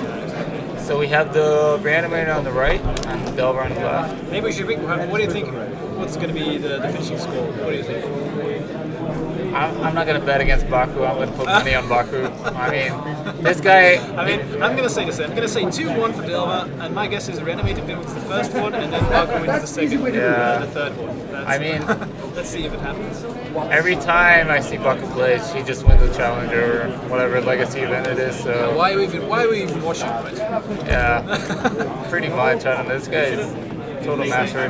But the Reanimator guy has been playing really well too. So. Sure, I'm just joking here. The game has to be played, and even the most difficult matchups you can win. If I look at the opening hand here for the Reanimator player, I see a reanimation spell, reanimates. Do we have a creature? I don't see a creature. I believe an Entomb there, a Dark Ritual, and a Faithless. This hand looks good, spicy. But I don't see a creature. No, no creature, but you do have an Entomb, so... Yeah, I haven't seen one land though. Oh, I think it's... That a scrub land? But I think it has Dark Ritual, so technically is this a turn 1? So yeah. Play the land, Dark Ritual, I don't know who's on the play though. Delver's playing. Mulliganing, you mean? So I think that Reanimator's on the play, right? Because he kept. Yeah. And then we have... the important thing is a scrub land, so your Faithless Looting is basically a mulligan. So if they do have Dark Ritual, and they can go turn 1, you just always do that, right? Alright, I'll be honest, I've never played Reanimator. Me neither, but I mean, if I could go turn... I probably will never play it. I've played it in one league, honestly, and it was just to see the responses from people. Almost everyone in chat said, what the hell are you doing? I was not putting it... It's like, I'm leaving this now. This is not what you should be doing. Yeah, I think you're here to jam, right? Yeah, Once you sign up for Reanimator, you're here to jam. Force. Yeah, on the play for sure, because you don't need to play around days. And he mulligans, so that's true. I think what we're going to see here is that maybe the animated player decides not to go turn 0 because they know what they're up against. I'm just assuming that the Delver player is just mulliganing towards the force. I'm not sure if you can actually do that reliably, but yeah. My thing is he only has one land, which is a scrub land. So if you go land, he can wasteland you, and then you're totally screwed. So that's an issue. And you don't have a red sword for Faithless Looting, so you can't play the, let's say, mini long game that the animator can. Definitely So I think you just have to jam here. I mean that's what the deck does, right? Yeah, you signed up for this. You play your animator, you signed up for jamming. Exactly, yeah. You're slamming down your card. You're force checking. That's it. Force checking. That's legacy. Yeah, exactly. Do you have an answer? That's the thing. The force, that's it. But I think because this is a scrub land, if it was a swamp, like a basic land, I'd be okay to just land go. Also, if you have Dark Ritual into Entomb, and then Animate Spell, then I mean, if you're going to jam, you just can't do I it. guess, but like, Well, yeah. Let's see. You have to jam here. There we go, he's putting the Dark Ritual on top. There we go, baby, let's see. Now the Dark question Ritual. is, from Baku, you always counter the Entomb. Oh, he has a force. He has a force of negation. That's what I said. He just Alright, mulligans. alright. He mulligan into the force. That's Now what let's you see have what to he do. counters. You should definitely. You always counter that spell. The card that actually enables the reanimate spells. Really? So Yeah. you wouldn't counter the Entomb? No, because they can. Yeah, you counter the Entomb because exactly. Yeah, exactly. That's the one. Yeah. Yeah. You counter the card that enables the reanimate spell. But now his hand is garbage. If they draw red mana, they still have a Fatal Signature, Yeah. so potentially. They but can this could go. be game over. This could just be Yep. game over. That's. I mean, that's why you play Eternal formats, right? You have like, I mean, Force of Negation. That's a modern card too, right? But.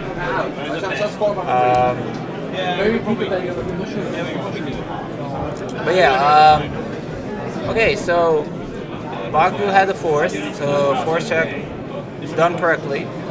Now I wonder, does he have a follow-up? I mean, if Baku doesn't have a follow-up, giving Reanimator time is an issue And it's too. very possible that maybe the Delta player just didn't have a land, but like you mulligan to 6, and imagine you have 0 land in your opening hand, but you do have force. Is that something that You keep that? Honestly, I think I would also keep. I mean, it sucks, right? But sometimes you just these are these hands that you have to keep sometimes. He's deep in the tank, so I'm guessing he does have a land, or else you just say pass, right? Yeah, Why would yeah, I you agree. be so deep in the tank? Yeah, Okay. there we go. They're Delver, okay. the name of the deck, right? Let's see, Alright. what we draw. An Archon. Nothing. Okay. Okay, yeah. I mean, that enables Faithless Looting. Yeah, that's true. So we just need red mana and then we're alive again. What's the last card? That's an anime deck. Okay, so useless. We have Yeah. 3 reanimation spells. Yep. I mean, looking for that red source, and we can easily win this game even, I think. They draw red mana. Alright. I wonder if he had a Wasteland. Wasteland would be huge too. That, yeah. Well, I was going to say game, but that's not true. If they just find red mana. Oh, there we go. Wasteland. Yes, Okay. it's happening. And inside, yeah, in the upkeep, very smart. That's how it is. Whatever. Yeah, it's irrelevant. Are we gonna say draw go? Yep, draw go. And as we said before we started, Delver is probably going to mulligan until they find a force because that's what you do against Reanimator, and it's working out perfectly. Yeah, and Reanimator signed up for this, right? You gotta jam into the force. You gotta force check them, but Take the risk. yeah. Alright, I think Baku has a brainstorm in hand, so he's deciding if he wants to brainstorm end of turn for the Delver. I think in this matchup you do that, right? Just wanna, I like it, yeah, because you want to flip Delver, you want to put pressure. Also, like putting pressure on the life resource makes you reanimate itself. Meanwhile, I think the life totals are inverted. Yeah, I think Reanimator should be at 19 Yeah, and they're Delver inverted, should yeah. be at 20. Yeah. We'll get that sorted out. Yeah, we're gonna get it sorted out. Delver, yeah, no fetch lands have been done. Cast. So 16 to 20. Yep. Okay. So no end of turn race, I'm just taking the risk. You want to dig as deep as you can. You just want to find him the force. Yeah, or Days. Days will be great, yeah. Days now is amazing too. Even though they're like threat, like a Dragon Ray Chandler, dig deeper to your cards. Another threat, put pressure, life total. You want to finish this game as soon as possible before they draw the mana resource. Yeah, exactly. So again, life totals are inverted. Yeah. People who just missed that, we'll get that fixed. Yeah. It's not that it's going to be relevant. Trusty. The 20 life for Delver is never going to change, but Maybe. maybe Fetch. that's probably. Their fetch land is You're one right mana. about that. Right about that. But alright, we're like one fetch land away. He can still go fetch land, Faithful Sitting, draw Lotus Petal, and reanimate. Yeah, true. And hopefully no days. Or Yeah, exactly. force. And I or- think if you draw land here that fights red mana, you just you can't not do anything. Oh, you no, can't no. try and play around days. You just You- jam. Yeah, you sign reanimate, you're here to jam. That's it. Okay. Find a fetch land. Interesting. Let's see. Nope. I mean, it's not bad. It's a discard spell. If you do I find would a land, keep that though. You want to keep it so when the turn you want to jam, you want to keep the discard spell. Yeah, sure. So yeah, he's passing the turn. I like that. I think with grief you can't target yourself, right? I think it's opponent. Opponent, yeah. It's not like Thoughtseize. Thoughtseize you can't target yourself. Because that happens sometimes, where they actually seize themselves. Yeah, exactly. Put a creature in the yard. Alright, I'll keep that to the brainstorm card. So here we have 19. So again, inverted. Yeah. I think we're probably They're sorting working it on out, but They're yeah. working. Alright, so if you're the Delver player, what are you looking for?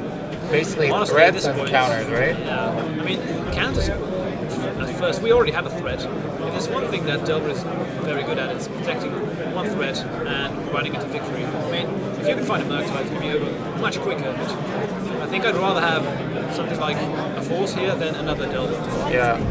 I think the combination, another threat just puts more pressure, so less draws for the reanimate guy to draw his mana sources, basically. But let's see what Baku is doing here. I haven't seen his hand. Yeah, he's keeping really close to his chest. Just like, these are mine. Show us the cards. Alright. Wasteland is also a good pick. 3 mana. This is a Murktide. Alright. That's a let's big go. one. How many cards is Baku left? 2? I think So this so. better be a counter spell. I mean, yeah, we're still into the draw land, faithful looting, draw petal, and So- Archon.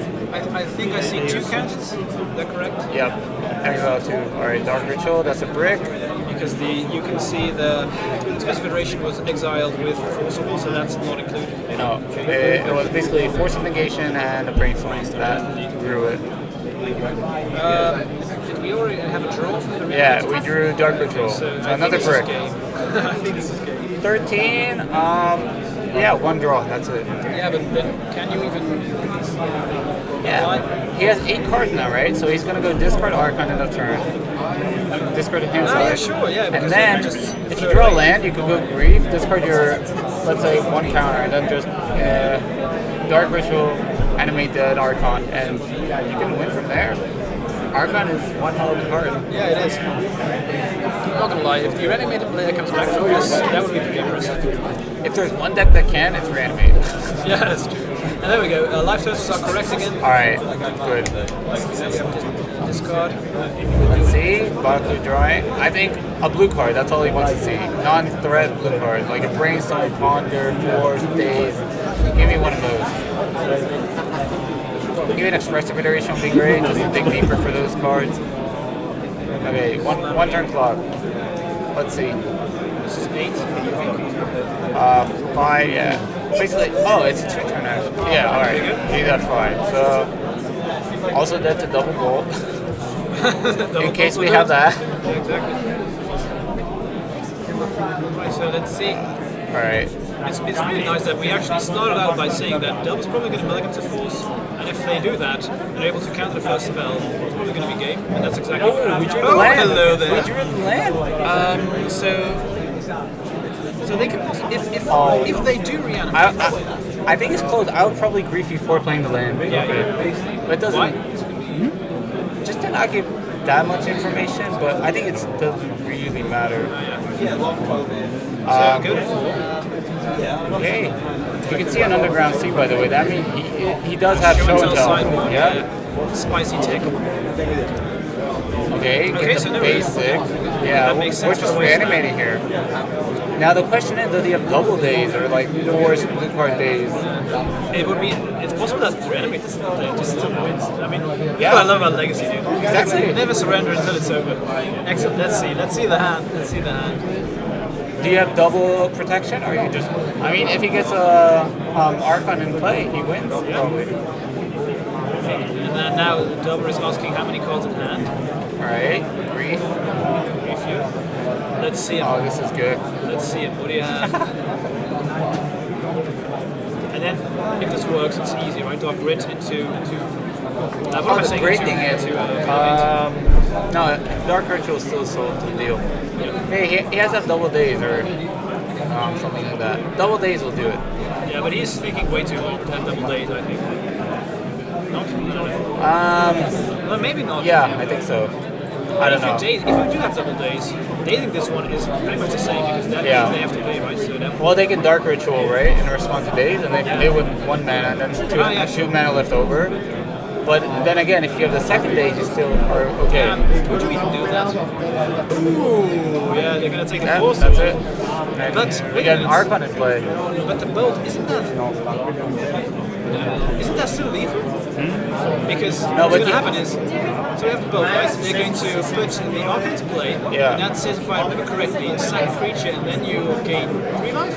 Yeah.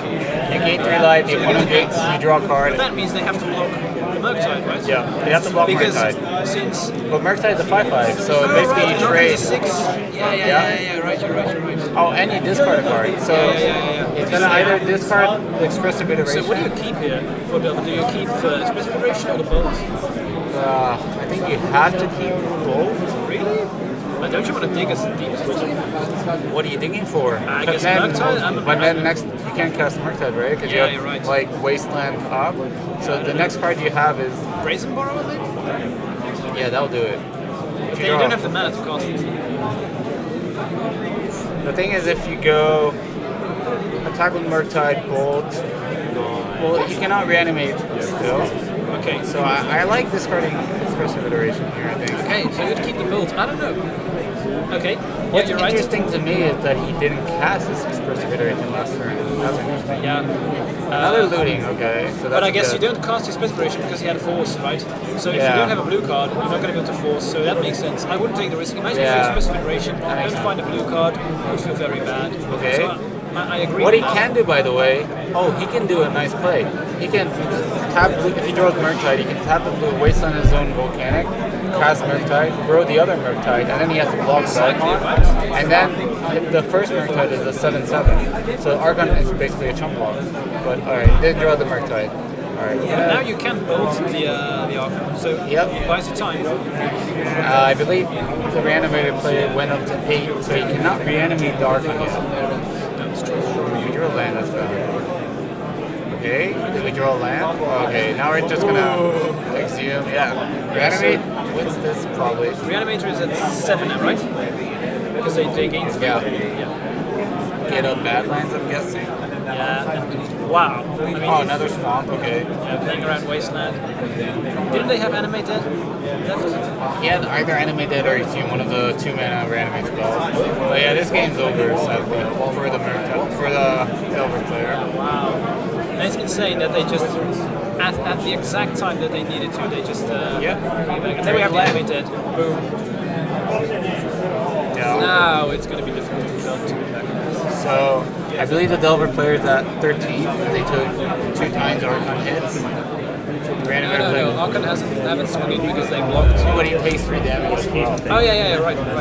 So Delver is now 13, and Reanimate plays at now 10 because they gained 3. Yeah, they gained 3 from 7. Yeah.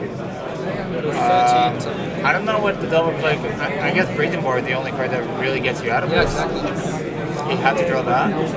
Yeah, if you draw Brazen Bar, you are. Alright, we got the life source. So it's 13-9. We counted with already. Has something changed? Yeah, I believe Brazen Bar the only out that the Delver player has here. But let's see. I mean, you would have played it now if you had it. Right? Yeah. You don't want them to attack with this, so. Well, it doesn't really. Yeah, once they attack, right? I believe this game over. Yeah, probably. I can't see how you can get back. Take a yeah. Discard. Murktide. Yeah. Okay. That was so close. He needed him to bring one more turn, and then the game would be over. Now, yeah, this game totally wrong. And that's why you never surrender. Oh yeah, especially as a reanimator player. Yeah, exactly. So just draw 2 discard 2 they I believe this game's over. Like, you're gonna get back in brief, that's another basically another card that deals damage. Even if they can brazen borrow the Archon, you can actually put grief into the yard and you can reanimate that because that's only 3 life. Oh, he got like, yeah, he gained another 3 life now, so that's more life. You can also just maybe Dark Ritual. Yeah, yeah, exactly. I think that's what he's gonna do. Dark Ritual, Hardcast Grief, 3/2 mana, let's go. There we go. Okay. Now he's now he's 100%. And that's game. Wow. That was a very, very good game. That was crazy. Wow. Basically, he had the turn 1, the Delver player had the 4th, and he wastelanded the scrubland, and he still won. It was all about finding the red mana. And, last turn to do it. Alright. There we can see they get deck this. Okay. So that's good that they know have the perfect information about what the other player has in the sideboard. I think that really benefits the reanimated player at this point because sometimes it's not always ideal to know what your opponent brings in, right? Yeah. Maybe we have also the deck list so we can see. Alright, so here's the Delver player deck list. Okay, so you see only one surgical looks like. Yeah, honestly, when I prepared for the ELM, I did the same because Reanimated is a deck that's almost never played in real life. Not a lot of people play in Reanimated in real life, so I went down to 1 surgical as well. So I think that's the only real 8-piece here that. I guess Hydroblast can counter face this looting. That's basically it. Is that worth it? Other than that, yeah, that's the only 2 sideboard cards. Probably take out like a Pyroblast and a Holy Heat. I don't know. Maybe. Yeah. No. Let's see, Reanimator. Okay, yeah, this is it. I think Chancellor is fine. That's an option. Show and tell. I think. So here's the interesting thing, because this is open deck list. So do you bring in Pyroblast? Yeah. Do you guess on your opponent playing Show and Tell?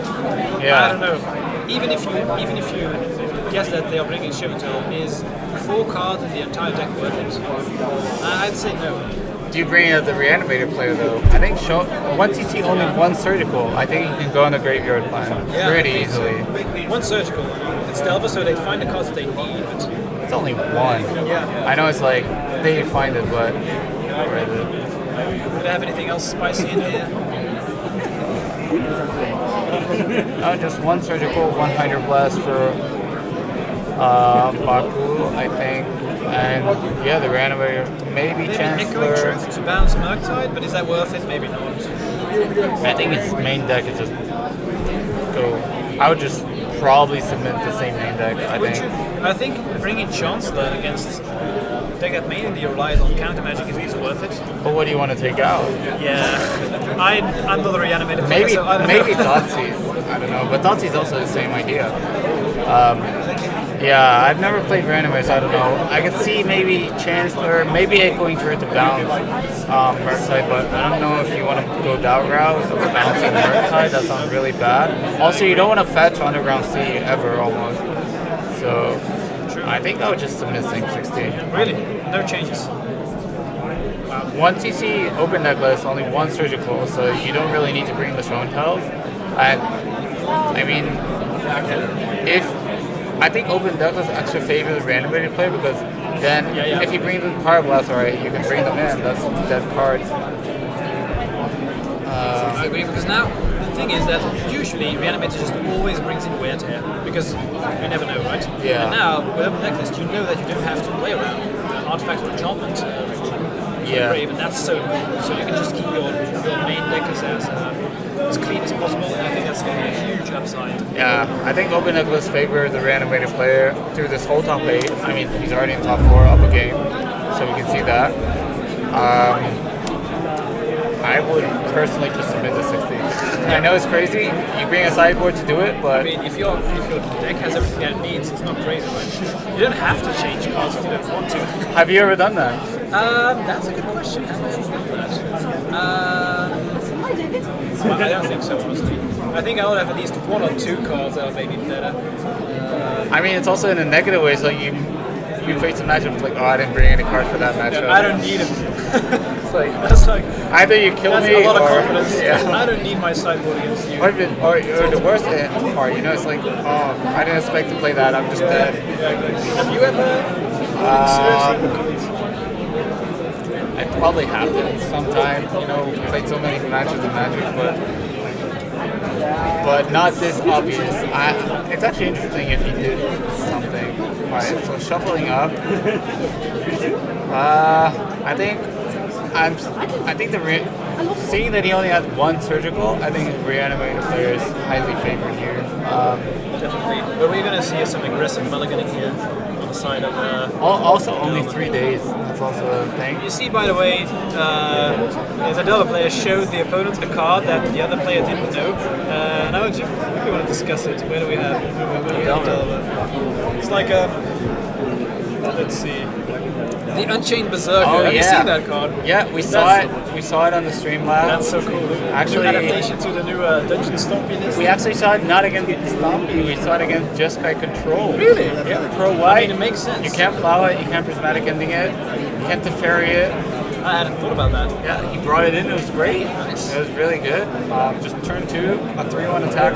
You have to either Supreme Verdict it, and that's what happened. You trade 2 mana for 4 mana, or you force it. Unchained Berserker. Magic 2022.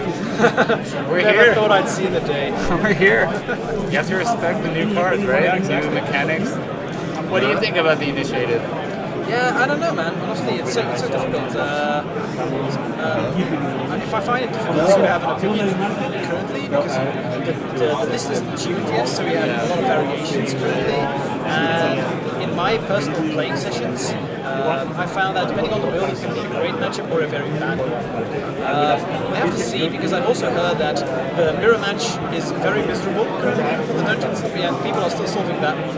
Yeah. So now I think I've heard a discussion where should we play Chalice main? Because we're going to see Dungeons Stomping a lot.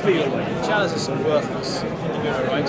So yeah, we'll have to see where the deck lands, but it's definitely powerful. We saw it, I think one of them is top 8, right? I think there were 2 top 8. 2. We saw a red white one with Rodrigo Dolores and a mono white one. Rodrigo won, right? Well, he's in top 4, yeah. I think they're playing against each other. Ah, okay. Yeah, we saw it on stream earlier that basically whoever won the die roll won the match, which is, you know, it's annoying / sad, but it's part of Magic. But yeah, I think it's an interesting ability to have because it forces the game to be proactive. So I kind of like that. I think it's nice. The only issue I would say I have with this is a multiplayer mechanic brought into 1 versus 1 game, which is a bit weird, but I mean it's Legacy. You have. Alright, let's go into this game. Start off with the Darcy. I believe both kept 7. I'm not sure. Is the hand to animate the player? So we have Relation Spell. I see a lot of lands, like at least think it's 4 just- lands. Oh, and the trick Oh, is nice. That's a sweet play. I always love when they do that. Okay. Let's see if we find Surgical. Yeah. I believe he's gonna go. He has 4 lands, Dark Ritual, Exhume, and Enemy Dead. So he's just gonna Next try turn, to Dark jam Ritual. Reanimates. Yeah, exactly. Which works. It's an interesting line. I'm not sure because you don't have any. You basically don't have any discard, so you are prone to getting forced. But I guess you have 2 Reanimate spells, so you're fine. Of course, if you have a Surgical, the 1-off. I think that's what the player just said. If you have the surgical, sure. Yeah. But I'm gonna make you have it. I mean, you're a jam it kind of deck, right? So you don't. I think something you have to play. Sometimes you also have to keep a hand. And yeah, sure, maybe this is excellent, but do I really want a random 6 over a mediocre 7? I don't know. Probably not. Okay. Second DRC. That's a good. I would say. Oh, he brought in the Tropical Island. That's in the sideboard. That means he brought in the Minskin. Wow. I would never have guessed Minsk and Boom. Format Maybe of they just card. want more lands, and they didn't bring in the Minsk. I don't know. That's also an option. Because the Tropical Line is in his sideboard, I believe. Yeah, no drop main, just one in the sideboard. So either This is a problem because Brainstorm saw the card on top and it stays. So yikes! I would not feel happy about that. When I'm playing anime.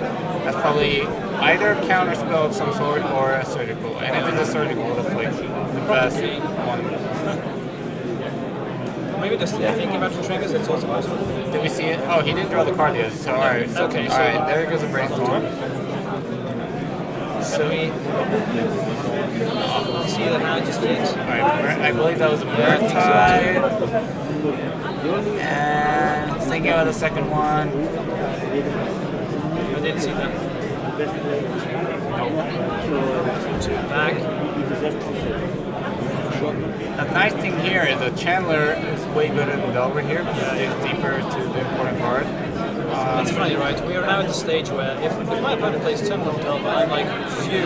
Yeah. Just a Delver. Or even better if you Yeah. play turn 1 Ponders. Oh, yeah, it's like, yes, excellent. You kept a bad hand. Yeah, but Chandler, this card, it's so good. they pushed it hard with the one draw. They're going to be digging. This is why it's so powerful. Digging for spells. Alright, let's see if he draws a disco spell. Oh, that's a good one. So I think you just wait a turn now, so you can go for it next I turn. mean, you have a Dark Ritual, so you can go land Dark Ritual. So, and just walk into a daze if they haven't. Yeah, but if they date the Dark Ritual, are you that worried about it? I don't know. Question. And you can just next turn go full season. Go for it, I guess. Yeah, you can do it next turn. I guess we get a swamp here as well. Yeah, Clear on the Wasteland. For sure. So Reanimator's at 19. I'm putting my money on the Reanimator now. A lot. I don't know. I mean, it all depends on what Pachino has in his hand. Yeah, if he has a surgical though, that changes the whole everything basically. Let's see what. All right, Dark Ritual. Dave. Probably this is a hard one, right? Yeah. It's like so awkward because you really don't want to counter, but you kind of have to. Yeah. But then Daze basically doesn't do anything. Yeah, exactly. Alright, let's see. Viewing the hand. Alright. We're dazing. I like that. Yeah. Triggers. Double trigger. Get those cards out of here. Land. Murktide. Alright. Close to Delirium. Yeah. That's why we just want to raise here. Keep in mind, Reanimator's at 19. Irrelevant. I mean, yeah, we are one more card to Delirium, so we can attack for 6. That means less draw from Gristlebrand, so that can matter maybe, but I think once you have Gristlebrand, just a 7/7 flying lifelink in play. That's tough. Like, remove the other types of it, doesn't matter. Okay. Digging for that surgical. Wasteland, don't need that. Alright. Okay. And this just shows you the power of the DRC, dude. You see so many cards. This is basically, imagine if they had drawn all of these cards, like 3 lands, Murktide Daze. Yeah. And no, they cost days, so they got rid of 3 lands and a Murktide. It shows you the power of Darcy right now. Oh, the card is busted. Yeah, I think it's like one of the better cards in Modern Horizon 2. Delver just finds the spells that they need. It's so powerful. It's not even a spell, they don't draw the lands that they don't need. Because it's That's like, amazing. I get rid of 2 cards and then I go 3 cards deep. He digs 7 cards, right? Fetch. They took too much less. But yeah, Reanimator's at 18 because they took 1 from the attack. I believe we're gonna ponder. Yeah, so I think the life flows are flipped a bit. Yeah. So yeah, Delver player is at 18, Reanimator is at 19. No, I think it's correct. Delver's No, at because 19. he fetched twice, the Delver player. No, I think they fetched once, and the other ones are just with the Darcy triggers, right? No, because he flipped Murktide, Wasteland, Flutterstrand with Darcy, so there were 2 fetch lands. But Reanimator's definitely at 18. Because they took 1 from the Darcy and they fetched 1. Oh, okay, yeah, true. My bad, yeah. Alright. Not that it's probably going to matter. Yeah. Okay, so we do not have Delirium.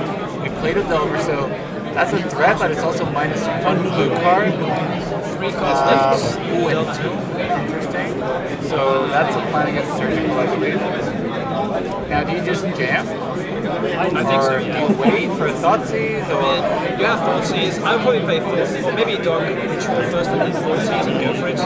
Maybe you do it the other way around. Well, you don't have Dark Ritual anymore. You just have yeah, sure. enemy dead, Exhume, Thoughtseize, 2 lands, and then 2. So that's right.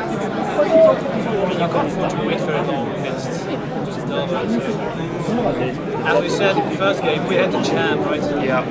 I wonder if he's... If you have another... if you had a surgical here, that's brutal. Because you get a Merc type back as well. Yeah. Big 2. That would be brutal. But yeah, the one surgical is going to be brutal this matchup no matter what. But just to be clear, we don't know if Buck has in his hand. So we don't know his hand at all. No, indeed. He could have nothing. It's possible, yeah. Well, I think even a Daze here would be great, because then basically you're gonna surveil twice, so hopefully hit Delirium, and then if you flip over, that's 9 points of damage. That's pretty good. Yeah, that kills. Actually, fast. that puts him at 7, so he can't even draw a card with. Yeah, I think we're jamming. Okay. We're doing this. Boom. See? Do you have Days of Force or Surgical? Let's go. Alright. Opponent asks how many cards in hand, so that's usually a good sign. That means you still have something left. I believe he has a Force. It looks like he's looking with the pitch. We're deep in the thing. Come on, don't slow roll that surgical. You have to think about what to pitch, I guess. Alright. We're dazing. Great. Alright. Double surveil. Put that Delver. We have to do it. No, we don't have. We had a Murktide already, so. Okay. So now we have Minskin Boo. We have Delirium now. Honestly, that Minskin Boo, that's insane. I never would have caught. Alright, now I wonder. Let's see if he flips Delver, that's 9 damage. So you cannot. Flipped over. Alright, so you can draw cards, but. 3, 6, 7, so he goes on to 9, so he can draw a card back, which is risky against the Lightning Bolt, so I doubt he'll do that. But then a Petty Theft is really good. Yeah, that's true. But would you keep Lightning Bolts? I mean, you just want to kill them. Yeah, but do you keep them in? I think that's one of the first cards I would cut, but I'm not sure. Maybe a couple, I wouldn't cut them all. But well, you have like a bunch of cards to cut, like Pyroblast, and maybe a Holy Heat you can cut. Yeah, definitely.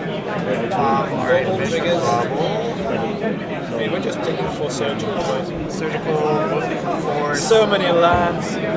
So many lands. Look at Chandler going wild. Yeah. So you know, do we have a reanimation spell left? I think there's an animate dead, yeah. Okay. And I believe, so the Delver play has a Volcanic Weapon that we know from the days, and 2 other cards. Okay. Okay. I believe. You can still draw 7, but we'll go down to 1. I don't know if I would do that. No, you just have a 7/7 flying lifelink. How good enough. How is Delver going to kill you without expressive, without Petty Theft? I believe he has an expressive iteration in hand. Alright, let's do this. Do you cast it here? That's a good question. I would definitely. I mean, you just take for your spell. So Yeah. I think you have to I just love dig that. for force or I surgical, love right? that. Dig deep. There we go. Get it out of here. Another one. We don't need that. We're digging. Where's the surgical? Come on, show it. show us the surgical. Put it revealed even on your hand. Yeah. By now, they probably have gone through almost half of that deck. Look at this. Look at this pile of cards in his hand. He's also going to draw an upkeep because he's going to bobble. Yeah. Another card. That's like 20 or 20-ish cards. Definitely. What a game. They are looking in the side in the graveyard. So Murktide maybe. I don't think Murktide matters. No, but why would you look into the yard?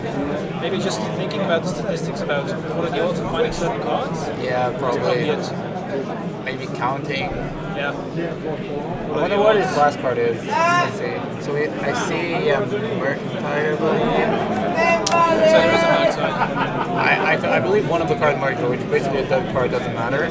I mean, I think you either win next turn or you don't. Yeah, indeed. Okay, 1 card in.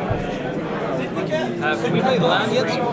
Yeah, we did. Okay. So this is basically just digging. Yeah. I see another expressive iteration in there, and there's a wasteland. So okay. Alright. Expressive on the bottom. Can't cross that one. Okay. Right, scary. You should definitely bobble now, so you draw the card. We definitely want that. Oh, this is stressful. Yeah, it is. I would not feel comfortable. No. But it's always like this against randomizer, right? It's like, do they have it? Am I dead? Yeah, exactly. It's the same like when you're playing against Infect very often. Am I dead? I get that question a lot. Then animation spell. Okay, that doesn't matter. You jam. That's it. Play land, Do you clear and thought days. seeds here first? I mean, I guess you do, right? I would probably. The only downside to that is force days blue card. And then they have force, but then you lose that You can't anyway. play around that anyway, Yeah, yeah. you lose that anyway. So I would thought seeds. But if he doesn't flip Delver, he doesn't have lethal. So you're playing into straight up. But you gain life from the Alright. Okay, wow. We have it. That's not what I expected to see. So they didn't find counter magic. Just a bunch of bad creatures. Now, these Magpies are going to be huge, so that's something. It's very good that they have two. Oh, he's gonna have to discard one of them, and then I guess discard double, right? So, oh, but he has enemy dead non-extreme, so it doesn't matter. Alright. I think we're counting instant sorceries here. I didn't count it long. I'm guessing a bunch. Definitely have enough to put 5 counters on, right? I can't imagine after going through almost half of your deck you didn't find 5 instant sorceries. You have one out. You have Petty Theft. Brazen Bar, basically. Alright. So again, one out. Like last time. So what would you take? I would probably take a Magpie. Yeah. I don't think it matters much. I don't know, man. If you play 2 Magpies, these things become huge. So if you play probably, one, the other one yeah, will true. not. Plus, you definitely play Murktide. And then does he have enough instant sorcery to go 8/8 Murktide? The thing is, what's really good now is that Griselbrand can't attack because the Murktide is going to be bigger. Yeah. So imagine I mean, yeah, you can the attack world we with live in. Also, anime dead makes your Griselbrand 6/7, which is something to consider. So you quote unquote only gain 6 life. Yeah. But I guess you still have to do this, right? You have to. Oh yeah. Because you can reanimate it again. Because you have anime dead. That's really nice. If he flips with a lightning bolt Delver, what is that? That's a crab. That's an altered. I don't know. Is that a ponder? I didn't see it. I mean, Delver's flipping. Oh, never mind. It's protector sleep. My bad. Yeah. Oh, okay. You were talking. You I thought he flipped the card. Yeah, it's just a sleep. It's been a long day. It's been a long day. A long weekend. I thought he flipped a card in like an alternate art. And he changed the direction. Yeah. He's thinking about what I want to do. But the thing is, if he found a lightning bolt, he wins because he attacked with all 3 creatures, and then he bolts his own creature of the life lane, so he has 6 dead. Oh, that would be a very sweet line. He actually had a line to win a lightning bolt. Nice. Wow, that would be insane. Yeah, that would have been nice. It's definitely something I believe. Alright, I believe he's either dead or I don't know. And then if you're the reanimated player, in response, you just kill yourself, right? To draw 7 and kill myself. In response to lightning bolt. You're not allowed to draw 7 because you're at 6. You have to pay 7. You're not allowed to do that. Can't you just go to -1? Oh, Hydroblast. But now, this is a nice one. Yeah, the same thing goes. If reanimate, no, because if you block Delver, he's going to attack, and he's going to Hydroblast his own castle, and he does the same thing. No, but if he blocks the Delver, he's okay. What do you mean? So the Griselbrand blocks the Delver, right? He gains a 6 life. Yeah, now it depends on which. Wow, this is insane. So is the reanimated player going to pick this up? Is the question. Yeah. Should I block? Wow, I'm loving this. So we have a potential line.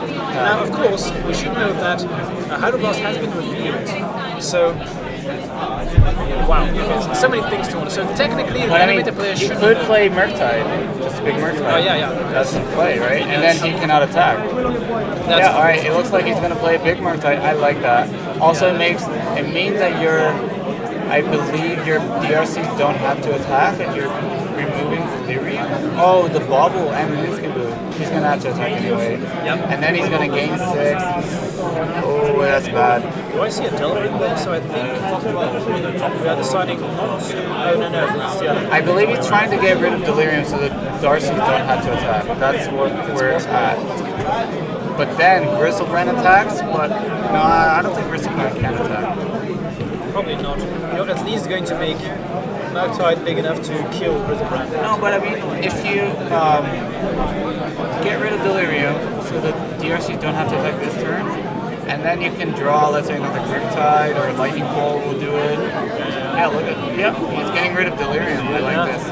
And you have a 6/6 Murktide. And I imagine that what's going to happen now is that reanimated players are probably just going to attack with Gristlebrand, gain life, and they just reanimate it again because they have another animated in hand. Yeah, that's super. I mean, then you draw 7, you lose 7 life, so you go to 5. So you're really dead to a lot of cards there. But you could also just attack, gain 6 life, and then animate that again and not draw any cards. I mean, what are you animating? You don't have the a creature in the Gristlebrand. graveyard. No, but it's in play. How are you getting in the graveyard? I'm just assuming that they will block with Murktide, but maybe that's not true. No, why would they? It's like, alright, take 6. Yeah, you're right about that. That's a very stupid idea. It's clear that I've never played the deck. Okay, so forget everything I said.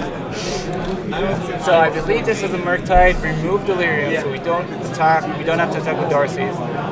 Giocatori del Modern, benvenuti al 10° turno, avete 50 I minuti think that's per iniziare. 6/6 All Murktide. players welcome So to they our remove the artifact and other experience and make a game. And he's asking to see if the lyric is left. No, we see lands, creature, and instant. That's it. Great play. I like that. Leaving us out, and then then you can have lethal.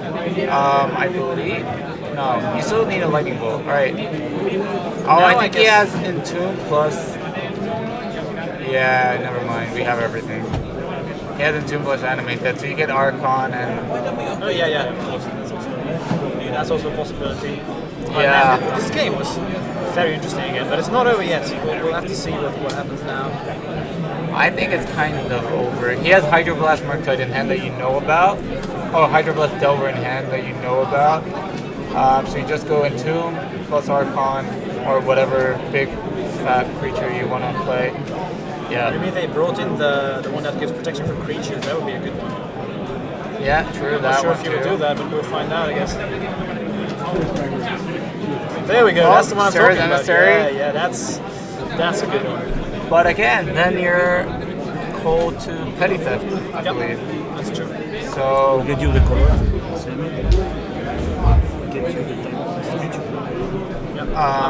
We're assuming that they're going to name creature, but we'll confirm that. I mean, if you named instant, I think I don't think you want to do that. yeah. There we All go. right, so one card basically to get out of this. I mean, Petty Theft is the only card that matters now. Yep. Interesting that he didn't get Archon. Archon would have been nice. Yeah. Oh, he's writing it for us. Ah, Creature, that's yes. nice. That's nice. Thank you. Thank you for the coverage. Appreciate it. They're writing it down. Excellent. Making it very obvious. Yes, indeed. All right. So Gristlebrand should attack here, yeah. Yeah, because it's both you and your permanents, right? Yes. Okay, yeah. So gain a bunch of life. Go up to 12, so we're not dead. I think Petty Theft is the only card that matters. But you are dead. You could be dead to Petty Theft here, because if he bounces Sarah's Emissary, I believe Petty Theft is not a creature on the stack, it's an instant. So it's not, protection doesn't matter. And then if you get Delirium again, you attack with more than 12. Yeah, you have lethal. But even without Delirium, you have like Murktide, it's an 8/8? No, No, I that's believe not it's true. 6. Yeah, yeah. Okay, You have 11 6. damage. Yeah, you do need Delirium to win. Yeah. But if you're going to cast Petty Theft, you only have 2 lands, so you are not. I don't think it matters because if you have Petty Theft, that's the only thing you can play. So you can't kill it straight away, right? Unless you have exactly 2 correct Delirium triggers. You need 1. because he had three card types in his graveyard. So he Oh, like we have 3 already. Okay. yeah. I believe he brought in the Minskabu maybe to get Delirium faster. That could be an option. Do you think that would be the way to do it? I think his matchup is so bad because he doesn't have. He only played 3 days. He only has 1 surgical, no force of negation sideboard.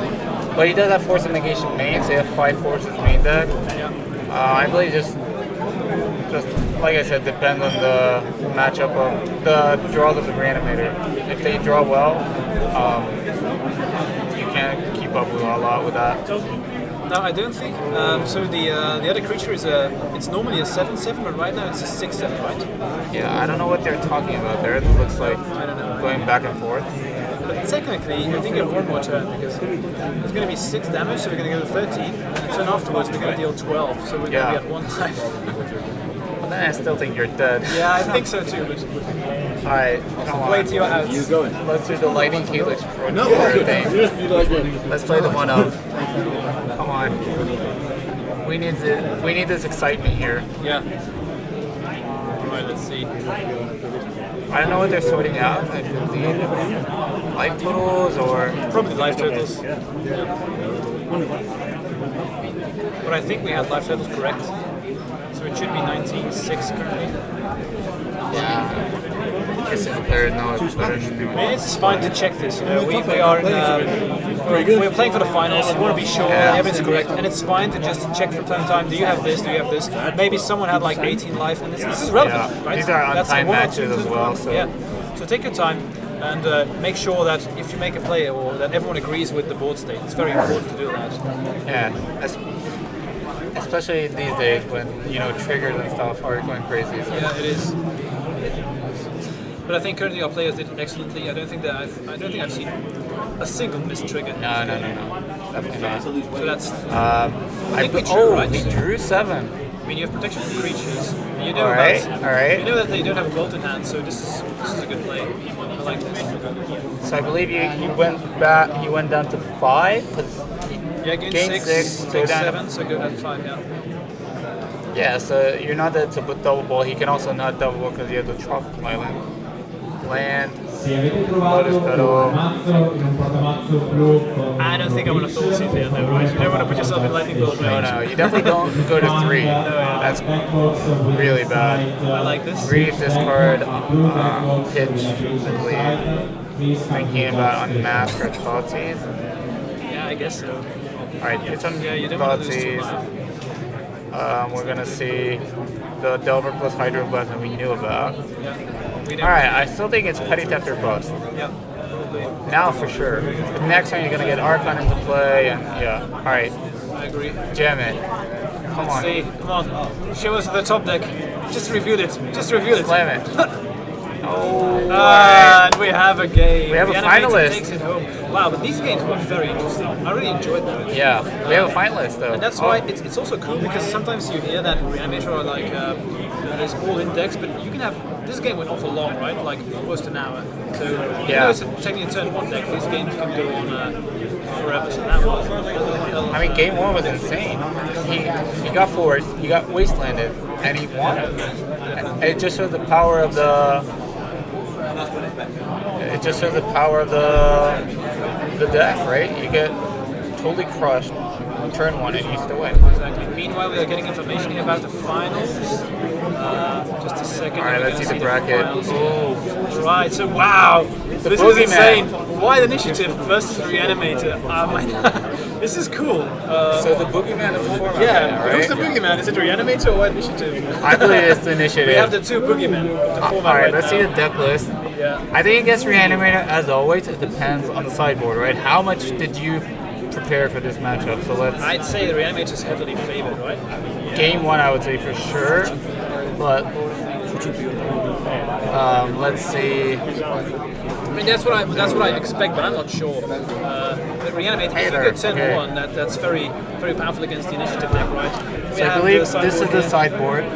Yeah, we definitely came prepared. So we have the Fairy Macabre, excellent. Containment I've Priest. never heard about Empty Shrine Kanushi. Do you know what that is? I've never heard about I that. don't know. Maybe our helpers here in the coverage can help us with that. Yeah, well, we'll get that sorted out for the finals. But Containment Priest, that's a great one, right? Yeah, we definitely have some things to play. Aven's Mind Sensor. I think that works against Entomb, if I'm not mistaken, because you search. Yeah, but you do get to search 4, right? If you're really lucky. Oh yeah. But let's see his main deck. Does he have any? Alright, we have Chalice. That's pretty good against one because you can stop Dark Ritual, Entomb, Faceless Looting, Reanimator. You have the Spellbinder, Peacekeeper. You have ways to disrupt them. Yeah. So it's not like technically. Thalia is also a card. Yeah. Thalia is definitely a card. I'm very much looking forward to the finals because I don't have a single clue. I've never seen this matchup myself either, so it's going to be really interesting. Yeah, and I mean you can't solitude the big creatures and continue playing it. Well, what I can tell you is that this was not the finals that I had expected when I came into the tournament. I would have probably guessed like Delver against some other deck. Maybe Initiative. Yeah. I think it's still catching people by surprise. My bet was Initiative gets to the finals. Alright, it looks like we're going to take a break. This was great. It was fun. You're going to play tomorrow too, right? I'm going to play tomorrow. I hope to do better than today. See you guys. Bye.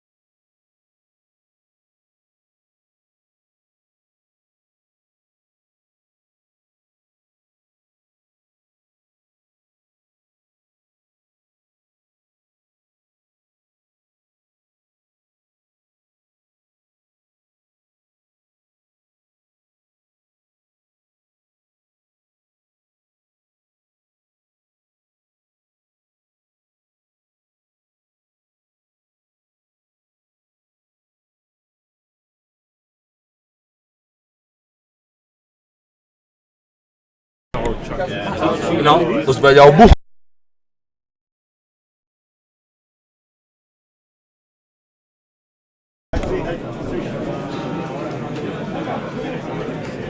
We are back in town at the European Legacy Masters, the Legacy Tour. And we started this morning, and we have the pleasure to end this. And with your name is Sam Dams. Sam, it's okay. Boot. Okay, Boot. I am the best Infect player of Europe right now. Boot. Inigo. Can you change the name of Samuel? No, I like it. He's better than me. He's a good-looking guy. He smells good. A professor. He's a professor. He got a real job. Samu. Score 27. Okay. We are here to comment the final of the European Legacy Master. Yeah, it was a blast. Yeah. It was a huge success for all the community in Europe. Yeah. I'm really happy to be part of this project, and it seems It's impossible. a pleasure. We made all together possible that. Sediment. No, eccolo. Perfect.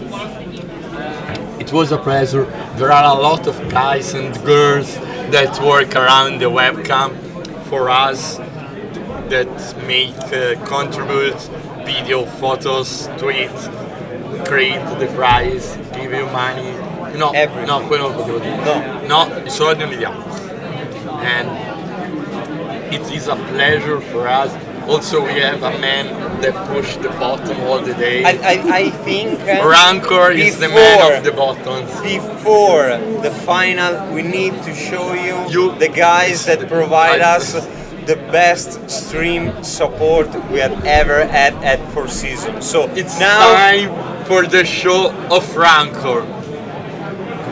Yeah.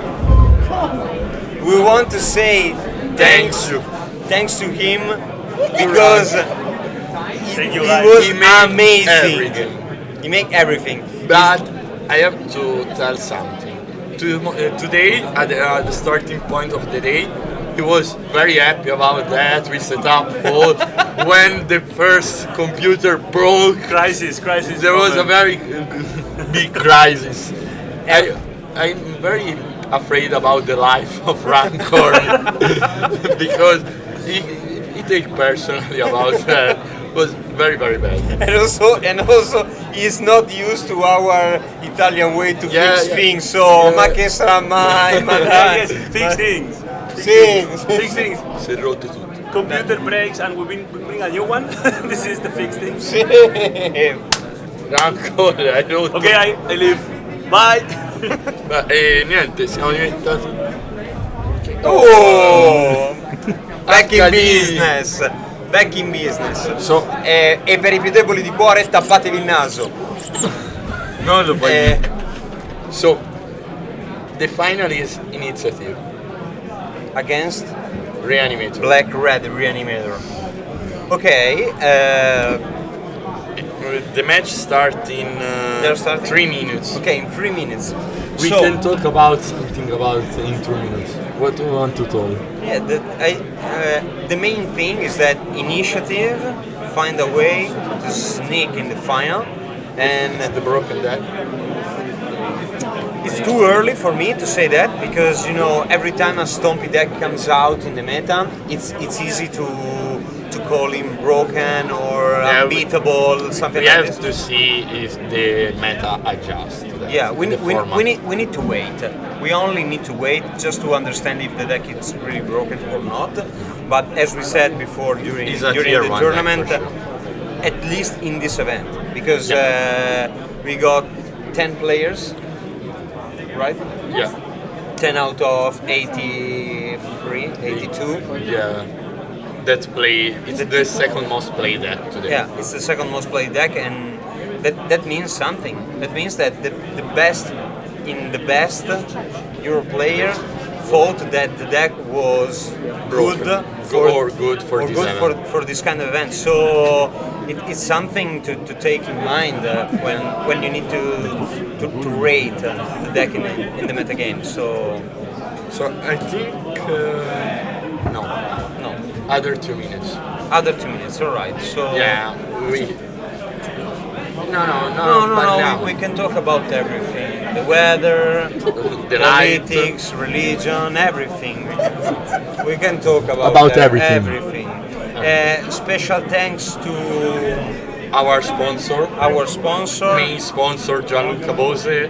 Then to Nostro 341 for Nazionale. trading. Thanks to Bazaar of Boxes. Thanks to Card Market, I can say that now. Thanks for in response. We got thanks to the European Legacy Master Rep. Yeah, thanks to everyone that make this possible, because it's not a singular success. So there's not only one person who did the job, but was made only by melting everything together. Yeah, it's a community thing. Yeah, and that's a big sign for the future, because I think we are the only format that can say something like this. That can create something without any help from outside. So only the community work for this. Devo diventare anche a lui. Yeah, we can go to the final.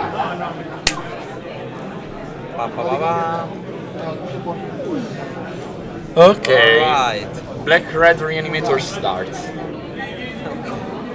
So turn 1 Sarah. He got whiteboarded Dark Ritual, so we know that it doesn't have it in hand. And no, it's Underground Sea, I know. Yeah. So sto dicendo, lo riconosciamo facile perché non è bottigliano. So this reduce the amount of super aggressive play you can have on turn 1, because you need extra mana to do the stuff, the things. Yeah, I think he has a mask in hand and maybe Grief. So he keeps Sarah turn 1, I'm not sure if he's suitable for... No, it's beatable. Touch. Touch of Spirit. And also some version of Mono White Initiative has the swords. It's a strange decision to pitch Grief. And also to ourselves. Wow. You could have done... And now you can reanimate Sarah. Why don't you pitch another... Oh, because he got Griselbrand. So he can discard Griselbrand and make Griselbrand turn try. 1. Yeah, that makes sense. I think it's good. It's a good start for Reanimator. Turn 1 Griselbrand. I'm not a Reanimator player, but I think it's good. A 7/7 flying lifelinks that gives you the ability to draw new 7 cards. It's not that bad. Could be good. Yeah, probably. Almost.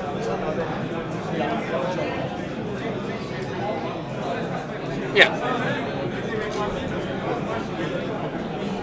Maybe Mono White can also respond to that with Solitude turn 0.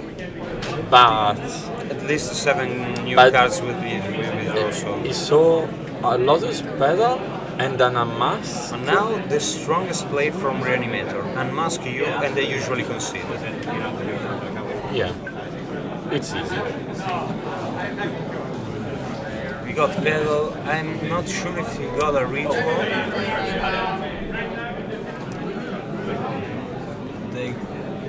What's the whiteboarded card beside the duel?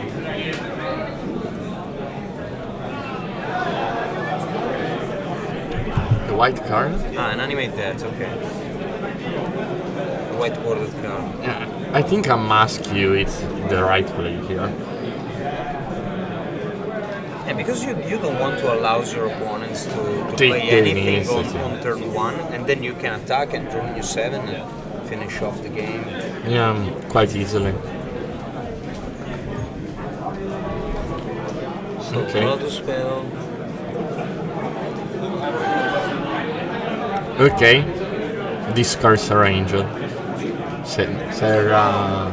Sarah's a mystery, but I'm not.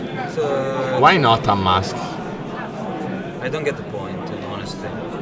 Maybe there's a reason that we are not thinking about. I'm not sure about that. It seems an auto-play, kind of. Yeah. You don't want to allow your opponents to play anything on turn 1, because if you will be able to attack only once. Yeah, but also he can respond with something on turn 1 to the Grisaban. So Mox pitching Emeria's Call, I think. Yeah. Okay. It's a checkland, so it's a check card. It's the miracle for sure.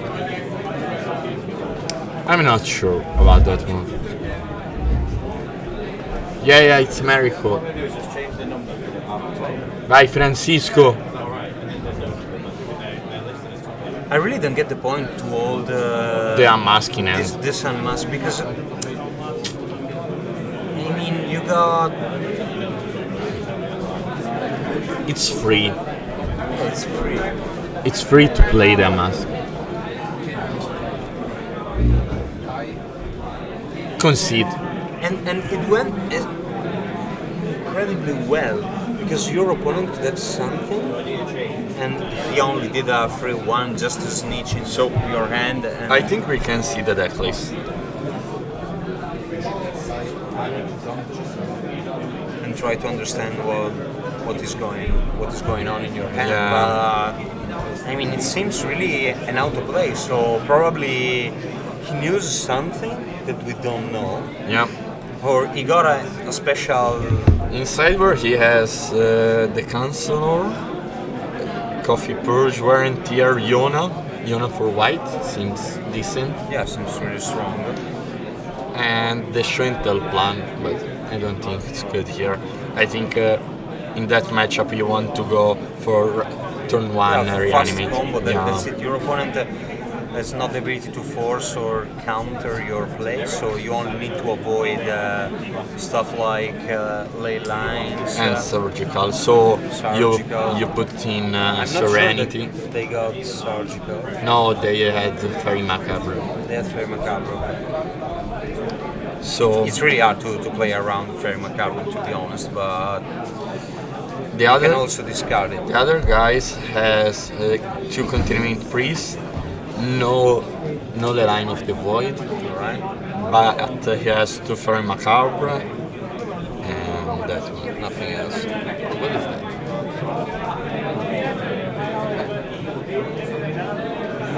It's the card that gives you protection, probably. I don't know. We need the name, but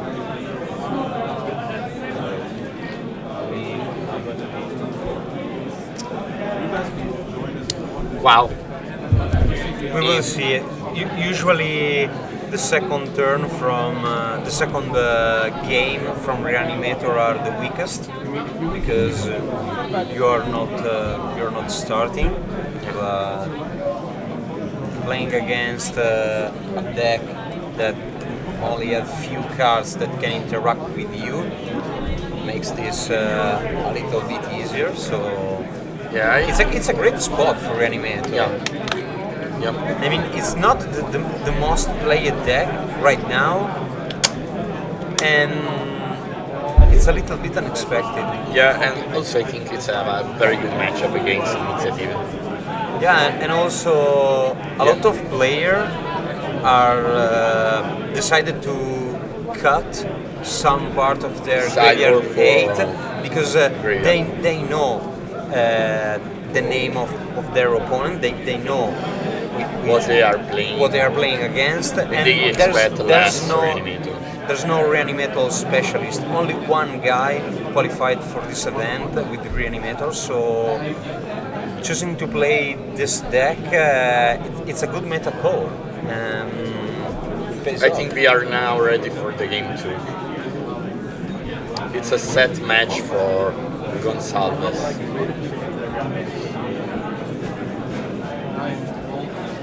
One reanimate to the winner for win the European Legacy Master.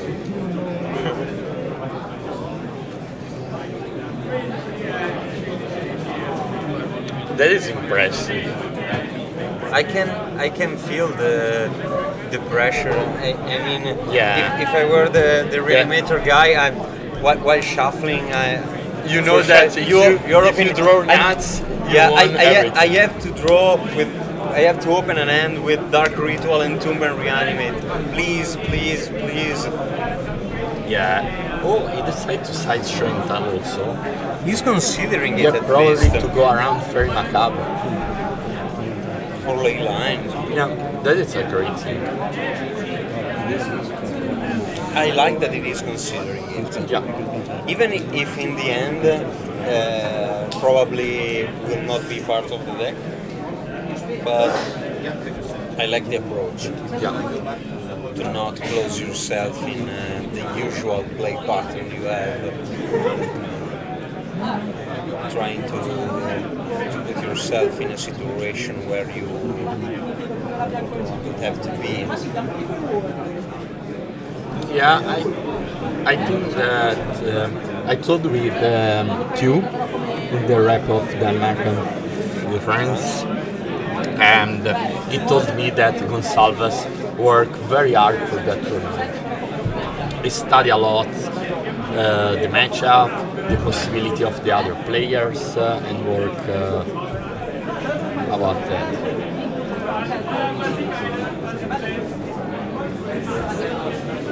So it's time for Reanimator to shine again.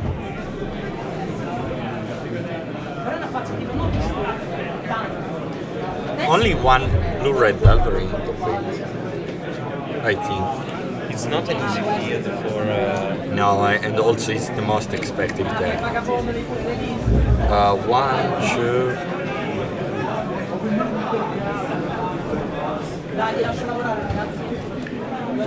Two initiative deck, one Doomsday, two Valid Breakfast, and one for color control.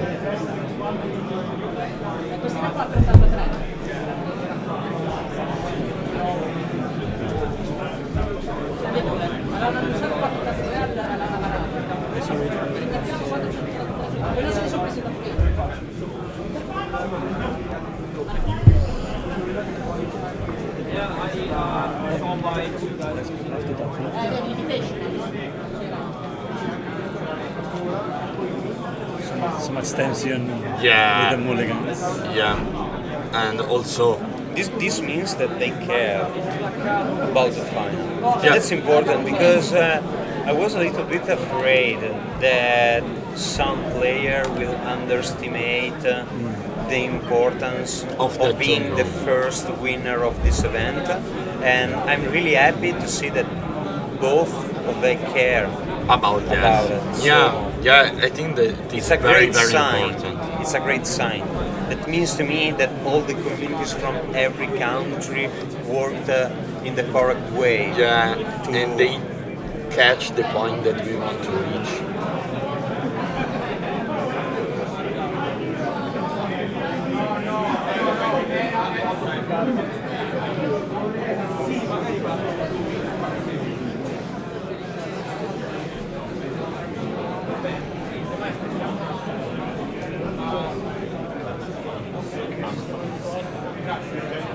So I hope that nothing. But no, non volevo schierare, non sapevo come fare. It's very hard to keep.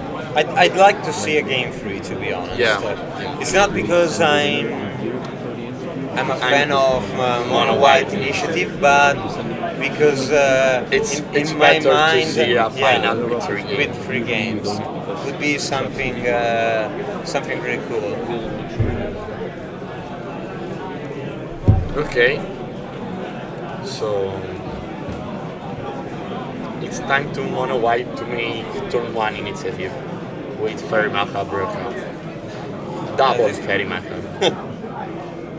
He needs a really good end for sure. Yeah. But we're talking only from the Reanimator perspective because it's easier for us to understand it. It's an old for deck. Mono White initiative, it's I think this matchup is not quite easy. on the draw for sure. Maybe on the play it's not that bad because you can play Italia turn 1. That is a great card. Also, you have access to the discard man, the 3-1 at turn 1. You got some play at least. Chalice also. It's good. Yeah, also Chalice. Yeah, you prefer to be on the play for sure, but to not play probably an initiative card on turn 1. You want to have access to the stacks part of the deck. You want to be reactive instead of proactive, because being proactive against Reanimator is always losing. Because you are trying to trade some resources with a deck that don't want to do it, just want to win on the spot. And I would be very curious about the mulligan of Reanimator.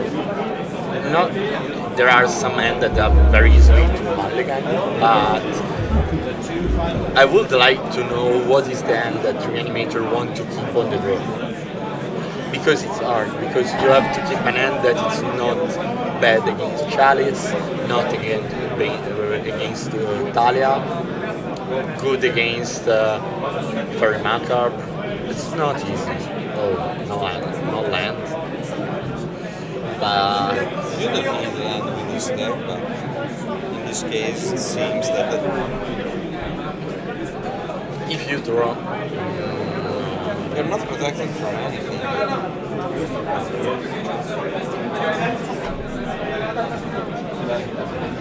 And your opponent can also start with something like a free drop and Chalice at 0. Yeah. So there's a lot of things that can wrong. I think this is a mulligan to fight. You don't have to be afraid to take a mulligan with that light Reanimator, because it can win from really few cards.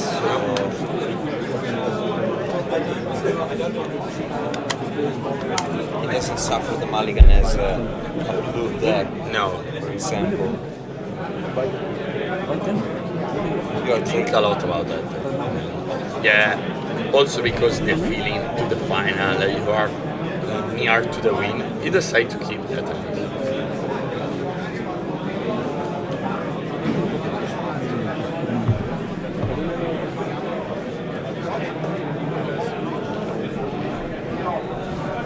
I'm not seeing a way. You have to draw Dark Creature.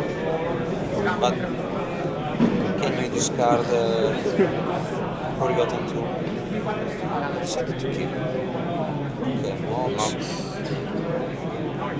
Pitching Solitude, 3 mana. Yeah, game over. Yeah. I mean, it's not really game over, but draw. Oh, nice top deck. Now you can play Lotus Petal and pay for the Thalia. Then you have access to 2 mana. That is not enough, but you can build with that. Now, any initiative creature would be great. Yeah, but you have also the good discard free spell, the Grief, because you don't have to pay for Thalia, of course.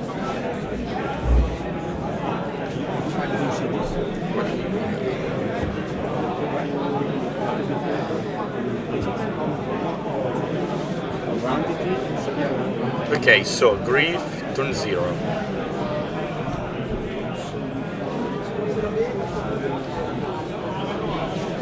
Okay, so one is the Fairy Macabre, the other is Touch the Spirit Realm, and then the Dungeoneer. Lot of stuff to take care. Yeah, you take care of Fairy Macabre, and then you have the good fact that Touch the Spirit Realm costs 4 because of Thalia. So it's not impossible to win through that.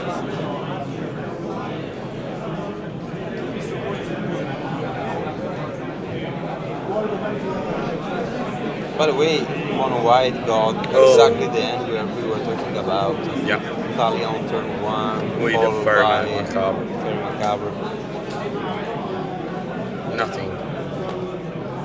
Now you pass. Now he needs another land. No. It's a But pass. he got Entomb. But I think you need to wait for the second land in order to Entomb end of turn and then untap, having it dead. Yeah, I mean, every turn you give to your opponent, it's very bad because he can find another Ferry Macabre. So Chalice for one. Oh, this is so bad. So You are forced now to cast the Entomb. for sure. Yeah, now you're forced to play Entomb and hope to draw 2 lands straight. Or lands plus spell. No. You can play Reanimate, that costs 3. Yeah, I mean, but if he draw a pedal, turn after, it's still good. Yeah. Of course, you need to land, at least 2 lands. 2 mana. I think now you have to Entomb for sure.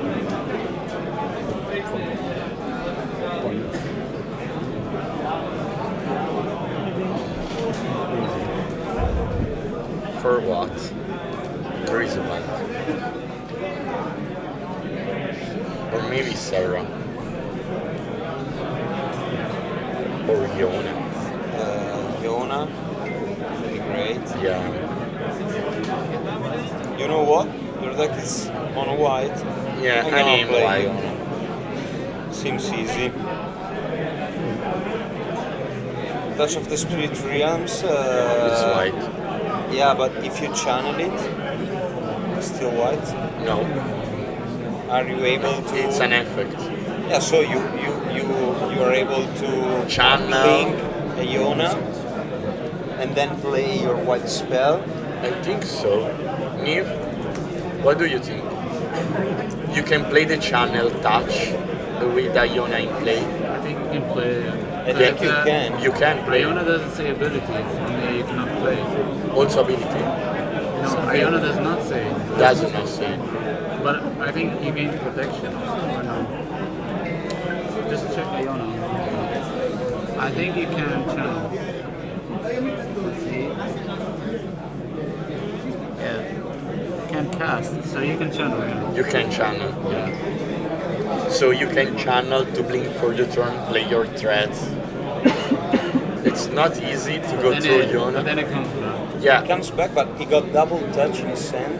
So if he managed to generate Play some threats. kind of pressure, maybe with initiative. With double channel, you can win. You can still win. By the Also, initiative, the last chapter said you put in play, not cast. So with the last chapter, you can play without with Yona. Palace Jailer or something. Yeah. So also touch. Yeah, but for a no, it's player. Reanimator for sure needs to draw 2 mana to start that thing. Yeah.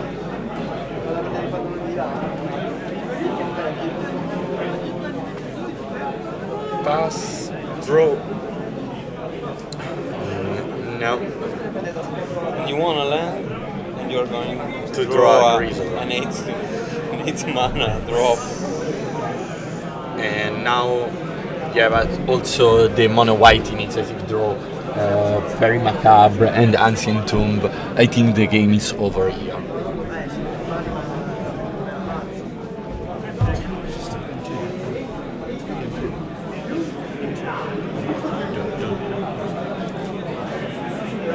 Okay, so it's time to go to the dungeon.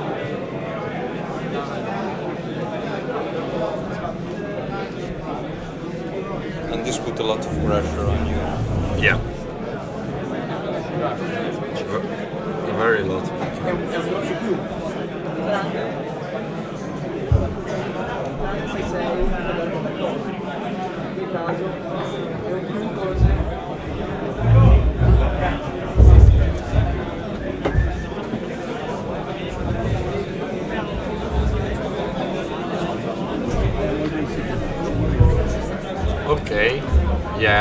But I think the game is over.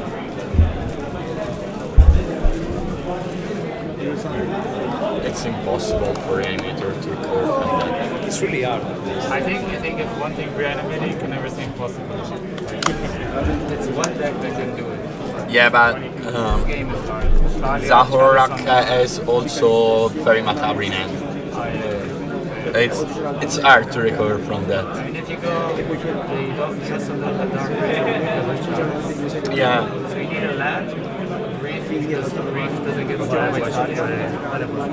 Yeah, but and also you need to put another threat in the graveyard because in response, mono white can take that.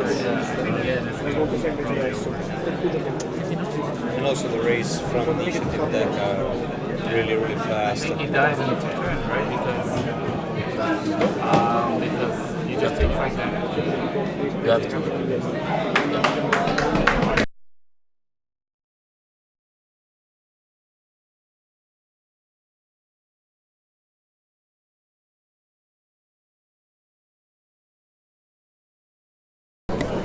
We'll see you tomorrow. Good night. Thank you.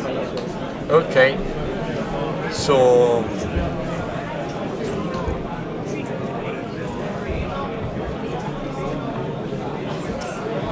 touch and go through the initiative. I think he just wins now, right? Because he flickers. Maybe you keep and if you see more reps, you tell them to stay. So he flickers and then he deals the last 5 damage. Yeah, okay. So he flickers, went deeper into the dungeon and then So dealt 5 damage. Zahor, it's too difficult for me. The mono white player won game 2. What are you trying to say? The surname I think it's the whole Nice, no? Nice pronunciation. Because I used to live in Prague, so Czech. It's Czech. Oh, okay. So now we need the name. Every time we need the name, need one to of be us said. will point to him because he's the only one who is able to pronounce. I don't know how to pronounce the other names. Okay. Gonsalves. Okay, see, so It's so easy. And now it's time for Reanimator to start. But it's not that easy because you have to go through Fairy Macabre. So you need a discard or unmask. Yeah. Oh, the other guys citing also have a Mind Chancellor because it's so great and Doom.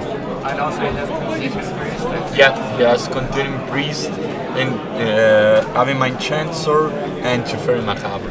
Yeah. I think if the game goes to turn 2, It's very hard. Initiative is good. Yeah. But Yeah. You need to survive. Yeah, I think that version is very well suited after turn 1, but without the line of the void, it's too difficult. I believe, especially the side wouldn't show the Yeah, A side.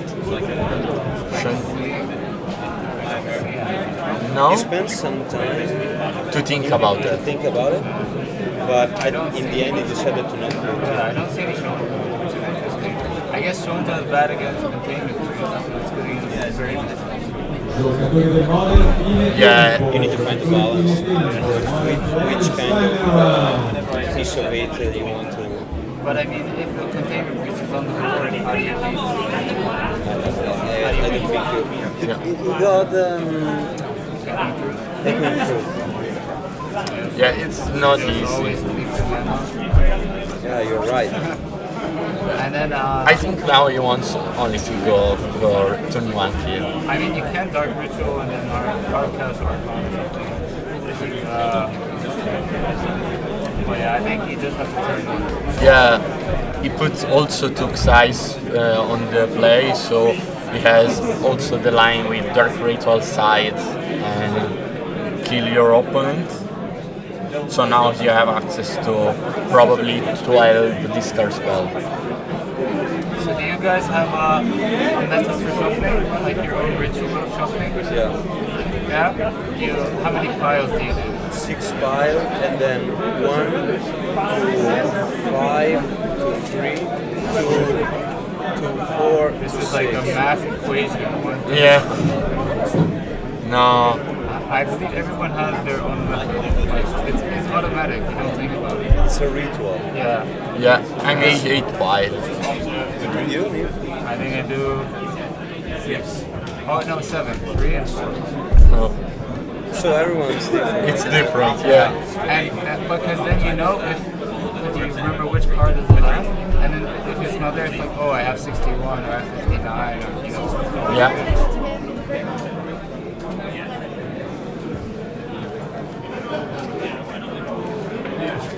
This is a strange thing, but it's a part of the magic flavor Yeah. that you lose on Magic Online. Magic Online is a different game. Yeah. Magic Online was a huge channel to connect all the community during one of the worst time. Magic Online and Twitter, yeah. I think without Twitter I would not be here. Yeah. That's great. We need to say thanks at least for this to Magic Online. And to social network. Yeah. Not for everything, but for that, yes. Okay, let's see the opening. Okay. Loot and lands, discard. Not a turn 1, but maybe it's enough, maybe It's a not. bit redundant because you got into Double entry, but the last card is a grief, probably.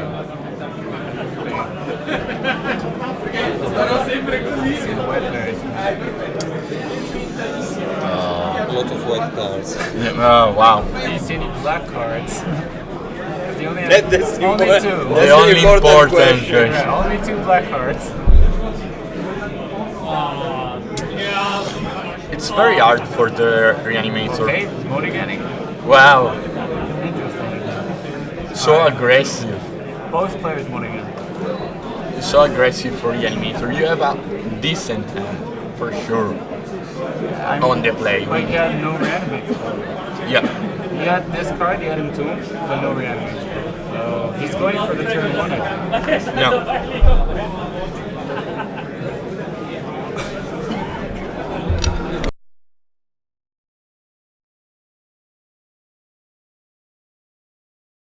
So what? It's mascarpone. Yeah. Okay, so both players mulligan. Yeah, I think initiative had to find a response to turn 1. Will you keep a You hand? only have 2 cards. Yeah, but it's so hard. Mulligan to third.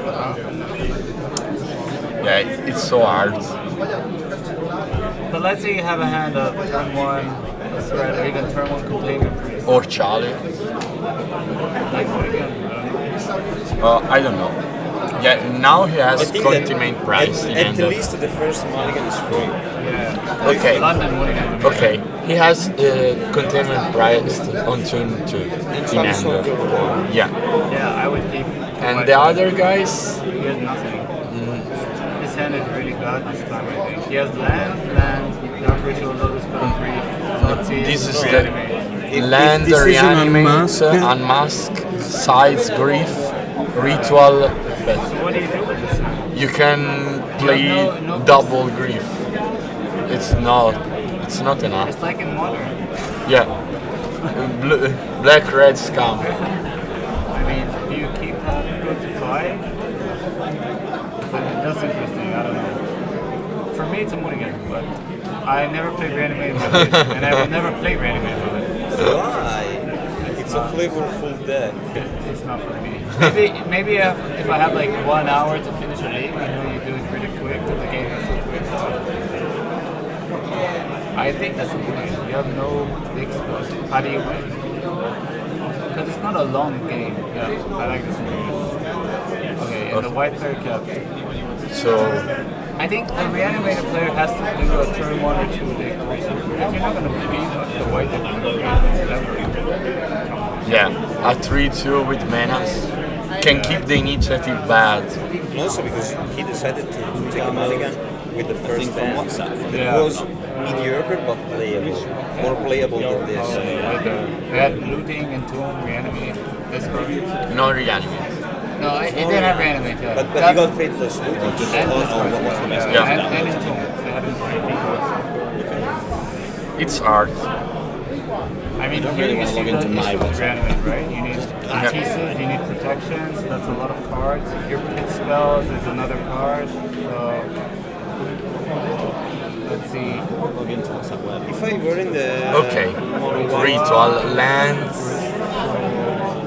You see Griselbrand up Yeah, front. Griselbrand. Brave. This is a turn, no? No.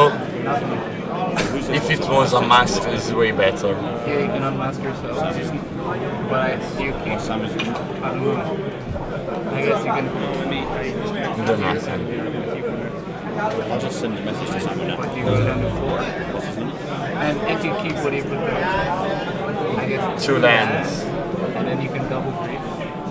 Yeah. But also double griefing with animate that is worse because it's a 2-2. So 2.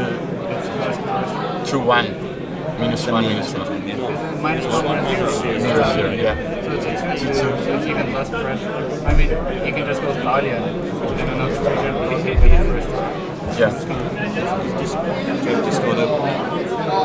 Now it's so hard. I believe the boogeyman of the format is initiated mind changes. Yeah? I So we can post a Twitter ban for initiative, ban them all. If I were in the mono white initiative shoes, I would be afraid about the mulligan because if the reanimator kept with 7 end, with 7 cards or 6, he can have some kind of game plan through the turns. But if he goes really low on cards, he needs to go all in on the first turn. So and he can't afford this. So Yeah, probably you have to go to 4 and try to draw land, ritual, it's and easy, tomb it's easy for reanimate. us to say that because I think he's keeping though. He's deciding what to put back. So looks like Yeah. putting 2 lands back. So He goes to Grief. Grief. Grief And and Mimica. those Yeah. are the 5 cards. I think you go for The that. last game of your tournament, you're deciding on these 5 cards. Just double grief. That's it. So yeah. Okay, that's what we're doing. Okay. Okay, double ancient tomb. Chalice. Land. Danes, the initiative guys and containment priest. So if you take initiative guys and payment priest, you can have a chalice and then You have to pressure with with a 2-2. a beer, a grizzly beer. A menace. Menace grizzly Menace beer. grizzly bear. Yeah. a 2022 Grizzly beer. I mean, we worked hard for it, right? We pitched up Griselbrand. We were gonna play Dark Ritual and Animated. To All make 5 cards. All 5 cards. a beer. A 2-2 menace. Yeah. Not good also in limited. Just like Magic was meant to be played. Exactly. Yeah, but Garfield and Ten. yeah. Gristle, like a grizzly bear. Turn 1, turn 1. Turn 1 is very good. I mean, Good. turn 1, 2-2 menace. That's a powerful stuff. That would probably be good in Pioneer. I mean, I think you just take the 2 white creatures, leave them with a chalice, and I don't know, pray. Main event modern players after 10 rounds di event top 8. Dopo 10 turni abbiamo una top 8. Yeah. First position Paolo Calisse. So, in the background we have the modern event. Second position Dario Casati.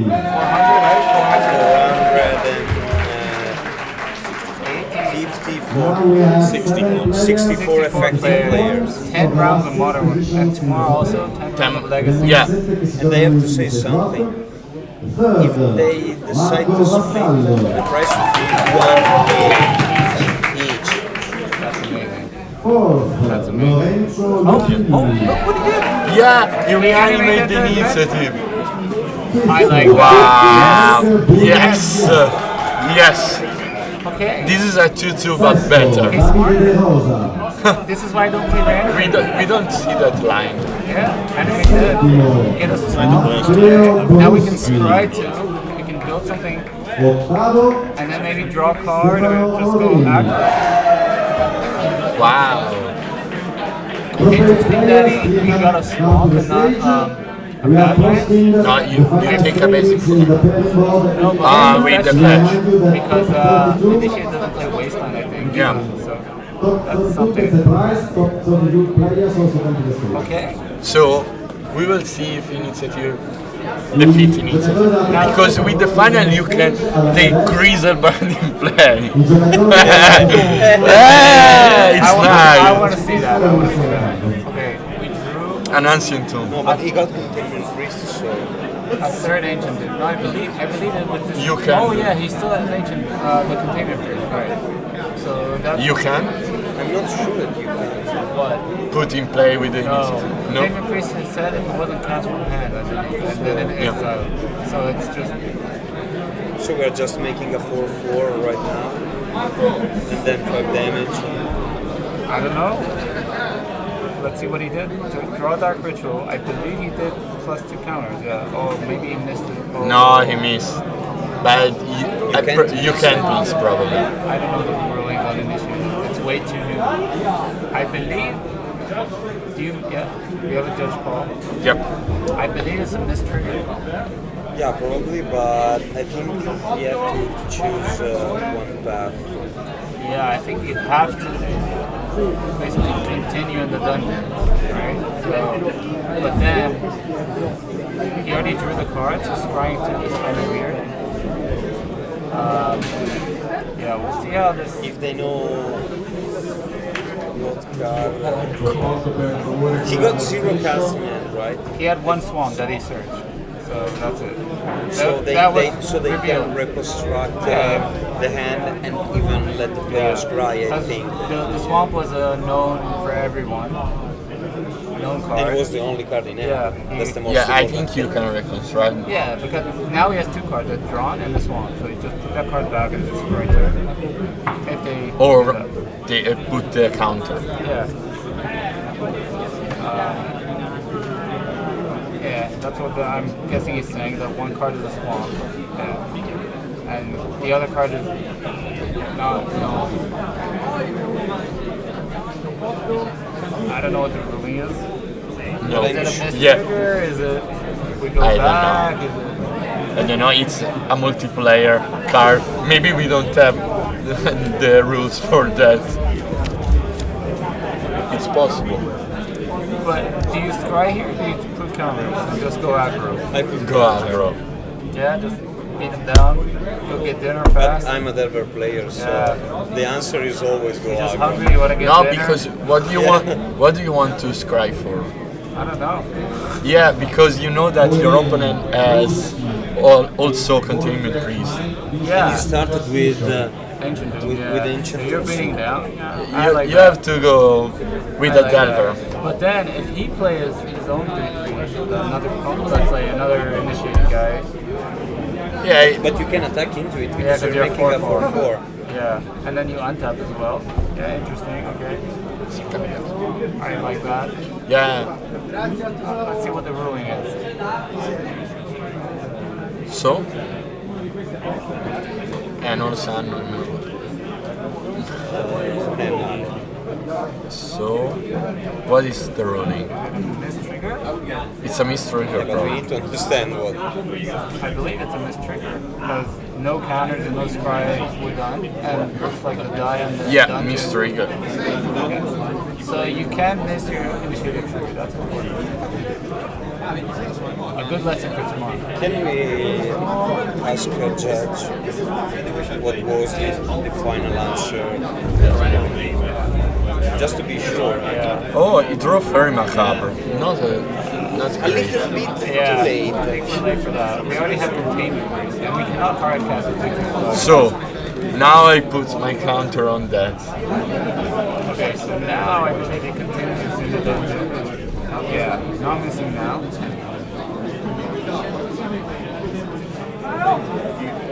I would just go in. Mika for 4. But the thing is, if he goes Containment Priest, let's say draw the Sword of Collectors. I mean, he can play Sword of Collectors because Chalice. Yeah, okay. Maybe, if it's a touch. Flicker the White Clock. Comes back to your. We need the explanation. Is it a miss trigger? Yeah, just miss trigger. So you can miss the upkeep initiator. You can miss any trigger if you don't actually remember or at the proper time. There is no warning? There's no warning involved here because the trigger missed is not generally detrimental to the player. So the policy just says, I'll ask to the opponent whether he chooses to put the trigger on stack or not. And the opponent chooses not. Yeah. And just the game call. Okay, so if any... So you can decide to not to put on the stack. To not put on the So stack. the opponent. Yeah. You have to announce your trigger. If let's say you miss a trigger that doesn't benefit you, then it's cheating. Of course. Okay, so Solitude. Okay. Thank you. Solitude, but without mana for cast. Yeah, so I don't know if the judge. You can you have the mana. He missed a trigger of untapping the initiative, but now it's big because he gets he gets the initiative. He gets up to second planes for Solitude now. Now double miss trigger. And yeah, so bad. I mean, it's a new mechanic, right? So new cards. What does Animate Dead say? Only if it dies at exile, right? Something like that. Okay. Oh god. Okay. So hard here. It's a roller coaster of emotion. Yeah, I mean, it's a long day. Can't blame it. But yeah, these two missed triggers, I think, were crucial. Because if you would untap, you would not get the initiative back. Yeah, also Zorok will be at 6, minus 5, 1. Yeah, and he cannot activate would not have a second plane Ancient for Tomb. And also cannot activate Ancient Tomb. Yeah, he actually needs to activate 2. So now he remembers to, I believe, to continue. No, but you cannot continue because you don't have the initiative. Oh, correct. But he will attack, get it back, and then I believe he loses 5 life. Yeah, sure, of course. He doesn't win? 4. Oh, because it's minus 1. But he cannot play Solitude because of the Ancient Tomb. He needs to draw a white card. Yeah. White card and you probably win because you have containment on board. So, wow.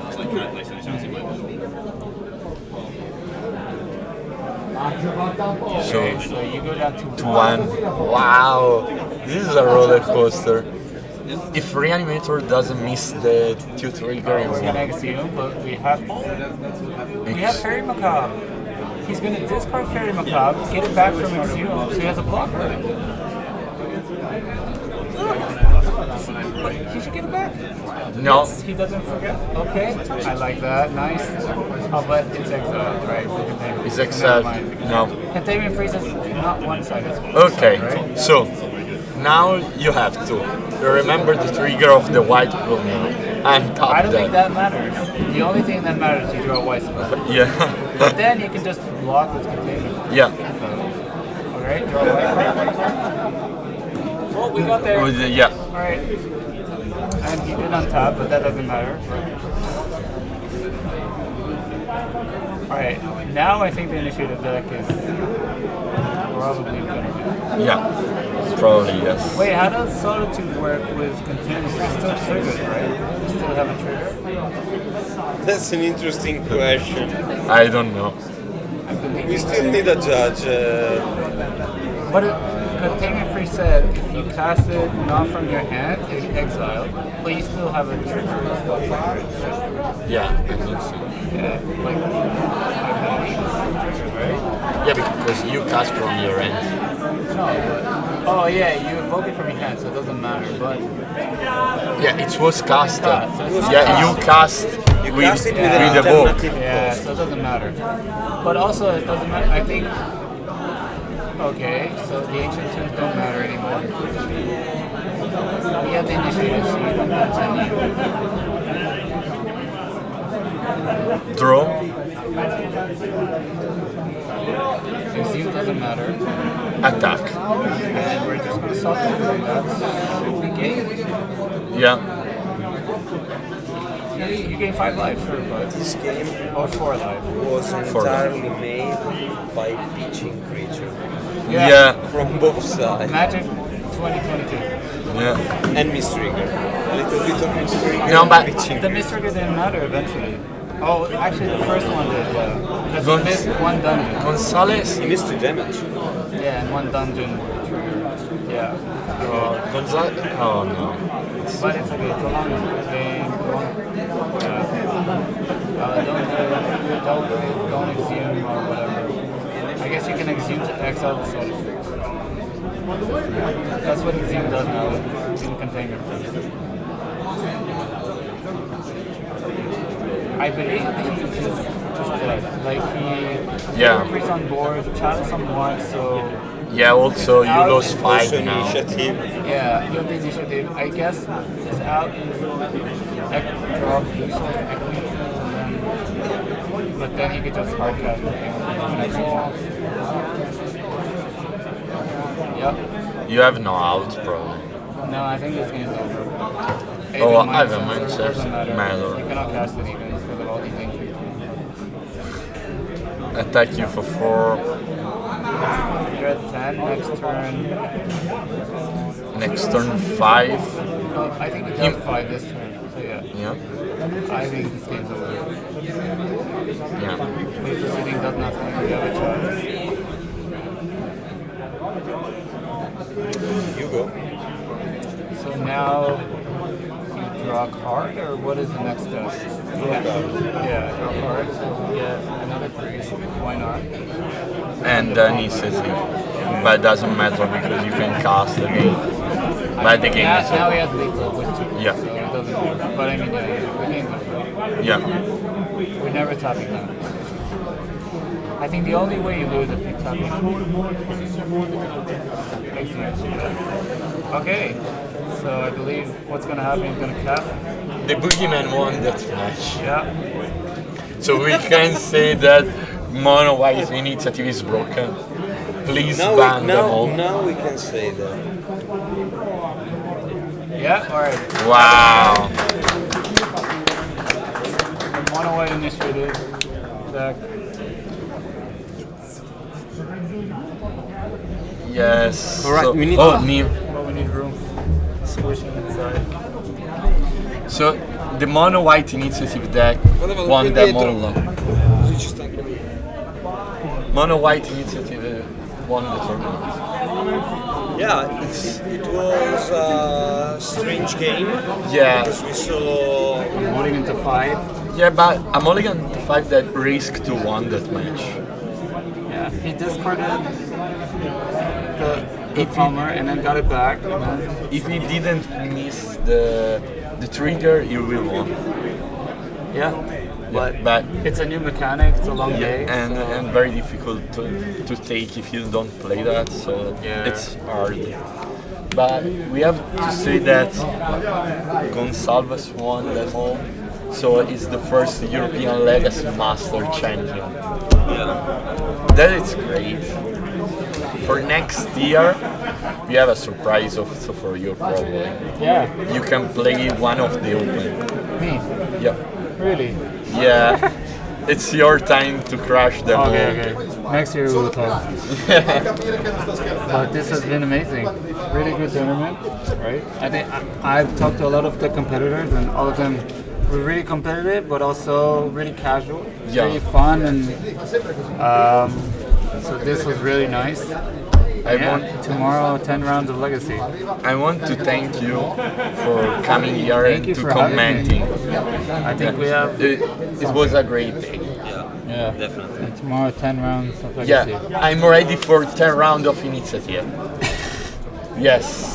Don't miss your triggers tomorrow. Don't miss your trigger. It's an advice for you. Imagine how much the price will be tomorrow. Of all the new cards are rising right now in the venue.